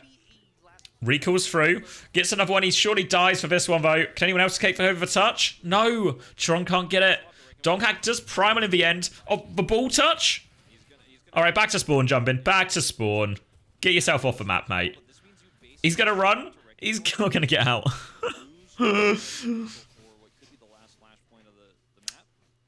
It's on, but they're on the cusp. They are on the cusp.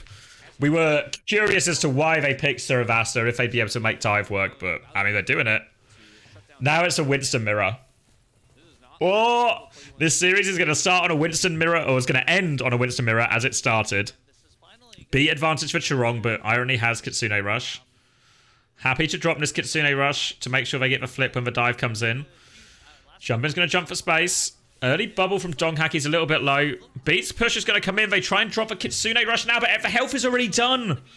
They miss their window in their hair. It's awkward to do Kitsune Rush versus it. They're kind of stabilizing, but they've lost the flip for it. Oh!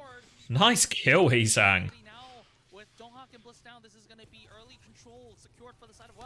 This week in Korea has been so unserious. There's only been crazy results so far in these series.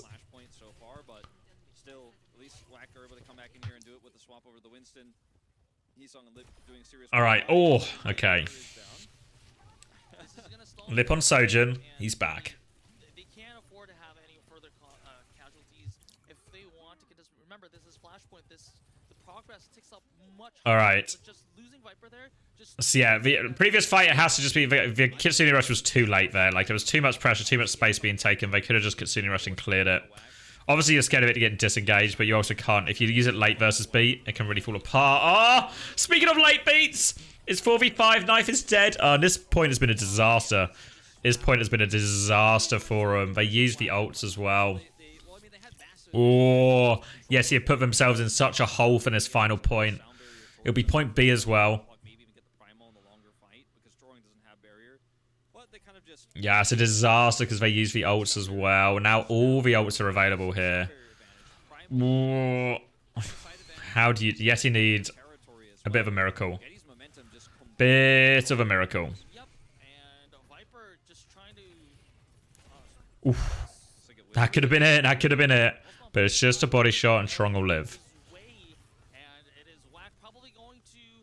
Early jump in. Donghak has primal to keep going. He is going to keep going here. Kitsune Rush goes. Donghak just finds him though. Jump in still has his primal. He's going to pop it. Going to survive here. And Donghak's just playing defense. Keeping that monkey away from my backline. And they've cheated. Now it's a beat push. Irony's going to get it. Kitsune Rush is going. Can they keep everyone alive? Knife is so low. They focus down Knife. Jump in's low though. It's probably a worthwhile trade, I think. They're able to get the Donghak kill afterwards as well. Viper's coming back. Viper's not done. Heesang has a pulse bomb. Pulse bomb is good. And Heesang will finish it. I've been talking about Viper all series, but whoo, Heesang comes up when his team needs it. But that fight was way closer than it maybe had any right to be, thanks to that early primal kill from Donghak. So now it's actually beat advantage coming back from Blitz. That fight has equalized the ult economy massively. It even tipped it, obviously, in Yeti's favor. Overclock to start. They'll get the beat mid-fight. Just need to keep Knife alive. Keep Knife alive. Bubble's going to be used defensively. They just want to run away here. Any kill is good for Knife. Any kill! Oh, it's a huge collateral, actually. Everyone takes damage. He finds Chorong in the middle of it all. Bliss is nearly going to have beat. If they can win this fight without beat, it feels really great. It feels really great if you're Yeti. All right. All right, so in theory, this next fight is pretty straightforward. Lip's probably going to overclock. And Bliss... And yes, you have a choice. They either try and disengage or they beat engage. Or they can do a little bit of both, right? They can really bait in via Sojourn to maybe overextend and then look for the beat engage. But if they can kill Lip... Oh my god, what if they just killed everyone for free? The beat push comes in so aggressive. Ultimately, I don't even know if they needed a beat push because they absolutely just deleted them there. They will lose Bliss. And they put it down to a last fight. They just put it down to a last fight. The ults aren't... It's going to be Kitsune ult versus both. Chorong's going to get in this beat, though. And they have to deal with overclock, so... Jumper's going to get primal as well. So it's going to be a Kitsune Rush trade. If they kill Chorong, that's the swing factor, right? If they can kill Chorong, that's maybe the swing factor they need. Viper's going to have his thing forced. They kill Jumpin. That's decent. Can work with that. Meteor Strike's still available. Lips popped the overclock. Can Lip find anything? No! Donghak shuts him down! Viper still has his pulse bomb. It's just over. It's just over. Chorong has the beat. It's coming. It's a two-man beat as they get on point. Heesang and Chorong need to work miracles right now because Yeti are taking this first game away. Punch back in. Pulse bomb gives Donghak big punch. They all get stunned out. They're all so low. They need another touch. The return of Donghak. He's back. He's back! They've done it! They've done it! They came in looking timid, meek, and fragile. But it's all celebrations for Yeti right now. And Moon's gonna have to put the hat on. Put the fucking hat on, Moon. Put the fucking hat on.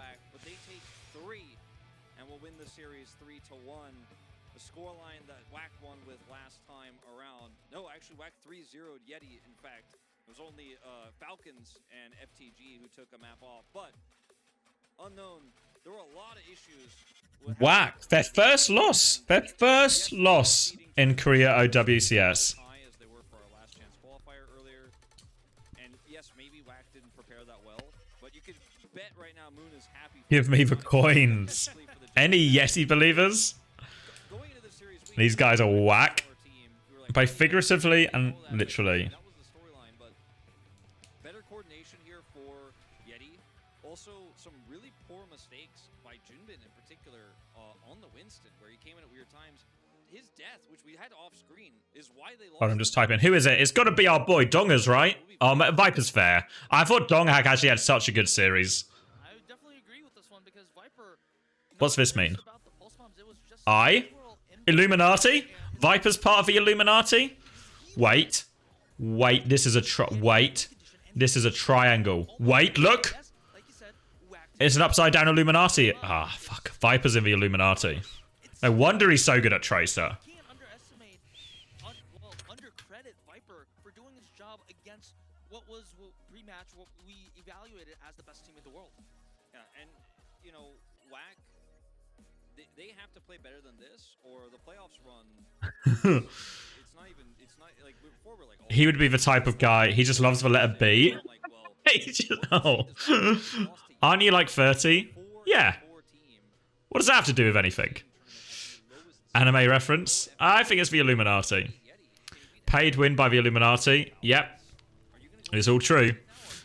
The Illuminati paid for Viper to take Jake's masterclass. Yes. It's B for Belarus. It's a premonition B. It's a premonition B. He's seen the future. Surprising thing was actually handled well. It was just standard outplays from the DPS lineup, Viper and Knife. Viper ends up getting player of the match here. That ends up winning the series for them. And yeah, Donghak, was he incredible today? No, but he was serviceable and he was better than Junbin was. That we know for sure. And that pick, I mean, I don't know if we'll see it in these highlights on Can I ban Belarus believers? No. Just because you don't believe in, because you're a burner. A burner babe, I think, is what they burner refers to these fans as. Just because you're a burner babe doesn't mean you can hate on all the Belarus. I need more alliteration. The Belarus. I'm gonna say babes again. All right, let's hear from the Vipester. On stage, Viper, please introduce yourself. And I am the DPS for YETI, Viper. 네, 너무너무 축하드립니다. 자, 이게 무슨 일이 벌어지고 있는 건가요? 오늘 1위 Hoping for these tracer Of course, tips. they are the ones that are shaking up the food chain They are shaking up the in food the chain. OWCS. 오늘 할 말이 너무너무 많겠지만 There's a lot to talk 일단 about. 승리 소감 들어볼까요? So, but how do you feel about the victory today? 이겨서 너무 기쁘고요. Of course, I'm thrilled to 몰랐는데 win, 응원해 주신 덕분에 이긴 것 같아요. and I It think is good that to we win. won because of 네, the fan support. 응원해준 덕분에 승리를 할 수 있었다라고 말씀을 또 해주셨습니다. 자, 오늘 딱 승리를 했을 때 팀원들의 반응도 The burner babes who destroy the Belarus Getting one. bitches. Of course, it was all positive, That's good. We can go with that. We can go with that. and a player hugged him as well, 부둥켜 안고 뭐 하이파이브 하고 그래서 저도 너무너무 and 덩달아 high fives 신나더라고요. coming out as well, 저도 신나가지고. and they were 네, all 오늘 on 너무너무 cloud nine. 좋았습니다. 와객의 Not 최초로 C9, but, 패배를 you know, 안겨준 cloud 우리 nine. 예티 팀입니다. 선수들의 Oh, they were on Cloud 9. Leaked? They're being signed by Cloud 9? Cloud 9 How do Yeti? you see how was the Vipers leaked it. the momentum of the match today? 그 이후로 그냥 하던 대로만 하자 해가지고 2세트도 이기고. And we just told ourselves, let's just play the way we do. So, 너무 안정적으로 버티고 except for map 4, I think it was overall very good.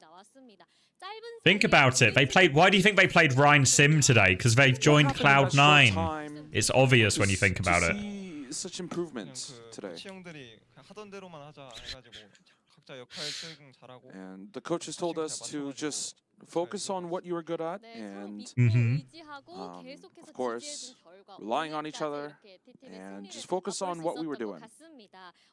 Chris is coaching Yeti. 100%. It's true.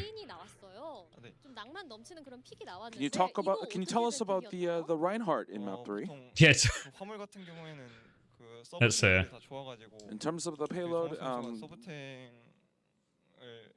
잘하는 경우는 아니어가지고 그냥 저도 즐기자라는 마인드로 그냥 라인 Of course, 했던 것 같습니다. we kind of told ourselves, even if we lose, just enjoy ourselves.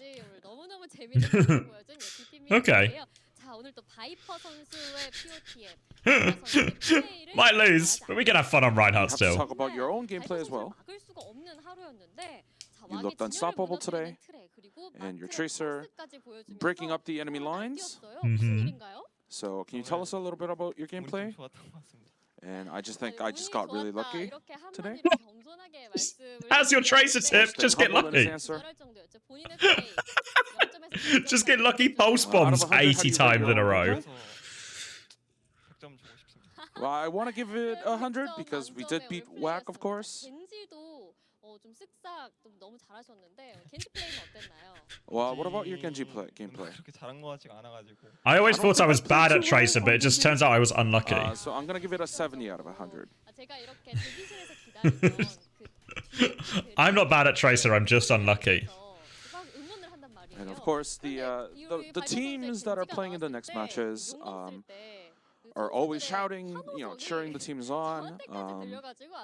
And when your Genji came out, people were, or the players were cheering, and of course, I'm very happy about it. 더더욱 커지면서 우리 팬분들의 심장도 함께 뛰었습니다. 팬분들께도 한마디 Can you please say a few words to your fans? 와주신 여러분들 모두 감사드리고 Thank you so much for No watching Artemis, the game. Yeti won. And I think that we were able to win because of your support. 네, Thank you 오늘 very much. 3-1. 마지막으로 우리 POTM 포즈 한번 해볼까요? Uh, 기억나시나요? can you show off your POTM vote pose Oh, give us for B. to the fans? Give us for B. Oh. 네, 이렇게 우리 Is it a Bernard Babe or a That Bellatria was it with the Bitches? POTM interview with Viper. And before we head into FTG versus Team Falcons, I'm going to send it back over to Unknown and Wolf. All right. Thank you, Lisa Yoon. Expert translations. I always enjoy these interviews. And All right. saw God's bleed today. Can we see Donghack Shatter again? Yeah, we can cop a rewind while we wait. We'll see another God. Let's see if we see another God bleed today as we see Team Falcons. That's So they attack first? Yeah. But that's not really what this All right, so a few failed attempts. in range of where a teleporter could be now. High Noon Shatter. YETI to actually A classic combo. Wait for next TP. go for a speed boost onto the point and then use the shatter now defend. All right, High Noon early. TP. How many does he hit? 3. Donghack snakes his way up here. But High Noon doesn't even connect. But Donghack just kills everyone anyway. Just kills everyone anyway, but the High Noon forces him to D-peak. And then easy. What split into two? Like they Easy. Ah, thank you, Gibiok. You're literally good at your job.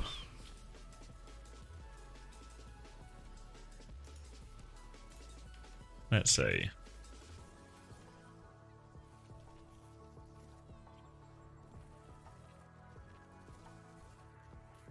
Oh.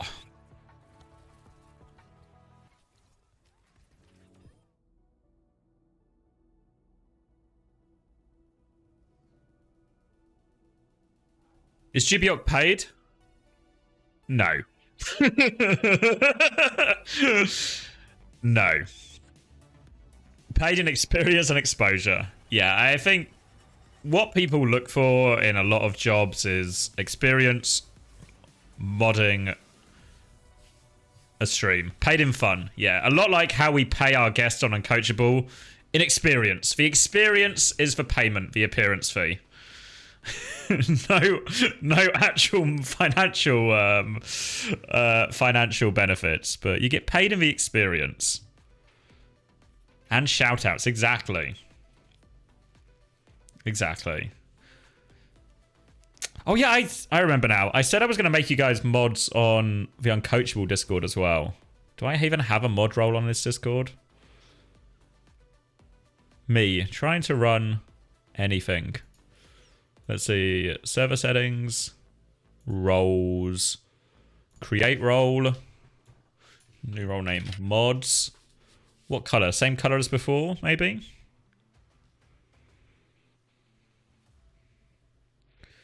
And then permissions. All right, view channels, yes. Manage channels, yes, maybe. Yeah.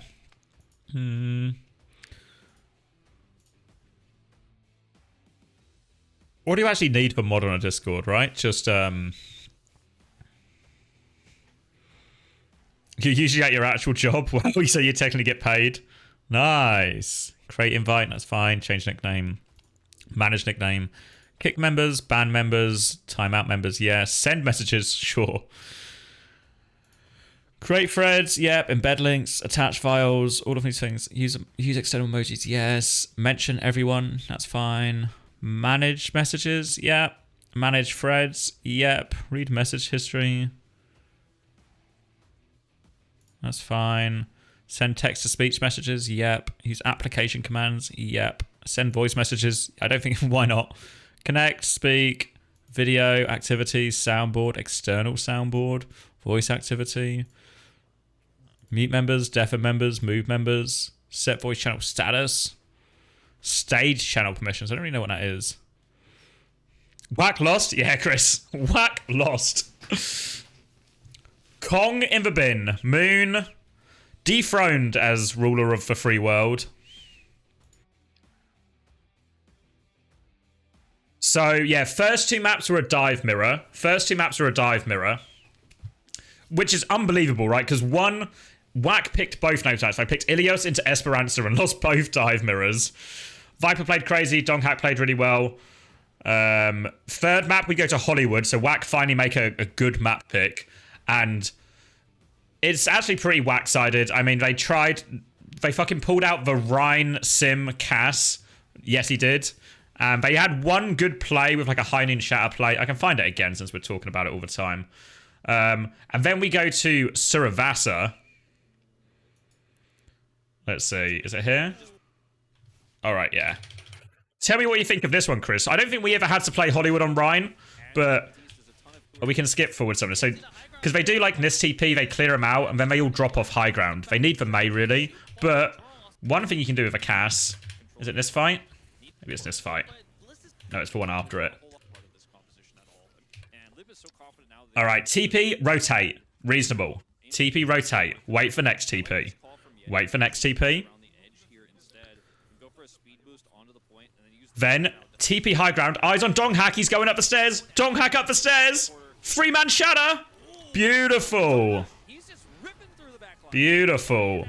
The whole comp would have worked better with Sim May, I think, in general. But it's a good high noon shatter play. Then map 4. It started as Orisa from WAC. But YETI went Winston, Kiri, Lucio, and then eventually it just evolved into a Winston mirror again.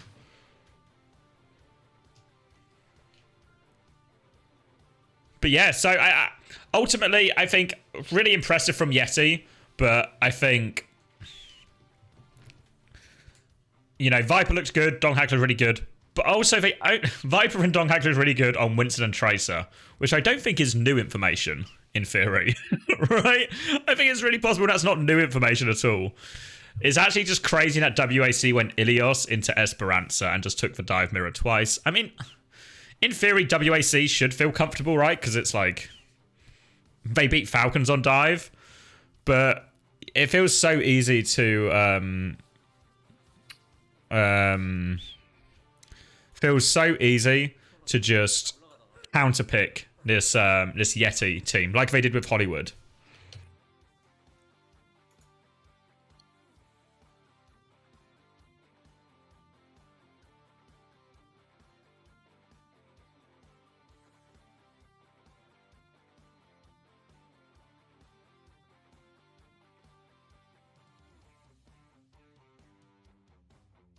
Okay, I think you should now have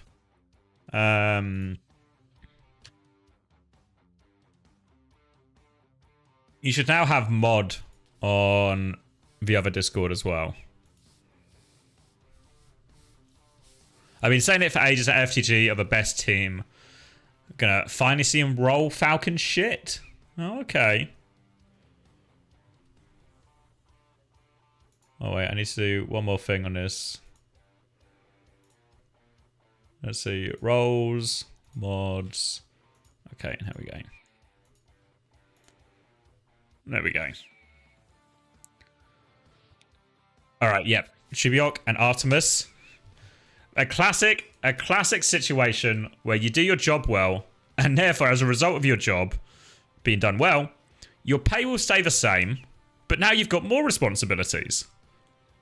Or, look at it the other way, your power and your influence are increasing.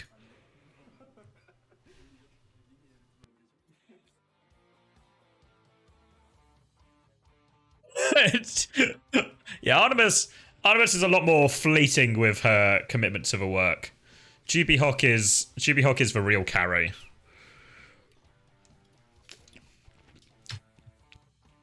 Client of the week, me? For what? For not predicting the Yeti sweep? Yeah, I think this next game should be really good, right, in theory. I'm actually going to go cop a drink while we wait for it to start, but this is like the headline game, right? More power for less work? Fuck, you're right. Artemis is winning.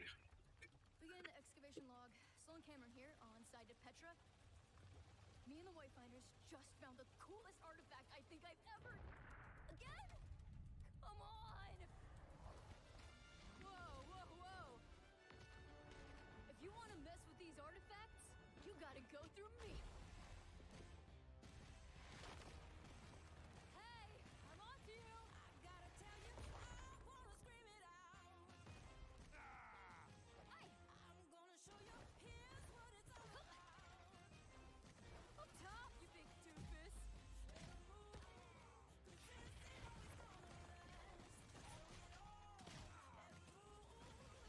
Rock and roll.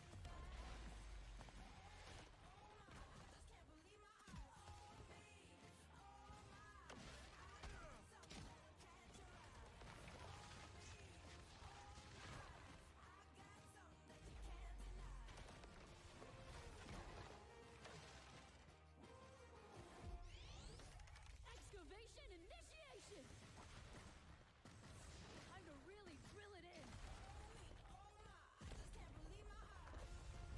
We did it! We had a party or what?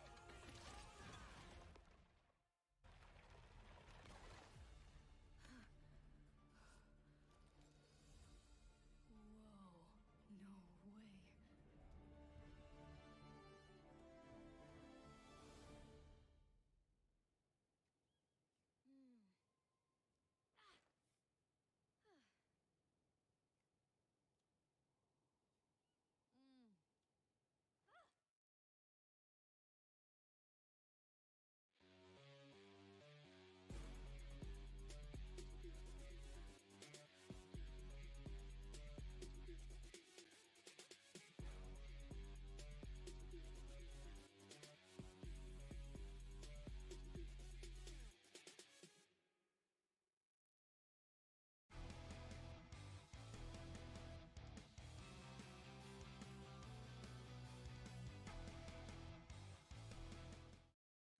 Welcome to Overwatch Championship Series Korea. We are having a crazy day today with a lot of, I guess, ups and downs, a lot of upsets, maybe no tears, but still, we're still at match 3. We are finally going on our final match of the day. But Wolf, before we go to that, how is our day going right now? It's pretty crazy. We had a 5-game series. We did have a slight upset win, I would argue, in our first one. Genesis getting taken out. And then going to the second one, definitely an upset with YETI taking out WAC. I feel like WAC lost this series more than YETI won it. I feel like YETI didn't win, Viper won. Yes. And Viper played incredibly well. There were a lot of mistakes from WAC. I feel like they didn't prep for the series that much. Thought it was going to be an easy walkover win, whereas it was clearly very important to YETI. They ended up prepping a lot better and just played better on the day. They even had their cool, like, Reinhardt Symmetra teleporter strategy. It didn't work. I mean, it worked to cap A, but worked, it didn't win them the map. For a point, yes. It didn't win them the map, so they discovered that Reinhardt has to take elevators, and they were like, oh, well, we got A, though. But look, I think that last series, our first series, arguably way more hype because it was closer. There were a lot of good things to say about both teams. Unfortunately, a lot of not so great things to say about a particular tank player. Moving to this third one. All right, we're moving to Falcons Falcons versus FTG. This is going to be, well, I can't even make any assumptions right now because all the assumptions have been thrown out in the bin right now after our first two matches. But I hopefully expect that this is going to be a banger. This is going to be high quality Overwatch, and because these two teams both have been showing very high quality Overwatch, and the last time these two teams have met, it was a map 5, and it was arguably one of the best Overwatch that we've been watching in 2024. Yeah. Now, from the gamer, definitely a very strong team. I think a lot of people underestimate their chances going into the playoffs themselves. I think on the best day, they can beat any team here in OWCS Korea. And maybe they end up giving us our final upset of the night against Team Falcons. Depends on how well Team Falcons prepared, what players they're going to show us, etc. But, you know, I do think going into this one, there's a lot to discuss. So Falcons came in, formerly Hamster, to this tournament as the super team, the most powerful team, the strongest team. They end up getting a massive sponsor, right? Picked up by Falcons here. Majed moved to Korea. This team has the best coaching staff, arguably has the strongest lineup on paper, but they lost to WAC. So a lot of the wind is out of their sails in terms of hype, but they could still maintain first place in terms of seeding going to playoffs if they can beat WAC and all of their other matches. It has to start here against From the Game. Yeah, I mean, because now WAC are already lost one match, they might even, like, depending on how other matches go, they might even afford to lose to WAC and then still get that first place. Of course, they want to win every match they play. However, this is going to be From the Gamer FGG, which is also a very stacked roster. And Alpha E, Flora, Bernard, Bellis, Rhea, Violet, Finn, all Overwatch League level players. And then I want to talk a little bit about Bernard because I think he has improved even more from his previous iterations of the competitor Overwatch. Yeah, it's crazy. I mean, I always talk about this with Bernard. It's the wolf rant that I do, but Bernard played in the very first day of competitive Overwatch here in Korea in OGN Apex Season 1. On day 1, he played. Going way back. Yeah, so he has been around since the very beginning. But let's talk about Falcons. They will be starting Hanbin here over Smurf, unsurprising. He has been the mainstay for the squad. Even when he needs to swap to Winston, he can do it, as Smurf is the stronger Winston player, of course. And, you know, Fielder and Chio, the support line here, very impressive. I'd say Proper and Stalker have been pretty insane. Proper is out of control good right now, but, you know, there have been other teams that rely on their DPS lineup more. I think Team Falcons is arguably, all of our teams here in Korea, the most well-rounded. Yep. I definitely agree with that, and this is going to be the FTG roster. Alpha E Flora, the damage duo of FTG, and it's going to be Bernard starting over Bellis Rhea on the tank. This is not a big surprise, as it has been so for the past few, I guess, match days. And it is Finn and Violet, which is It's for walkouts again, haven't I? Insane backline in his own right. Yeah, I feel like Finn and Violet, though, have been the weak link so far to the DPS lineup, and Bernard, who've been no matter what. Finn and Violet can find I do always miss for walkouts. Hold on. We'll lock in. Locking in. Locking in. Here's the gang. Picked up by Falcons here. Majed moved to Korea. This team has the best coaching staff, arguably has the strongest lineup on paper. But they lost. All right, Bow. Slightly out of sync. Slightly out of sync. First place in terms of seeding going to playoffs if they can beat WAC. Hands in. What are we doing? Hands in. Against From the Game. Yeah, I mean, Oh, Magic of a countdown. Nice. All right, FTG walkout. Flora grabbing some hand warmers. What's he got? Yeah, I think just hand warmers. All right, slightly better bow. Slightly better bow. Ooh, waves. Everyone's happy. And on Falcon side, we have Krusty. 네, 네코 감독님. So will they be able to? We hope to put on a good performance and stay confident on our road to playoffs. All right. Of course, FTG suffered a nail-biting loss against Falcons in their last match in the round robins. Will you show something different for today? Of course, with the meta change, we also practice a lot, so I believe that we will be able Okay. to win today. 경기를 앞두고 있는 두 팀인데 우리 팀 팔콘의 각오도 한번 들어볼까요? Can you share some few words of resolutions? 똑같습니다. 자신감 넘치게 우리 경기를 하자. And our motto is always the same, always stay confident and in our game. 이번에 플레이오프 때만 잘하면 되니까 결국에는. In the end, we also have to play well in the playoffs, so we will continue to play well. Oh, keep playing And that well. was it with the right. team rep interview between Team Falcons and FTG. And before we head into the match, I'm gonna say Nothing too deep. Straightforward. All right, thank you, Quest, for the interview translation. A lot of confidence from both sides, and it is going to be. Where's Yaki? Oh, he's busy with the boys. So we're going to Busan. Falcon pick Busan first. Okay. So Busan's a bit of a weird one because obviously you have Sanctuary. You have like very different stages. I think you can make a real argument Mecha Base is actually like quite a brawl favoured one. Then on Sanctuary you can really get away with a double backline because the map's so big and flat. But then on Downtown, Winston's really reasonable. And Anna Brig Winston seems like quite a reasonable one. Miss for walkouts, who won? It's FTG favoured. Slightly better Bowl, and then the setup for whatever you want to call it, the post walkout thing. It was a wave versus a hands in the middle, but they're both pretty even. But slight walkout Bowl for FTG, so they're edging it right now. Should have put Magin in for Ilari. I mean, it makes sense for Sanctuary, but I don't know what else he plays. Can you put him on Brig? Doesn't feel right if you play Dive on Downtown. And what do you put him on Brawl? Lucio? Doesn't feel good either. I think they printed it out. There's no way that would have been handwriting, but still, yeah, like you said, Team Falcons are usually the ones. Put Magin on Lucio. Surely works. Well. If Goomba made it work. I think you're really stretching the definition of work here. You're really using a very broad definition of the word work. Oh, the spinning sun, Flora? I like it. Oh, it's Flora Friday? Shit. Our Falcons are doomed, actually. Didn't factor in it was Flora Friday. Fuck.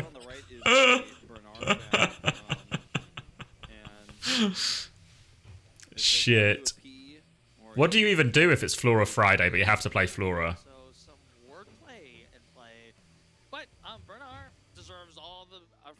Phrases and praises that comes his way because he has been nothing short of just excellent. He's a legend, you know. I do.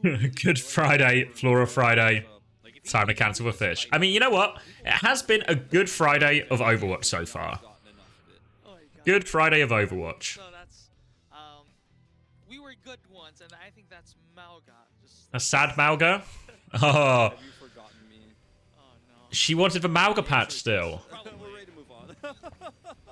Yep, The age of fate is upon us. what happens if the team Well, the students surpassed the master. Students surpassed the master. And all it took was the master to repeatedly opt into a dive mirror. Keeping it short. Yep. You die. You're losing after 6 minutes on FM, so it's not a good Friday for me. I've not played FM in ages, actually. I've got a save with... Unironically, I've actually got an Ajax save on the go. Against Team Falcons with new cut. And Donghack was not the problem. Well, they did let Donghack just play Winston all the time. I feel like that should be exploitable with the new ban system. Overall, what these two teams want to do, moving forward, what they think is the strongest composition. Today, so far, it's been Winston, but we know that both Bernard and Hanbin can play a reset. Alright, so Bernard in. They're planning on starting with the reset. My expectation is FTG are just aware at this point that Bellisry is not an option. Even if it's a Winston, like a very much a Winston map, like a Ilios or a Dorado or whatever, I expect we're really going to see the Bellisry stay on the bench. Whack Lek for flexibility to abuse the ban system. I feel like it was really abusable for him. It was so abusable for him against like a roster like Yeti's, but they just didn't opt into it until it was too late. Alright, a lot of good energy from fans of both sides as this is going to be a really, really hype matchup. If you look at the Bernard indeed is going on. All right, where are we starting? Mecha base? Looking like they're What are we thinking? Hanbin is in.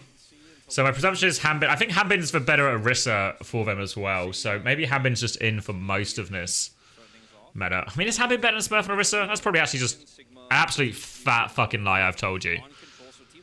But Hanbin can go between, I guess, Orisa, Sigma a little bit more. I guess the Sigma's one. I think Smurf Sigma's really good though. So I don't know. They're on Sim Bastion, Sigma. So back to World Cup meta, I guess. Busan is the World Cup meta map. That's the handshake agreement. Simcast, Sigma Mirror. Alright, TP. This is the Atlanta TP. If you ever played on London or SSG, you know that's an Atlanta TP. It's actually broken on this part of Mecha Base. Yeah, I was just going to say, so if you don't kill the Bastion instantly and he gets to set up... An Atlanta TP from the old Atlanta core. Nothing can compete with the Bastion damage in the game. And that's kind of been the case since... Why is everyone Sim pilled? I think Sim's still a really good hero, even after the changes. Because they like turned the damage back down, I think, or something, right? I can't remember exactly what. How did YETI win? That was a dive mirror. They won the dive mirror chase. So it was like Whack picked Ilios first map, then Esperanza first map, both a dive mirror, both went in Yeti's favor. Alright. They are not getting out of this choke. They're going to lamp out, but they are stuffed at this choke. This retake is so hard. So hard. We're on May Sim now.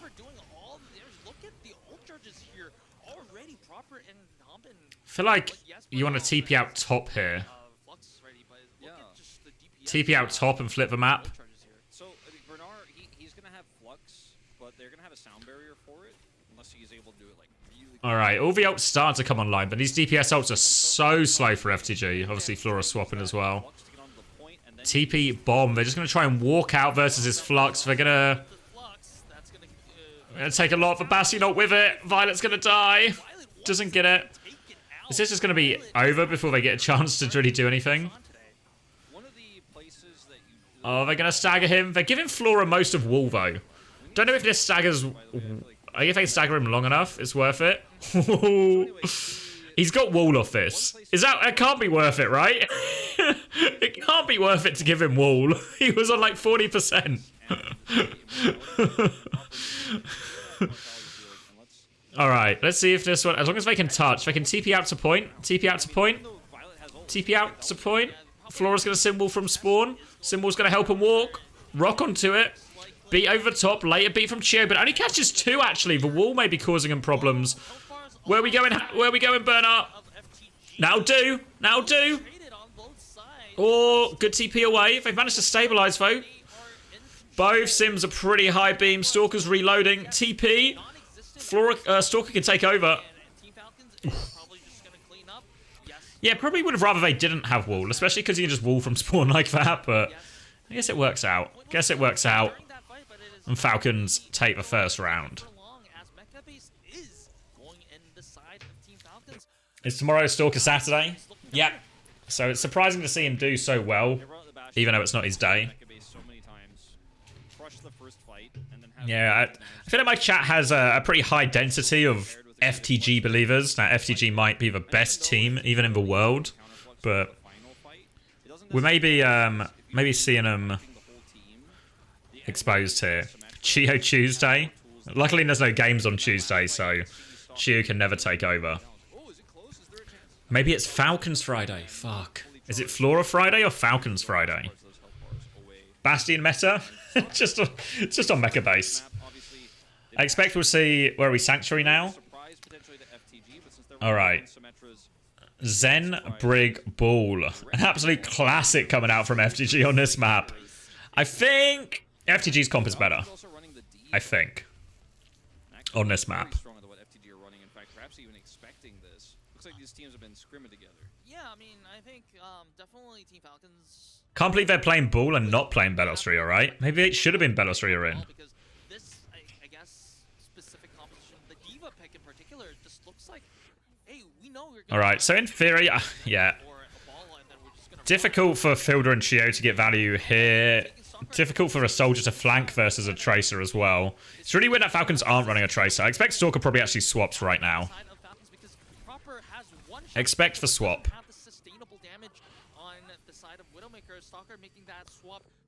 Yeah, okay.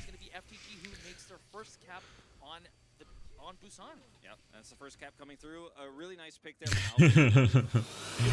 Oh, thank you, Nanashi. Appreciate the gift. Very difficult to pilot into this, but if they actually coordinate it well, Who got it? Buttersworth? in the competition here of Team Falcons. This dude makes the best VOD reviews. What, Buttersworth? Or me?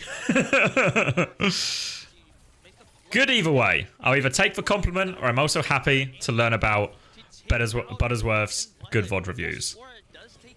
Butterpilled? Oh, Chris is buttered up. Butterhead. I think we're all getting buttered up right now. Fuck. That would have been pretty significant. But alas, he is unsuccessful and will just end up being an additional staggered death there. But yeah, that fight for Stalker. Alright, I didn't actually see what happened in that fight, but I'm sure it was good. Yeah, it was either good or it was bad by the other team. One of the two things. This is why people tune in for this hard-hitting analysis. If this was a Buttersworth stream, it'd actually be a lot better. Flora, tons of damage on this casting into Diva. A strong pick, but Alright, Proper's gonna swing. Window on point. Have to just wait out the window. Need support ult. Slow cooking for FTG. And this is going to be very successful, at least for the current moment until You're going out with real people today, so you can yourself not to say I'm everything pilled all the time. What if someone has good aura while you're out, Chris? Are you going to be talking about auras a lot? And while Haman is getting a brand new mech in place, just everyone on the side of Team Falcons is just ripping FTG apart. And this is fight territory in favor of Team Falcons. yeah, I'm not entirely sure what happened to Violet that time. Buttersworth catching straights? We're butterpilled. We're butterpilled. Stalker has free reign back there. The rest of the Why are people running Cass over Sojourn? So this, I'm not sure actually. There seems to be a much more... In Europe and America, everyone is really Sojourn pilled, but it's actually way more 50-50. Probably even Cass favored a lot of the time. We saw it a lot in the Winston mirror as well. Pulse Bomb's good, but it's not going to kill 5 here, so Stalker just doesn't want that ult for the next fight, I guess.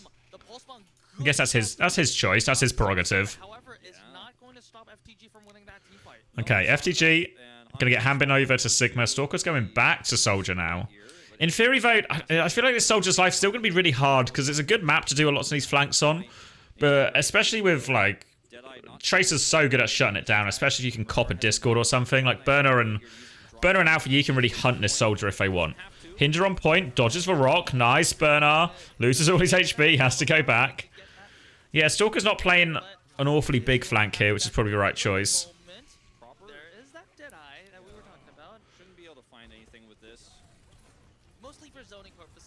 Coming round. Proper's caught. Burner is 1 HP. They're going to rally on point, but Burner has to go get Mega.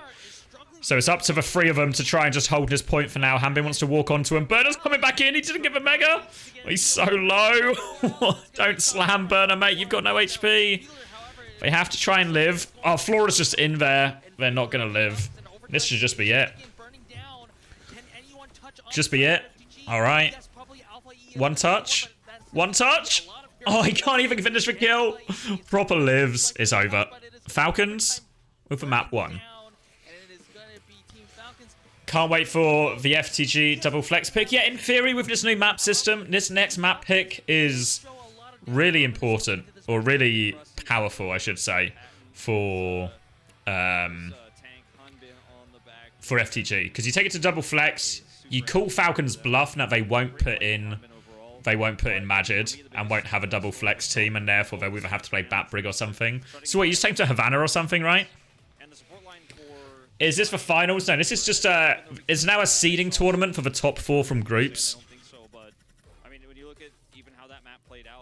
So it's just a seeding round robin between the top 4 teams from groups. So not like huge stakes in this game, but obviously still two good teams playing each other.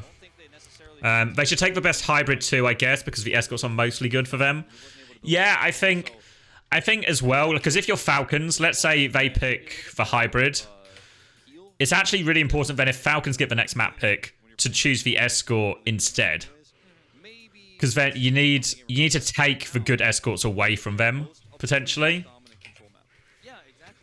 I feel like the hybrid and escorts are the most important ones in these like early ones, because they're the ones you can shift the most in terms of favorable.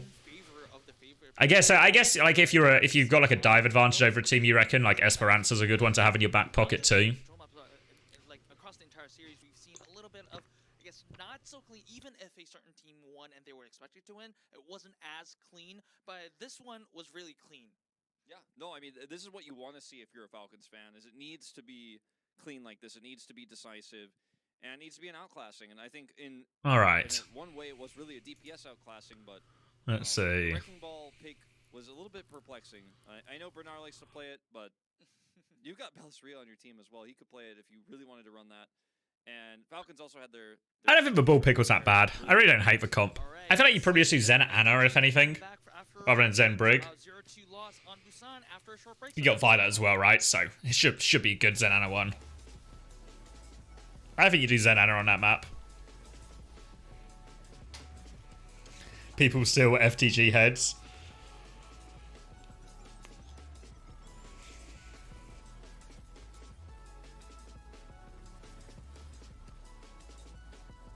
Yeah, ball really good. Yeah, I think it is good on Sanctuary. I mean, I guess like... Yeah, I don't know. I think like if you went Zen Anna, it's just better. Yeah. Zen Anna, I think the ball's fine. The Tracer plus hit scan or whatever is fine. Flora could have done Soldier instead, maybe, but I think both are really fine. I don't know if the damage fall off. Like if the map's just slightly too big to get the most out of this damage fall off. Compared to just a Soldier. But I don't think like the concept was bad.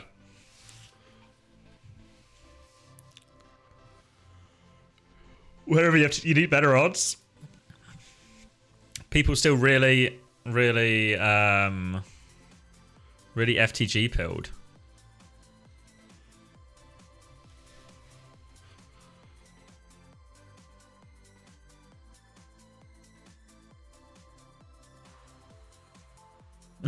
When you told your friends about the VOD, they were just like, isn't this the quiz guy?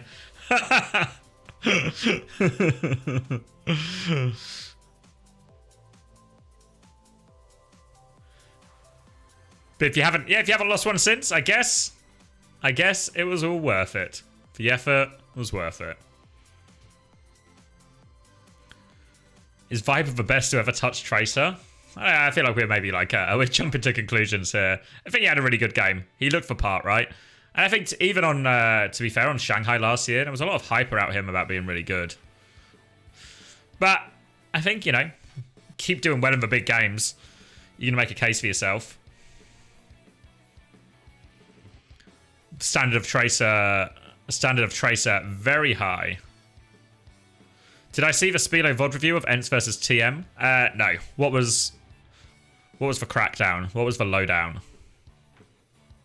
From there is the grand finals one, the 4-1 that TM won.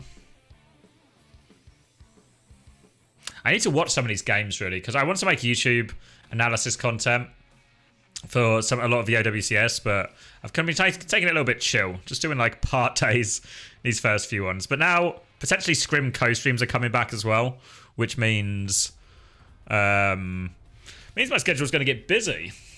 So I don't know when I'm going to fit that stuff in, but I want to do it. I just need to figure out the timings. Just said Ents don't know how to play their comp, like the Malga comp. Yeah, I think they really weren't getting the full use out of it. They weren't really getting the full use out of how to exploit the RAM with the Malga, and I think they definitely weren't getting full use out of the TPs. Alright, so FTG, they have high win rate on Blizzard World, Kings Row, Hollywood. So this is the big question I have, right? Because these aren't all the maps, right? Liquipedia claims there's more maps. No, we're not on level 3 Fon yet. This is still level 2. There's another one above this. Toronto Scrim stream today. Maybe. I've got like I've got this awkward situation where I booked private coaching before the scrim schedule was out, so I've sort of missed. So the private coaching I have manages to overlap both scrims that are Toronto playing today. So I don't know. Maybe I'll ask them if they can shift it a little bit, and I can sort of dip out, dip in. Oh my god, we're going to ancient times. No, I know. I have to mention it because like When does stage 2 start? Is it next week? Maybe it's quite soon. We can find that out. Or stage 2 group stage. Well, it's actually the Swiss we need, isn't it? So it'll be the week before this. The Swiss is the 5th to the 7th, which is next weekend, yeah, or next Friday. Yeah. So it means if I do want to do any analysis content on these previous OWCS games, I should really crack on. But we'll see. We'll see how it falls. We'll see how it falls. Does it not start till 9 AM after Sunday? So this is the last week of 8 AM starts. A lot of current DPS players just prefer the Echo when they can play that, because if you look at the team compositions that we've been seeing, DLS? like at least slightly. Don't know what it means. They Don't have a love answer sloths. Echo unless it's a Cassidy, right? Ooh, that's a Daylight savings. some of those Pokemon cards that really Yeah, that's probably the more likely one, isn't it? Will Majid play? Well, I'm pretty sure it wasn't a Midtown specific thing when he played last time. What an incredible poster this is as well. But you know it's holographic and it has to be Bernard, of course. What an incredible poster. It's rare. It's one of its first. I'd buy that. I probably wouldn't buy it. But if I saw that piece of artwork, I'd go, that's nice artwork. I probably actually wouldn't buy it. It's Friday 9:40 p.m. and still fans are giving that extraordinary energy. All right, so distinct lack of Majid on our screens right now. So what are they playing? Bat Brig, or do they just keep doing a Lucio Kiri Diva, or a Han Winston? The Han Binston? Yeah, I think that's the best version. The Han Binston.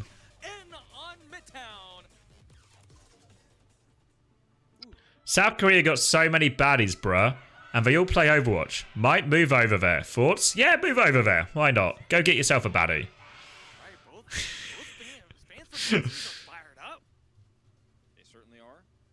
If there's two things this stream's about, it's about Overwatch, life advice, gambling, and making lists out of too long.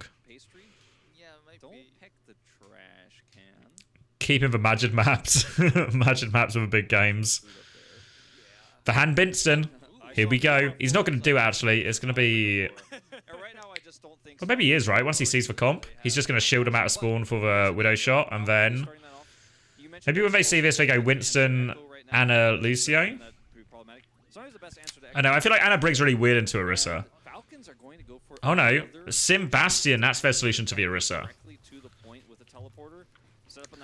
This is close to playoffs, right? The idea is that Sim Bastion's really good into Orisa, and this is what we did with Reinhardt, right? Except we never played Sigma. We should have played Sigma. We should have played Sigma, and then maybe we beat Boston.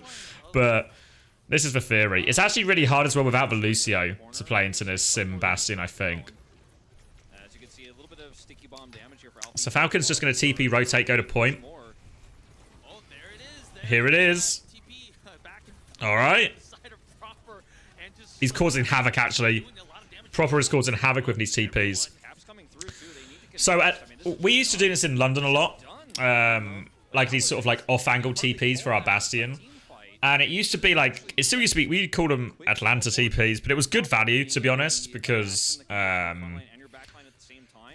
you could just get in this like free angle, right, mid-fight or something, your Bastion could cause big trouble, your Sim could hit a right click. But now with the Sim teleporter has more health, because the big problem you had is you had to be really careful not to get like the TP killed and then you get stuck on an angle and you just get focused down. But with a greater TP health, it's possible this is actually just really strong. Like that type of play is just really back. It's something Atlanta did a lot last year. Something we did on London a lot last year. And it's just good. It's just hard to deal with. So maybe Falcons have actually got the crackdown. Phil's had to use all these cooldowns. They're just moving cart for now, though. Why are they forcing Brig? I don't know, I feel like if they just... Yeah, I feel like the Lucio would be better at this point. Obviously, it's a bit weird, because I feel like, obviously, BAP Lucio is a little bit hard to heal the Echo consistently. We're going to window and drop on Hanbin. Hanbin will be eliminated, so they get the hold just beforehand. Don't know how much they can really, really stall out. Really stall out the cover. Going to beat in to keep fighting. Window as well, wall as well, everything, but they're just getting bullied back by Bernard. For rally push. They're doing so much, actually. They're going to pop rally as well. I think we'd sort of done the job, honestly, Violet, mate, but... Go on. Oh, actually, no, they put the rally earlier. I'm lying to you. It was a good rally. Lying to you. Good rally. Retract my previous statement. Good rally push. Actually counters so many of their ults now, and Falcons have sort of screwed their economy. Burner is just walking menacingly. He's just encroaching, you know? Well, the nice thing about Orisa against Bastion is you can play around his form timing quite a lot, right? If he forms, you can even spin and bully him into Javelin. Rock going to be dodged from Burner. They do flip underneath. Burner's taking a lot of damage. Sticky's on. It just catches him. The stickies as well. This is a problem we also had in London, like against Atlanta. But the Echo just hits. The Echo, it's so easy for the Echo to hit all the stickies on Bastion. She's actually really good at it. But they managed to catch her here. Now the Flux catches him. Lamp is good. Oh, the Lamp is so good. It keeps them alive through everything. Now the bombs come in. Bark. They weren't ready for the bombs. Proper is raiding the FTG base. And they probably get cap off this. Alfie's going to copy Sigma. They come back out. They do have window to come back out with. Probably disengage now if I'm Falcons. Window's going to be used. Window in response. TP above on the high ground, though. It's a good TP again. Good TP again. Alfie's going to trade one. They can still make this a bit of a dogfight. Got to touch, got to touch, got to touch. No one's touching. I think that was on Alfie, really, to touch. Alfie had to die for that touch. Yeah, almost Alfie escaping there, but it looks like Fielder here alone isn't going to be able Yeah, Alfie had to die for the touch, I think. Respawn does come through here, and they will Bastion meta confirmed. Yeah, lock it in. Very tough win there for Team Falcons, but they do get London Spitfire are back. Did I? If it beats, does it beat Orisa now? With the new TPs, does it beat Orisa enough? Don't know. Never really considered it. Also, very much worth saying it's into a BAP Brig right now, not a BAP Lucio, you know?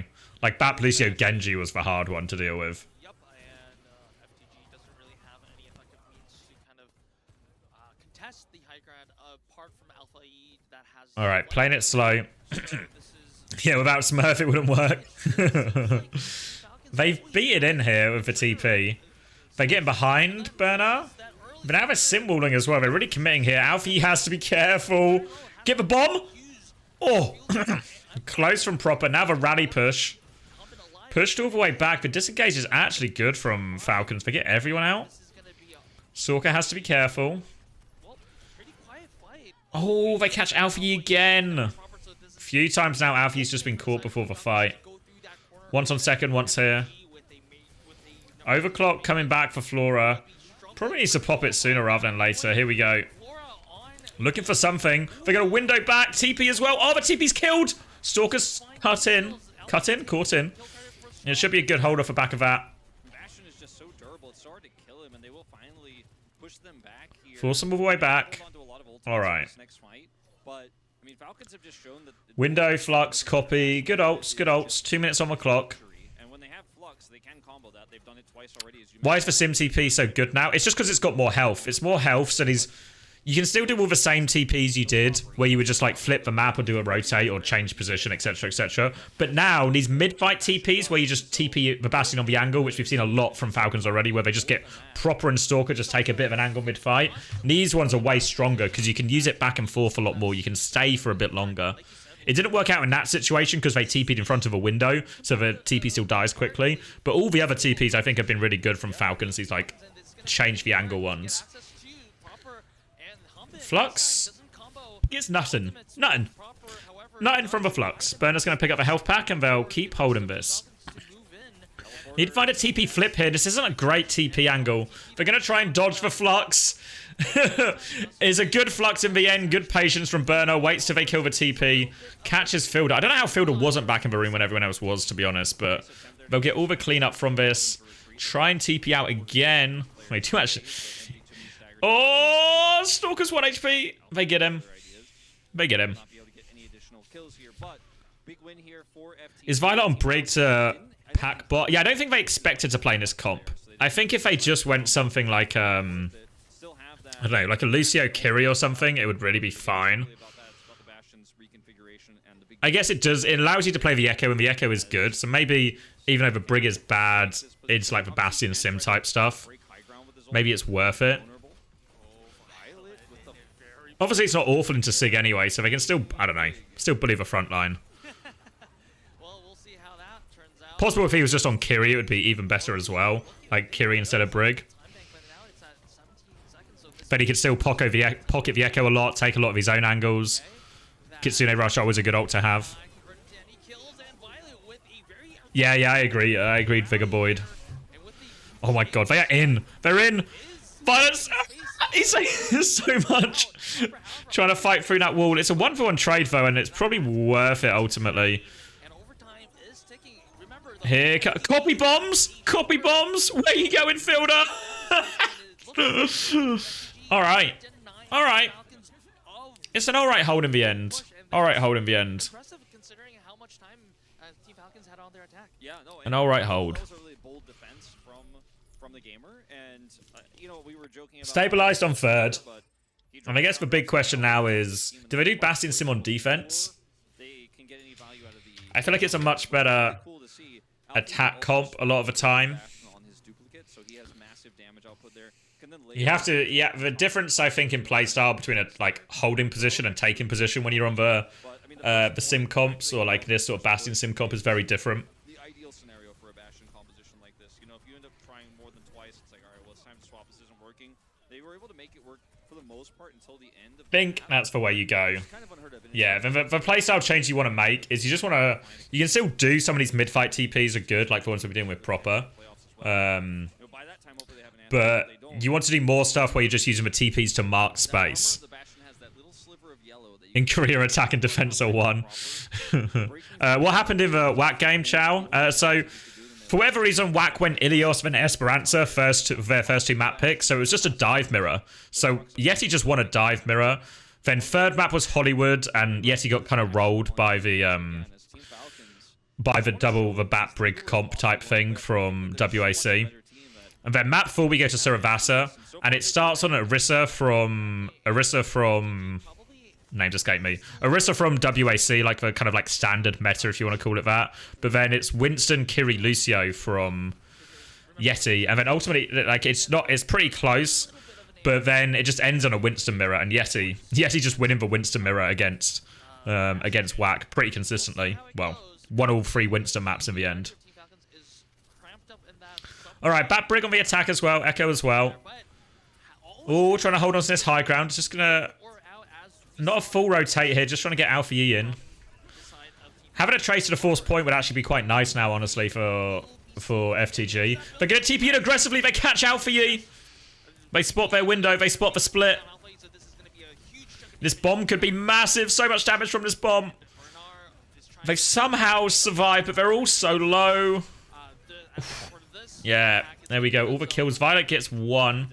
Sim will be back quickly, though. Did the WAC tank troll? I don't think it was a good series from Jumbin, but... don't know. Not enough to convince me Jumbin's a fraud or anything, but it wasn't a good game from Jumbin for sure. Maybe the most impressive part was actually like Irony and Bliss, who would you expect to be the weak link, sort of toe for toe in that dive matchup, were not the weak link at all. But Irony and Bliss actually had some dodgy rallies from Bliss for sure, right? But a lot of good play from both of them. Alright, they TP flip to deny it. Where are you going, Violet, mate? Where are you going? Where are you going? Why was Violet on point? 3-1 to Yeti Hunter. Dong hack is back. The age of Dong is upon us. The age of Dong is upon us.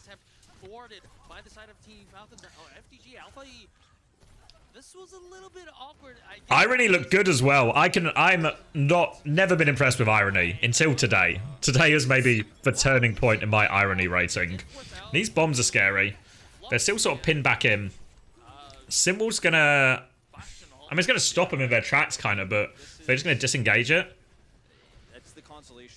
Alright, Flux now for Burner. Trying to TP out. Flux in. Oh! Hanbin, no problem. No problem for the Binster. They've got the high ground now on point as well. It's a treacherous place to play for FTG. They're going to TP back again. Trying to find the correct angle. Lamp has been used. Oh, the bomb's going to do so much. They push inside and kill Hanbin Fielder, though. They've done it. FTG have done it. They've got the first point.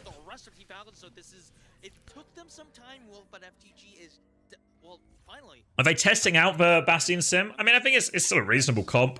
I think the Sim TP buff is something probably not factored in a lot.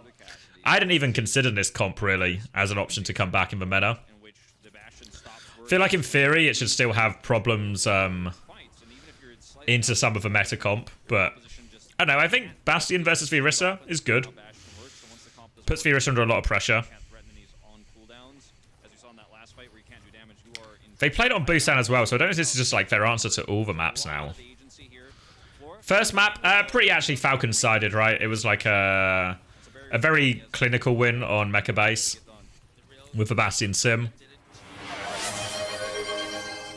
Morning, Pad Sander. Thank you. Thank you for the tier 1.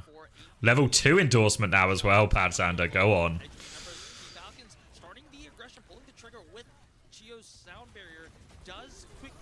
All right, Flux gonna come out.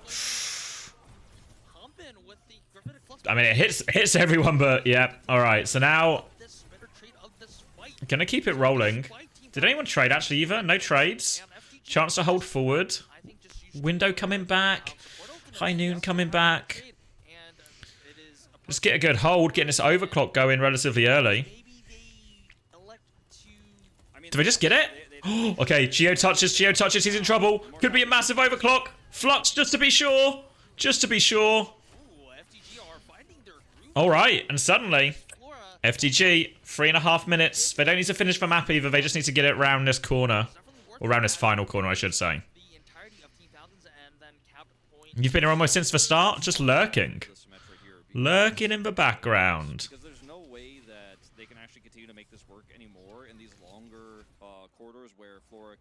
All right. Swapping to the Echo here at least gives them a lot more agency in terms of cross. They're now just mirroring. Korea teams. Obviously, a great deal of discomfort when they're not in the mirror. So quickly back to the mirror. Copy Sig coming in from Alpha Yi. Window going to be used, going to slow him down a lot. They're gonna rally and double Sig through it though. Oh god, Geo's in the corner. The lamp's good. They trade what? Proper managed to get a trade, so it's still good in theory. Maybe not now. Maybe it's not at all good. It's just over. FTG, tying us up. Seek comfort in the honourable mirror. Exactly. All right.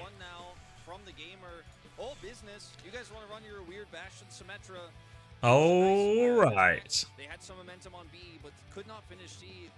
Were so hell-bent on continuing to run that composition, it did not work out, and then they're on the defense. Not too many complaints about that. As well, the Symmetra just never able to find value. Low-key imagine substitution here. Coming through there with the Echo. Get Magic in. So, logically now, what do you want to do? I think you want to pick Escort if you're Falcons, because if you let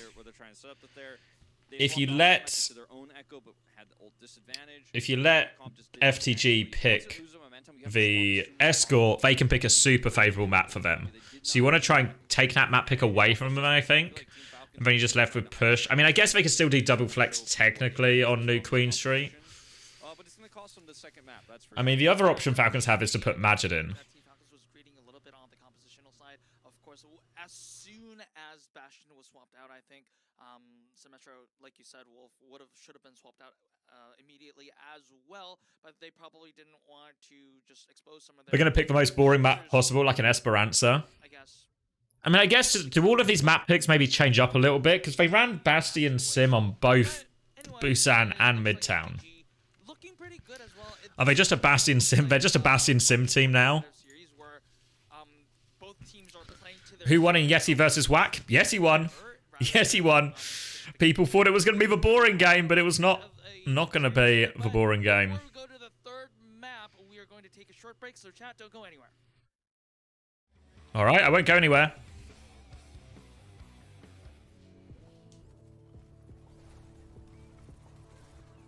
Yeah, I think, to be fair, like a lot of these TP plays were working early for Falcons. It just felt like they didn't have a good TP solution on third. They didn't have, like, a lot of the time with these sim-based comps, you need pretty good. It's like all about map solutions everywhere, essentially. You know, you need to know where the good TPs are, the TPs you want to do in different parts of the map for different situations, etc. And they had really good solutions for a lot of it, but not for that. Not for that last third point.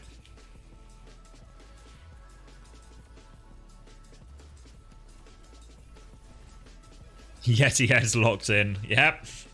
Yeti fans rising. When's the next Uncoachable? Sunday. Sunday. Probably. Probably Sunday. It's in the hands of our producer now.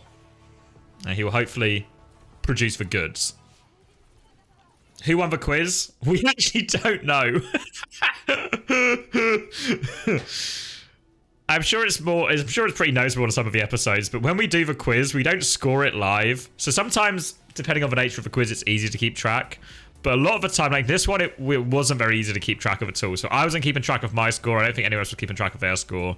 So we did the quiz, and then we'll find out when the video's released who won the quiz. I think it wasn't me, though. I don't think it was me.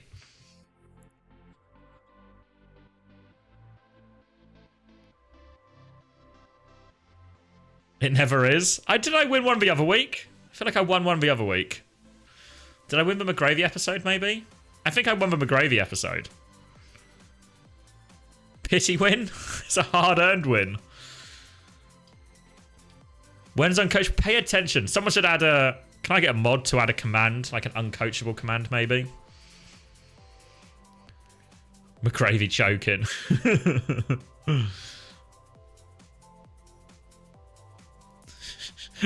Misinformation being spread.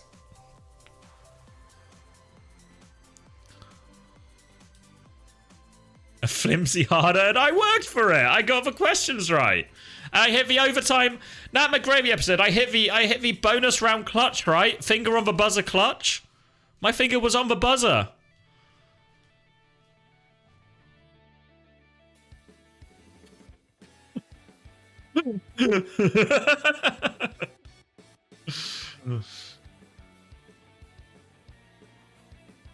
Can't take that win away from me. It was a hard-earned win on the McGravy app. So did we see map yet, or did we not?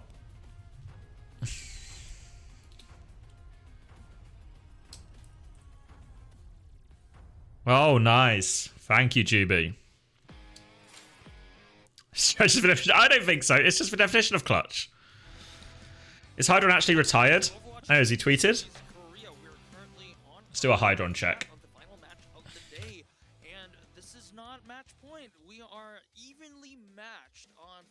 Joined M80, let's go pinned. Thank you, M8. Thank you, Hydron. Doesn't say retired anywhere. I guess he might have said on stream or something, right?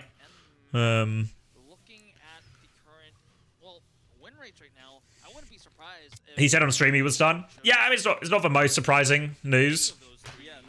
Light mode, sort it out, mate.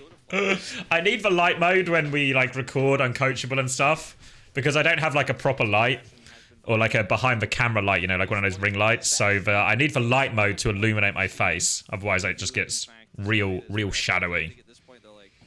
But yeah, I guess it doesn't surprise me that Hydron was done. Obviously, this very much first stage probably didn't go as he wanted it. I think he's having a lot of success with his streaming career and like on YouTube and stuff as well. So can't very much understand I can understand his decision just to opt for that instead. Get a ring light. I really just should. It's literally an affordable thing. Wasn't Jake supposed to be? He was going to be the next guest, yes, but very difficult to schedule with West Coast, especially because it's like West Coast GMT Australia. So we changed up the order. So we got Goomba in for a monster episode. It's possibly maybe not even possibly, probably our longest episode ever for this Goomba episode. And then we're going to record with Jake this weekend, and we'll have the Jake episode next week.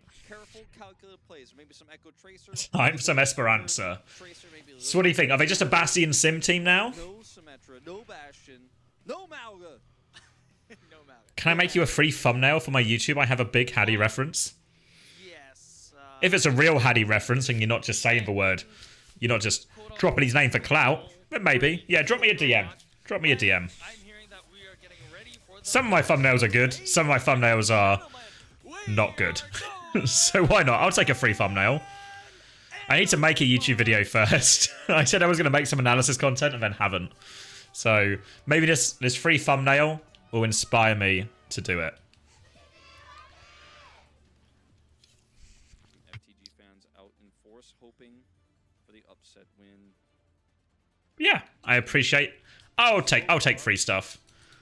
Will not hear me complain twice about free stuff. Okay, so looks like it's going to be Cassidy versus Sojourn here.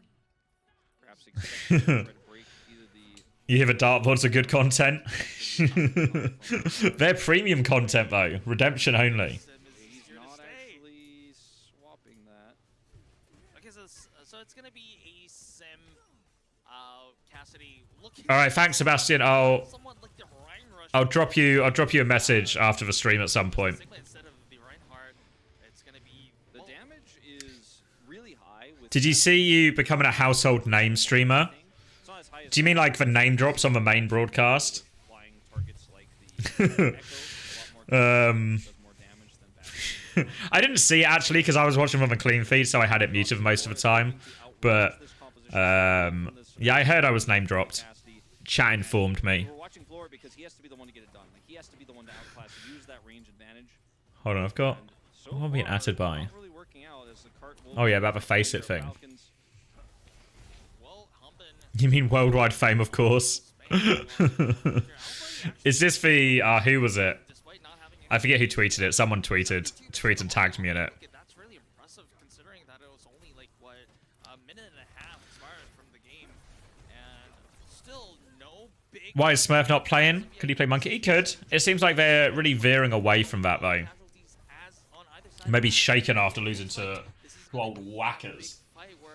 There's no gonna be second fights after, like a second fight after the big first fight. Yeah, the tension. Internationally recognized. He does have it now. He's gonna be the first one to start this fight off. Will steal the Sigma very likely, then try to hard push with his squad to get Flora into. All right, so in theory, the Cass is obviously much better against the Echo. Makes Alpha his life a lot harder. Batbrig still the choice though. They are pinned in this room right now. They've got a window, but they're pinned in. Smurf did deserve to be executed after what the whack one. Yeah, Smurfs. I was so hot on Smurf. Maybe Chris was in the same boat. We were so hot on Smurf after he dismantled us on 3 separate occasions. We were like, Smurf's the GOAT. He's good at everything. And then his Winston was underwhelming. And then the previous week, when it was for Malga Patches, Malga was underwhelming. Alright, trying to poke their way out here. Hambin's sort of stuck on the logo. I'm going to flux his way back. What's he going for? He's going to get Burner, but Burner's got inside, so Burner should be relatively safe. Relatively safe. They've reclaimed some of the space now, and Vital's going to keep going with Rally. Window's scary though, they're going to sim wall. Burner's just going to D-peek, dodges for Rock. Forces for Lamp out with the Flux. Going to try and keep pushing here, just going to try and keep pushing, but it's so hard. He takes so much damage trying to come through. They used everything in that as well. Alfie's also copied. And I think they really missed their window to get that advantage. Because you always talk about Life comes at you fast. Yes. He's gone from young to old in the passing of a winter, unfortunately, for Smurf. He'll be at the retirement home soon. Capture here pretty free for the Falcons, and Falcons are just in massive control right now. And Stalker is still running the Symmetra, making it very difficult for FTG to actually go in up close and personal. Hairline hiders. Yeah, I'm at the stage past that one. No more hiding. Ironically, actually, shaving your head is the best way to hide for hairline recession. Oh, the analysis on proper Cass over proper Sojourn. Well, obviously, especially into the Echo, the Cass is just a much nicer matchup. But I think as well, Korea very much seems to have this sort of Cass v Sojourn dynamic. A lot more 50-50. In the Anna Brig Mirror, they do tend to play the Cass a lot more. Obviously, it's got better bubble break and more like the Hinder's a good punish tool, etc. But I don't know. Maybe, yeah, like the more I see of it in Korea, it just starts to look really reasonable in a lot of these situations for Sojourn versus for Cass. And much more of like a 50-50 choice, as long as the map's like reasonable. The Cass wrong, Sojourn right dynamic. I don't know. Especially in the Dive Mirror, I can really see the argument for the Cass. In some of these other ones, like versus the Echo, I guess obviously it makes sense. Like it's forced him to swap, but maybe I'm slowly but surely becoming a Cass believer the more I see of it.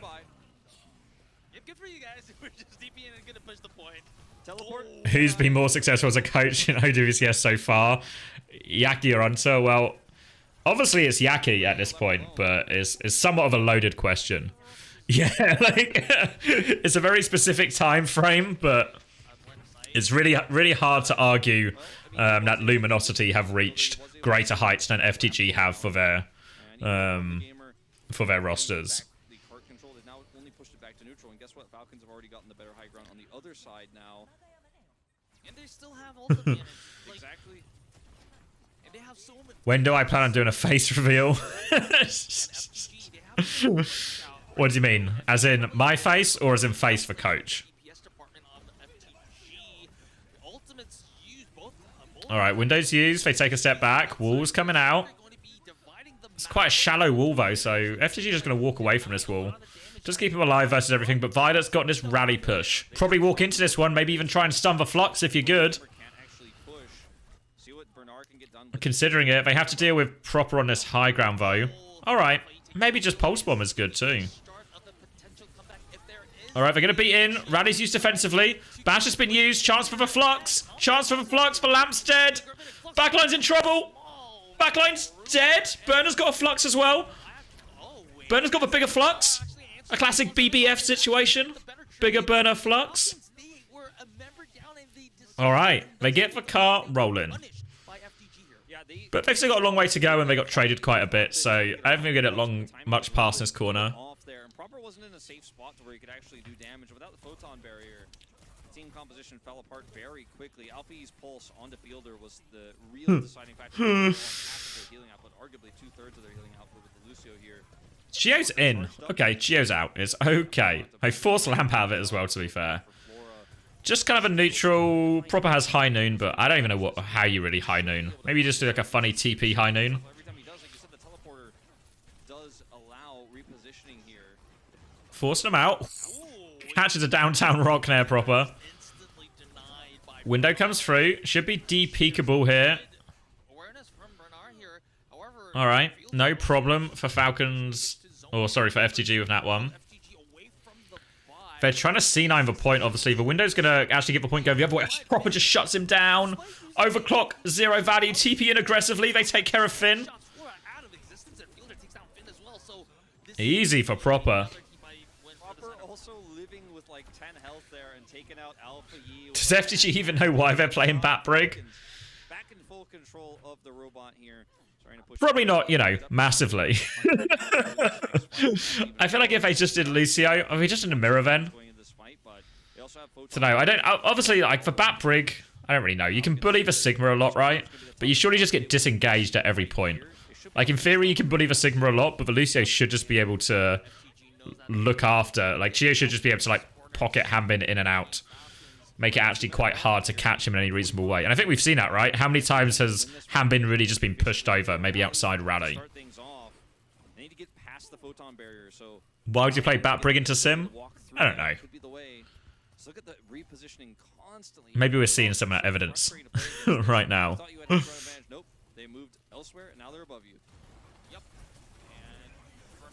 Alright, rock dodged. Flux coming from downtown. Does he get him? They're low. Lamps forced. No one there to finish. Alright, they have to try and get themselves out of this difficult low ground, and they have to beat now. Simwall as well. Burner looking for the Flux. Where are we going, Burner? Who've we got? Who've we got in this Flux? Fuck. Heinen dropping in. That should be it, right? Should be Falcons on top.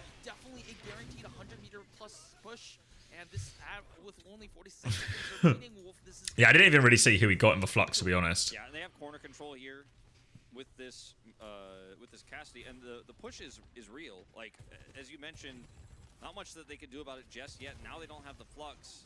Amp Matrix useless because they don't have line of sight. Okay, that's going to be Immortality Field gone. Floor has an answer. All right. Maybe. Opportunity. Force the lamp. Take the car. All right, don't trade. Cool. Cool. Now just win three or more fights in a row, and then we're really cooking. No room for error now on FTG's side. They won that fight, air quote, but they didn't really get that much control, and they were actually slowed down. And Hanbin sacrifices himself so that Proper can maintain high ground. Violet Kiri, we're back.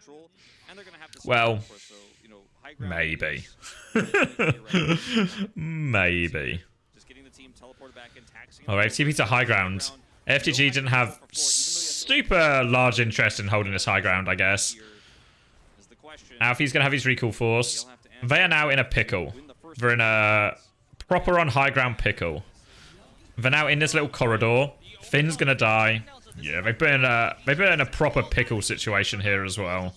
Flora needs to kill several. So this is gonna be overtime, bleeding out, and Esperanza is going Team Falcons' way, and they need to go back to the brig.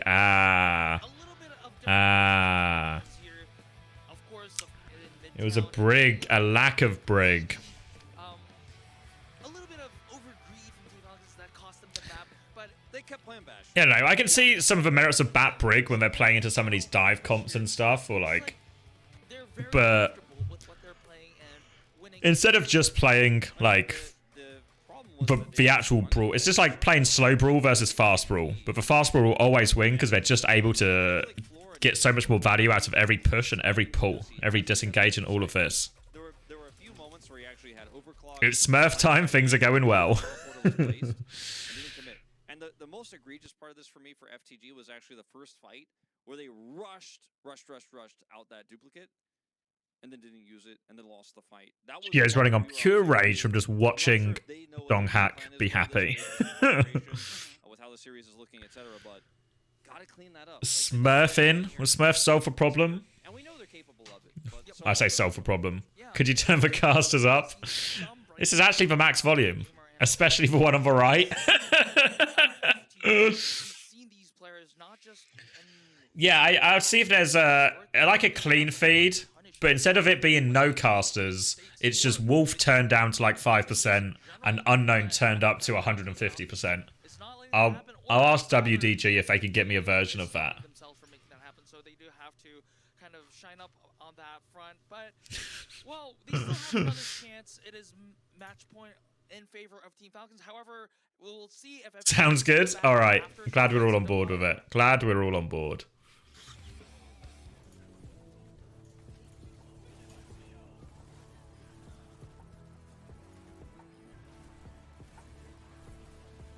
Get a green screen and put myself on the desk. Clean feed, except it's just Unknown, no Wolf for games. It's just clean feed, but it's just Unknown's webcam the entire time, and we just watch him watching the game. Okay. Yeah, I'm sure they can sort that out for us.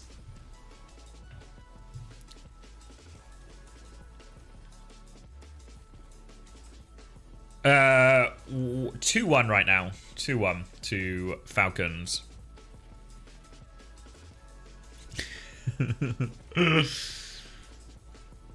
Chills imagining the G-Clef unknown 9k hex 4-way cast. I mean, I feel like it's an instant orgasm situation, right? You just wouldn't be able to help yourself.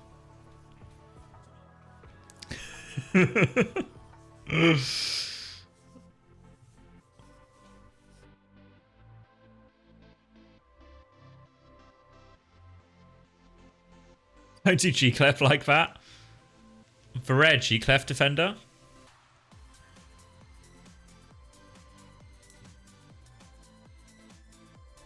Yeah, it feels like we just got outmaneuvered, right? It's very much the nature. If you're playing against a sim team, or a team that has sim and you don't have sim, and a team that has Lucio and you don't have Lucio, you're just going to get out-positioned or disengaged or whatever in loads of these fights. And I think that's kind of what we saw mostly. Is G-Clef's alt account?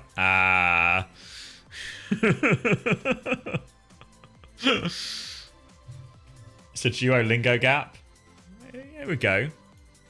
Just need that Duolingo sponsorship, and then we're cooking.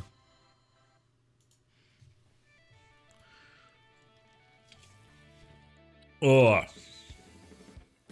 So where are we at now? So FGG's pick. Escort is still open, right? So now we go to like Havana or something.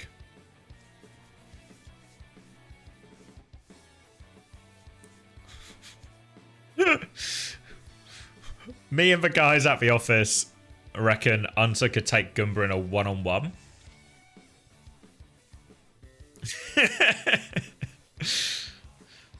I feel like you'd have him actually, Max. He'd melt you with psychic mind beams. Yeah, I didn't factor in the psychic mind beams, I guess, but... Team Goomba. Hunter's 6'6". 6'6" on a good day.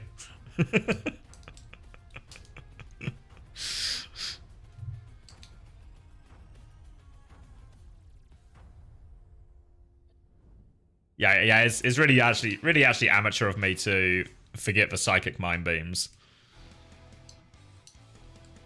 All right, FTG out early. We are currently on map 4 of the final series of the day, and we are finally, well, Team Falcons definitely found their groove, and they are currently on match point. This is the only 2 remaining map types that can be played as Flashpoint and Escort. So the only map that FTG has played of Escort is... So, alright, Circuit Royale or Havana? Surely feels like the play. Take the Majid Gambit, now they won't play him. Right now. You will eventually have to if you're going to win this series and bring it to 5, but maybe save that for last. So maybe go to Shambhala. And then it's just a Flashpoint mirror. Yeah, they could take us to... Well, I say mirror, but like a... Or a Circuit Royale. Yeah, I don't know why FGG are so anti Lucio right now. I love Flora. So they played it the first map, and obviously they lost, right? But I don't think they lost because they had a Lucio. And speaking well about since his days in contenders back in like 2018, but it has Goomba on stream. He's been given a lot of opportunities. We can do it if they want. A little bit weak. If Goomba and Hunter are so inclined. I'm really hoping they can turn it around. It is going to be Shambhala. Will Majid be the new Who Are You? Bench ride to a championship. I mean, Falcons have to win the championship first. That's maybe the bigger concern right now. That's the bigger concern. One step at a time for Falcons, I think. You could see some, rare picks like the Doomfist on the first point. You could see Stan FTG, they win and you get the 500k for and vote for VIP. It's a flip for VIP. You've got to win the coin flip as well. Is the problem. Or what was it? 1 week timeout? What knows of the odds, right? VIP or 1 week timeout? I think they'll be happy to continue to put Stalker on it and see what FTG have left in the tank here. It's very late. It's almost 10:30 at night here in Korea. The first 2 matches went long, so these teams are playing. Confident. Fans are staying late into the night. We'll be in taxis home after this if this goes to 5. Maybe FTG have got something. That's definitely worth it, but we're and ladies and gentlemen, Confident in the coin flip odds. in on Shambali Monastery. Oh, no, we're not. Sorry. Ladies and gentlemen, Immediate we are pause. going out of Shambali Monastery. We're pausing. We were almost there. 1 week is light. Finn has For leaving as a light timeout. We just took a gas stop. I think it's a reasonable. I got 1 week timeout. I don't know what these players like kick USB. Has the coin flip meta evolved yet? We did do a dice roll once, and everyone gets to vote between 1 to 6. The dice roll is like the premium version. From my experience, I actually played on stage before. Dice roll is really leveling up. It is usually you just kick the USB port. It is. Yeah, no, I mean actually. that's the thing. Like, stop kicking it out. Finn. And going also- You only stream 3 days a week? We're going up to more days next week. Scrim streams will be back, so then the gambling will be flowing. software- Gambling will be flowing. software in it, and it sometimes kind of crashes with the voice chat program software over there. Yeah, I mean that's. Oh, what does this say? That's generally what happens. I mean, sometimes, usually in esports, it is not like The dice roll premium. At a certain point, I should just do like a stretch goal where we just buy a roulette table. There's no software connected, but what they are using for this, it could be a software issue.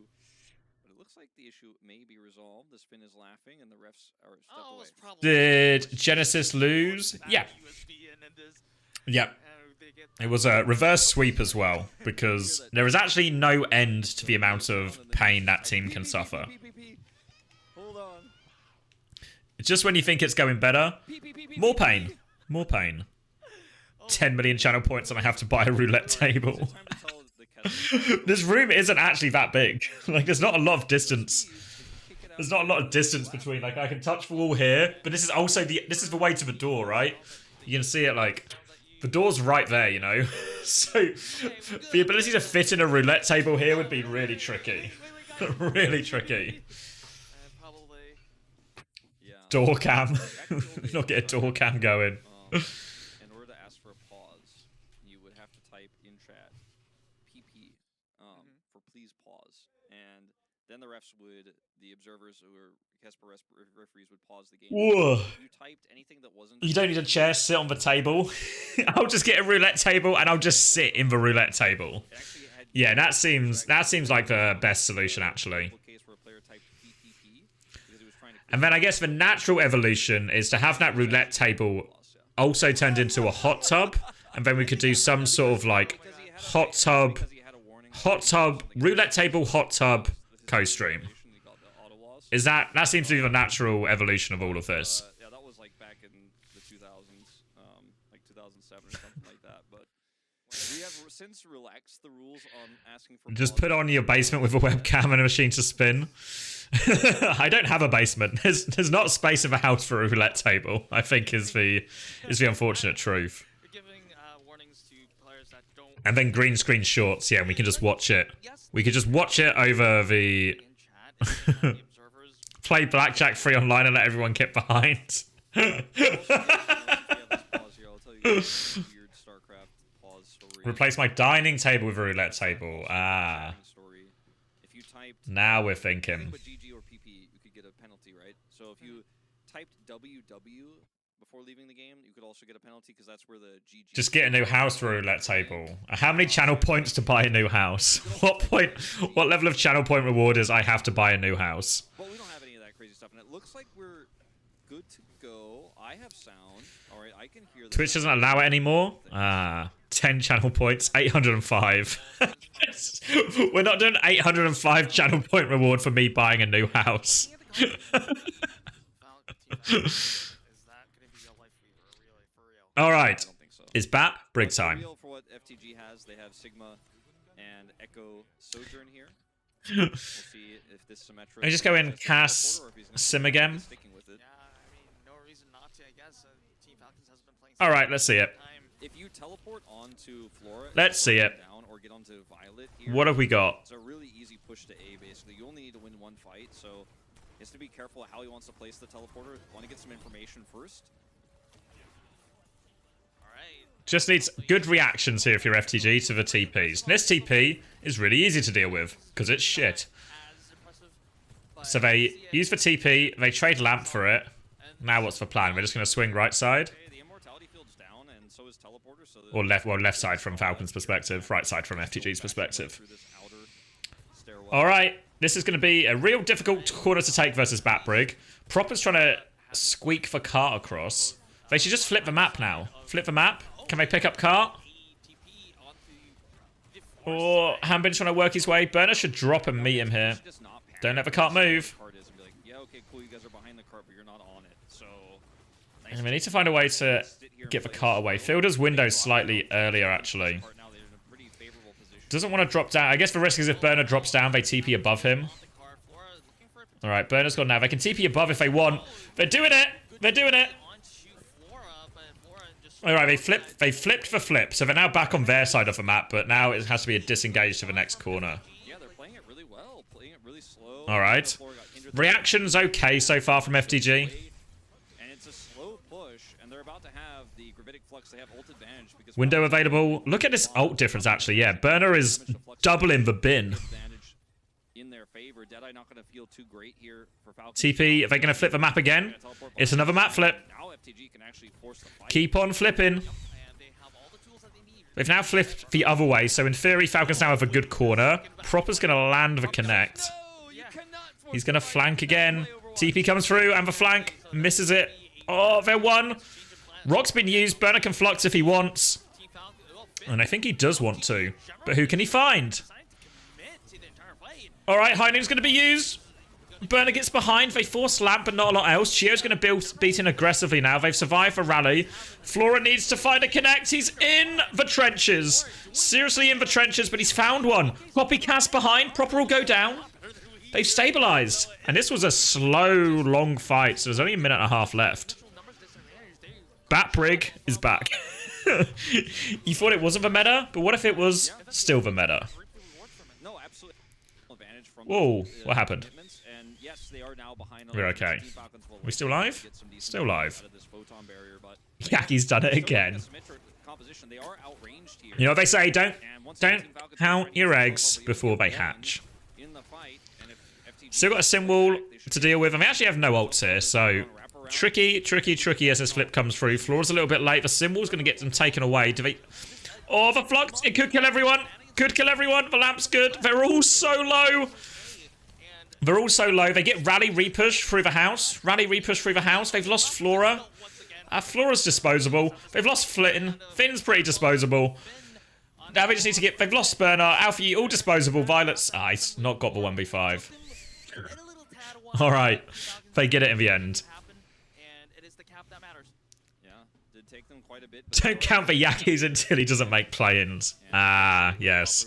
That old adage. Some eggs take longer to hatch than others. Yep. All it took was an entire Overwatch League 6-year run. Maybe that's unfair. Was Yaki in the league season 1? Was it season 2? When was the start of the Yak run? Maybe season 2. Just 5 years. Season 3? Oh, okay.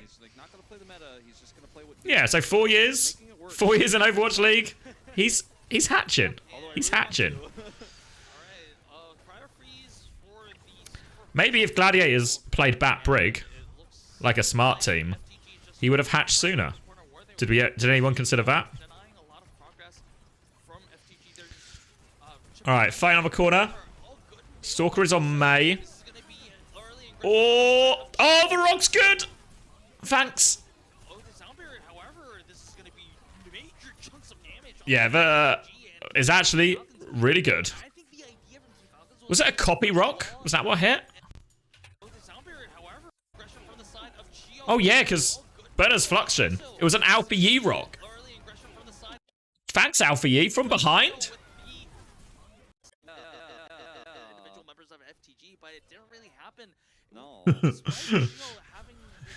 Is Yaki up next? He might be.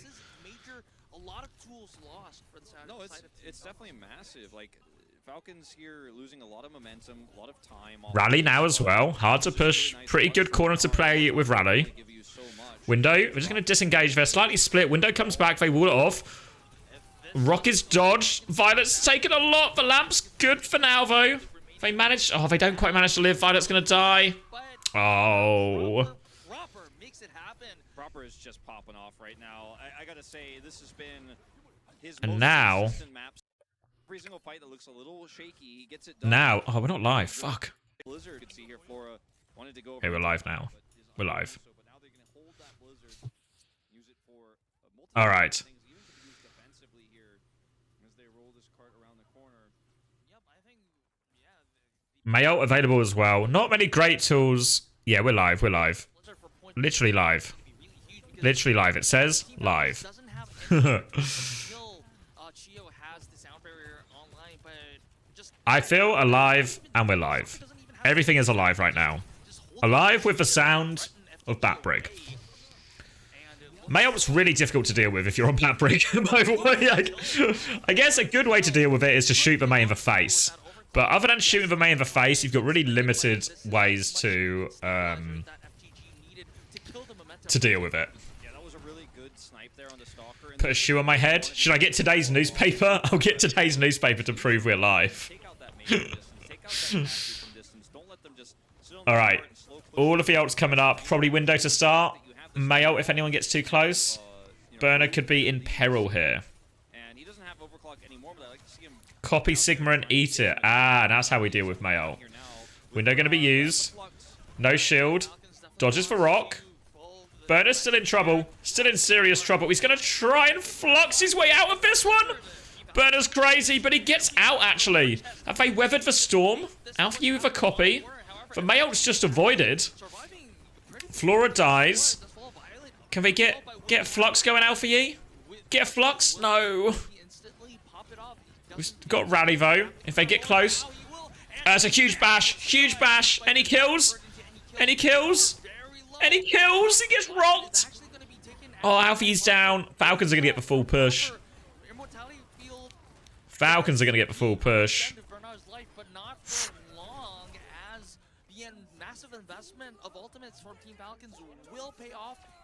Pre-recorded reactions. Yeah, it's all scripted. This is all just a series of random things I'm saying. Ah, FTG are an attack team. Why could he not just go Zen or Mirror Lucio? There were some good moments here for sure. Or is, I think there's a typo here, or is Brighton just in for the Echo? Or is Brig in Brighton just in? Is Brig in just for the Echo Sojourn Pocket? I don't know why. I really don't know why. Even like, I feel like a Kiri would even make more sense, but yeah, they 100% could just go Lucio and take more of a straightforward mirror and feel pretty comfortable in that. Or go, yeah, or lean the other way and go Zen. I think, to be fair, this is quite a corner-heavy map, so I think Lucio or like some version of a Brawl comp should just win here. Like, in reality, you could just go like Ram, Lucio, Bap or Kiri, and just win. But it's fine. Why not? It's fine. It's a Batbrig map. Can actually get damage done on the DPS line. Hanbin's mostly shooting at barriers or shooting at nothing. Part of that was the Oh yeah, yeah. We're surprised to see that Mayo not get value because they have no speed, they have no Suzu, they have no TP. Did Magic play? Not today. Well, sorry, not yet today. Actually looking for a Zenyatta pick here for some additional range damage. This is actually really ambitious from the side of FTG. This means that they're just Right, standing in spawn, but they can just get wide swung on here. Now we see the Zen. also a lot of healing out for this because this is All right. they're gonna miss the Baptiste and They're gonna Kelly field, so this back is it up. a little bit more risk for proper. I don't know, So yeah, a lot of good corners to play here if you're Falcons on this defensive side. So difficult to get Violet a true, meaningful angle to carry with. Looks like he's going to swing now with Alpha Yi. Also focusing down Hanbin, pushing him back there. Proper's going to try and keep him contained. Really surprised Alpha Yi doesn't just go Tracer with this. now trying to just apply pressure. He's going to go all the way into the back. All the members of Team Falcons, Hanbin at half health. Of course, the Discord orb is Oh, Violet's one. very irritating. Discord orbit's onto him. Alpha Yi's looking for it. Can't find it though. Mega nearby, so wasn't Wall of it just going to crush him in main actually. Looking for a trade if they can. Any trade is good. One trade? Oh, not quite two. Can Burner get another trade? Hanbin's trying to hold onto his shield. Alright. Should be really tricky against the May here for the Zen team. Yeah, I mean, the Immortality field bought so much space for Falcons there, and Alpha was like, all right, my team will focus that, then I'll come in and clean it up. And the Observers also thought maybe he had an angle. Why Cass instead of Ashe? I think the Cass is probably just better than the Ashe at the moment. Like, this map's, like, these part of the maps at least, this, like, first couple of corners are pretty close range anyway. So I think Cass is just nicer into the Echo. He gets walled off. Is Burner in trouble? Burner might be in serious trouble. Stalker keeps fighting these walls. They're shut down. They're going to push and get all the kills now. Or I think Violet wants to try and get Transcendence there. We'll just reset. Alright, 2 minutes off the clock. And look for a big Blizzard on the next push because Blizzard's ready. Transcendence, you know, can be used to kind of stop the Blizzard value from coming. Why is proper on Cass again? It's good into the Echo.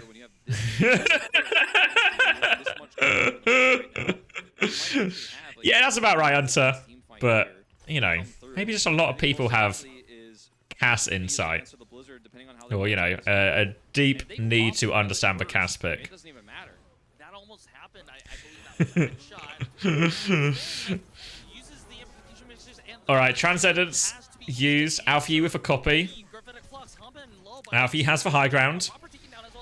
Alright. Alright, this is it. They're finally getting it open.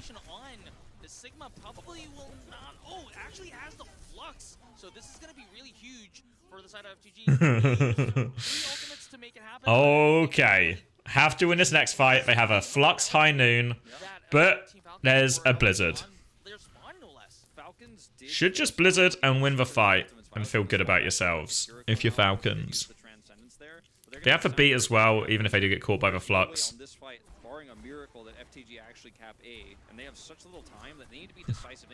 Why is Chio not on Brig? Now we're asking the real questions. Alright, Flux comes out. Beat is there to meet it. Eyes on this Blizzard. Let's see it. Okay. Window first. They're going to disengage it. But how do you not get May ulted here? Pilot's going to Suzu them out of it. Suzu for the Blizzard. Alright. Alfie's dead. Alright. Suzu. Do they get out? Suzu, but they still don't get out. They get booped back in. Chio boops them both back in. It's just over. Wow. What a rubbish map this was from FTG, really. What a rubbish map.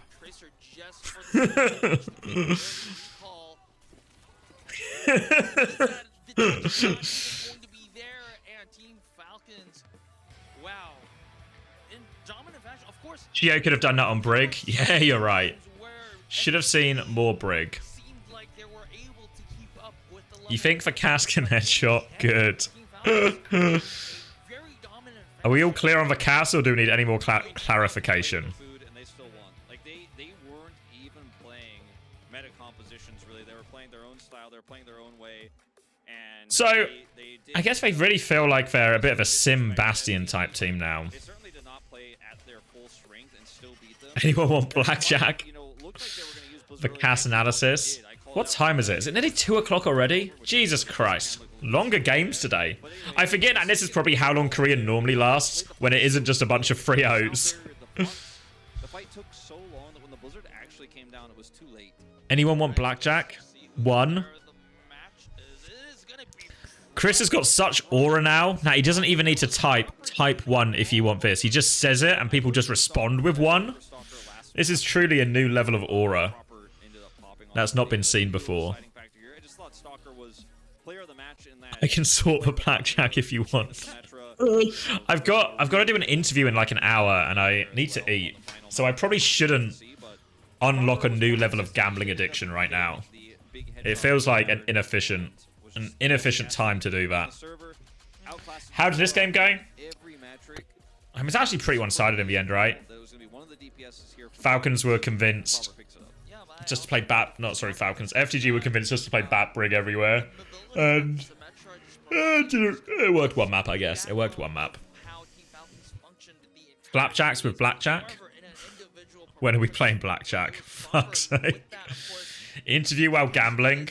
The fraudulent streamer, fraudulent Preds? Wait, who did I pred?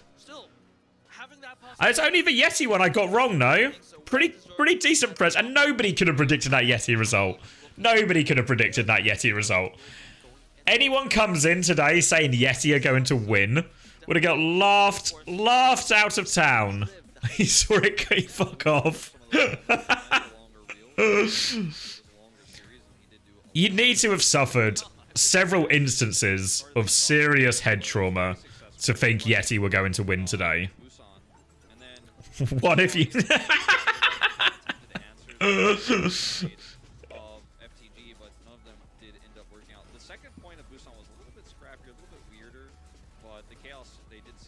Believed in Coach Kong, what a fool. Yeah, maybe the uncoachable episode might have aged poorly already before we've even released it. Fuck. But I do have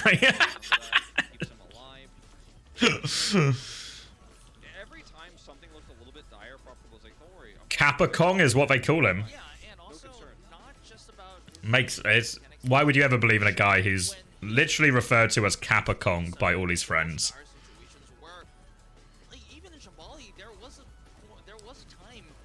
The Fool of Kong. Fuck, it's... The start was so good, they've actually franchised the fucking thing already. Kappa King... Oh, okay. I feel like there's, Nearly. Why do you stop saying it? I actually just stopped reading halfway through for no explicit reason. And please introduce yourself. My head trauma kicking in. The DPS for Team Falcons, Proper. Proper? We always talk to Proper. But we might get some Bastion tips, so it might be worth it. Of course, just like a strong team would showcase.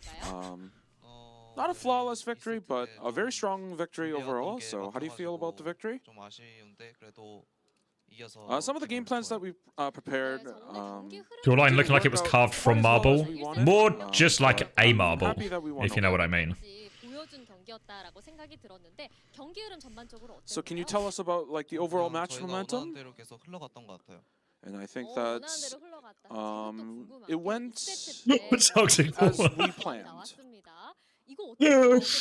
Can you tell us about the Bastion in map 2? Yeah, talk to us about... Wait, we're gonna get Bastion tips. We're preparing various team comps.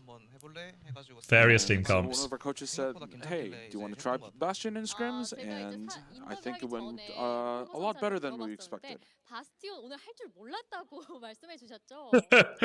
Earlier, you said that I didn't think we would play Bastion, but he ended up playing it, of course.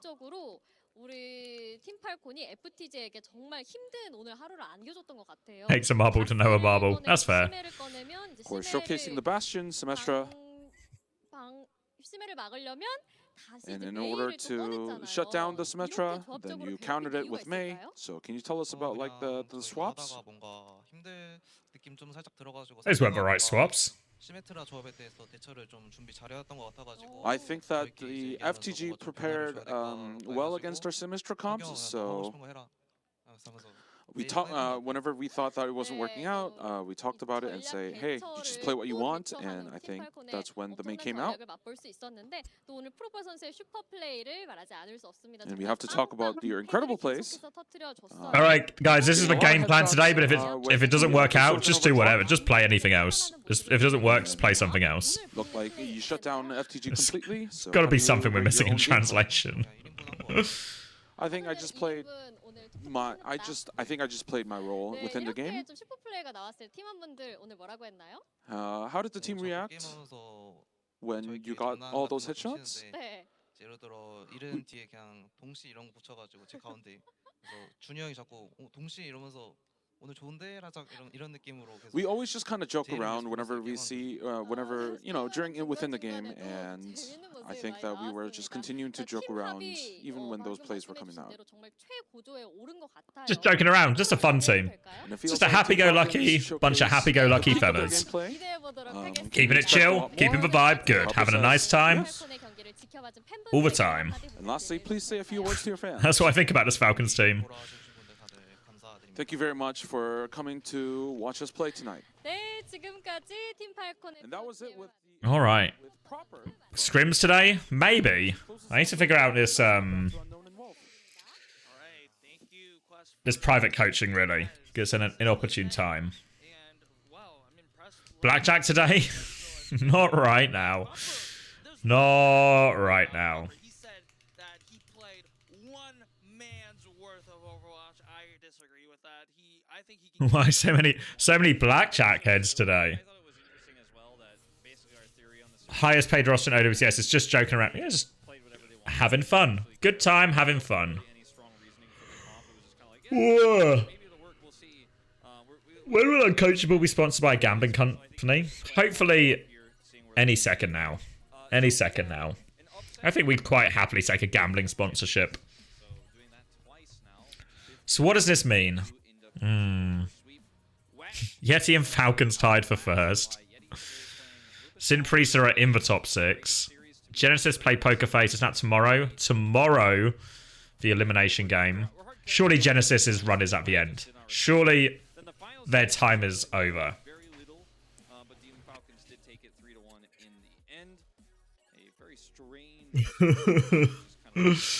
And then do we have these ones as well? Yeah, so WAC versus FTG. Should be good. Falcons versus Yeti. Can Yeti keep it going? Can Yeti win again? Can Yeti bait them into a dive mirror?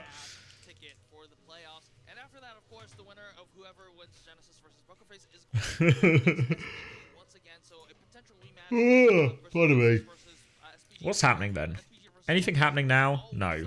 Should I just end the stream? I have to do an interview in like an hour.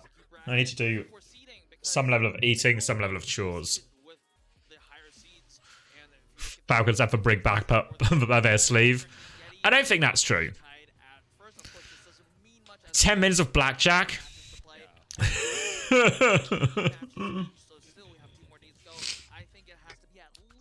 What do you mean? Aren't you meant to be going out soon, Chris?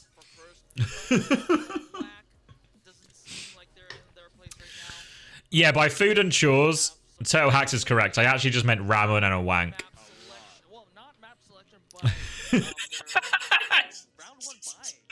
Yeah, just need to do. Got some lunch to eat. Got to have some chores, you know. Ramen and a wank. I think on that note, we should end it. I think I had a good time. I think I'm going to try and stream some scrims tonight. I'll probably tweet at some point when I figure it out. I need to do some level of scheduling thing. It'll be the Toronto scrims. I don't know who they play tonight. Unless they play SSG. I don't know if your scrim is at them tonight, Chris. But we should have one tonight, maybe one Sunday, and then back to a pretty full schedule next week. Off for the next few days. Fucking slackers. When are you back? Tuesday, right? I would faith towards Falcons because even though if they didn't show as much as they would probably should have. I should stream the LG scrims from Unter's POV. Yeah, I feel like Luminosity are pretty open, pretty happy to stream everything, the good and the bad lately. So I feel like Luminosity don't need any further exposure for their scrims.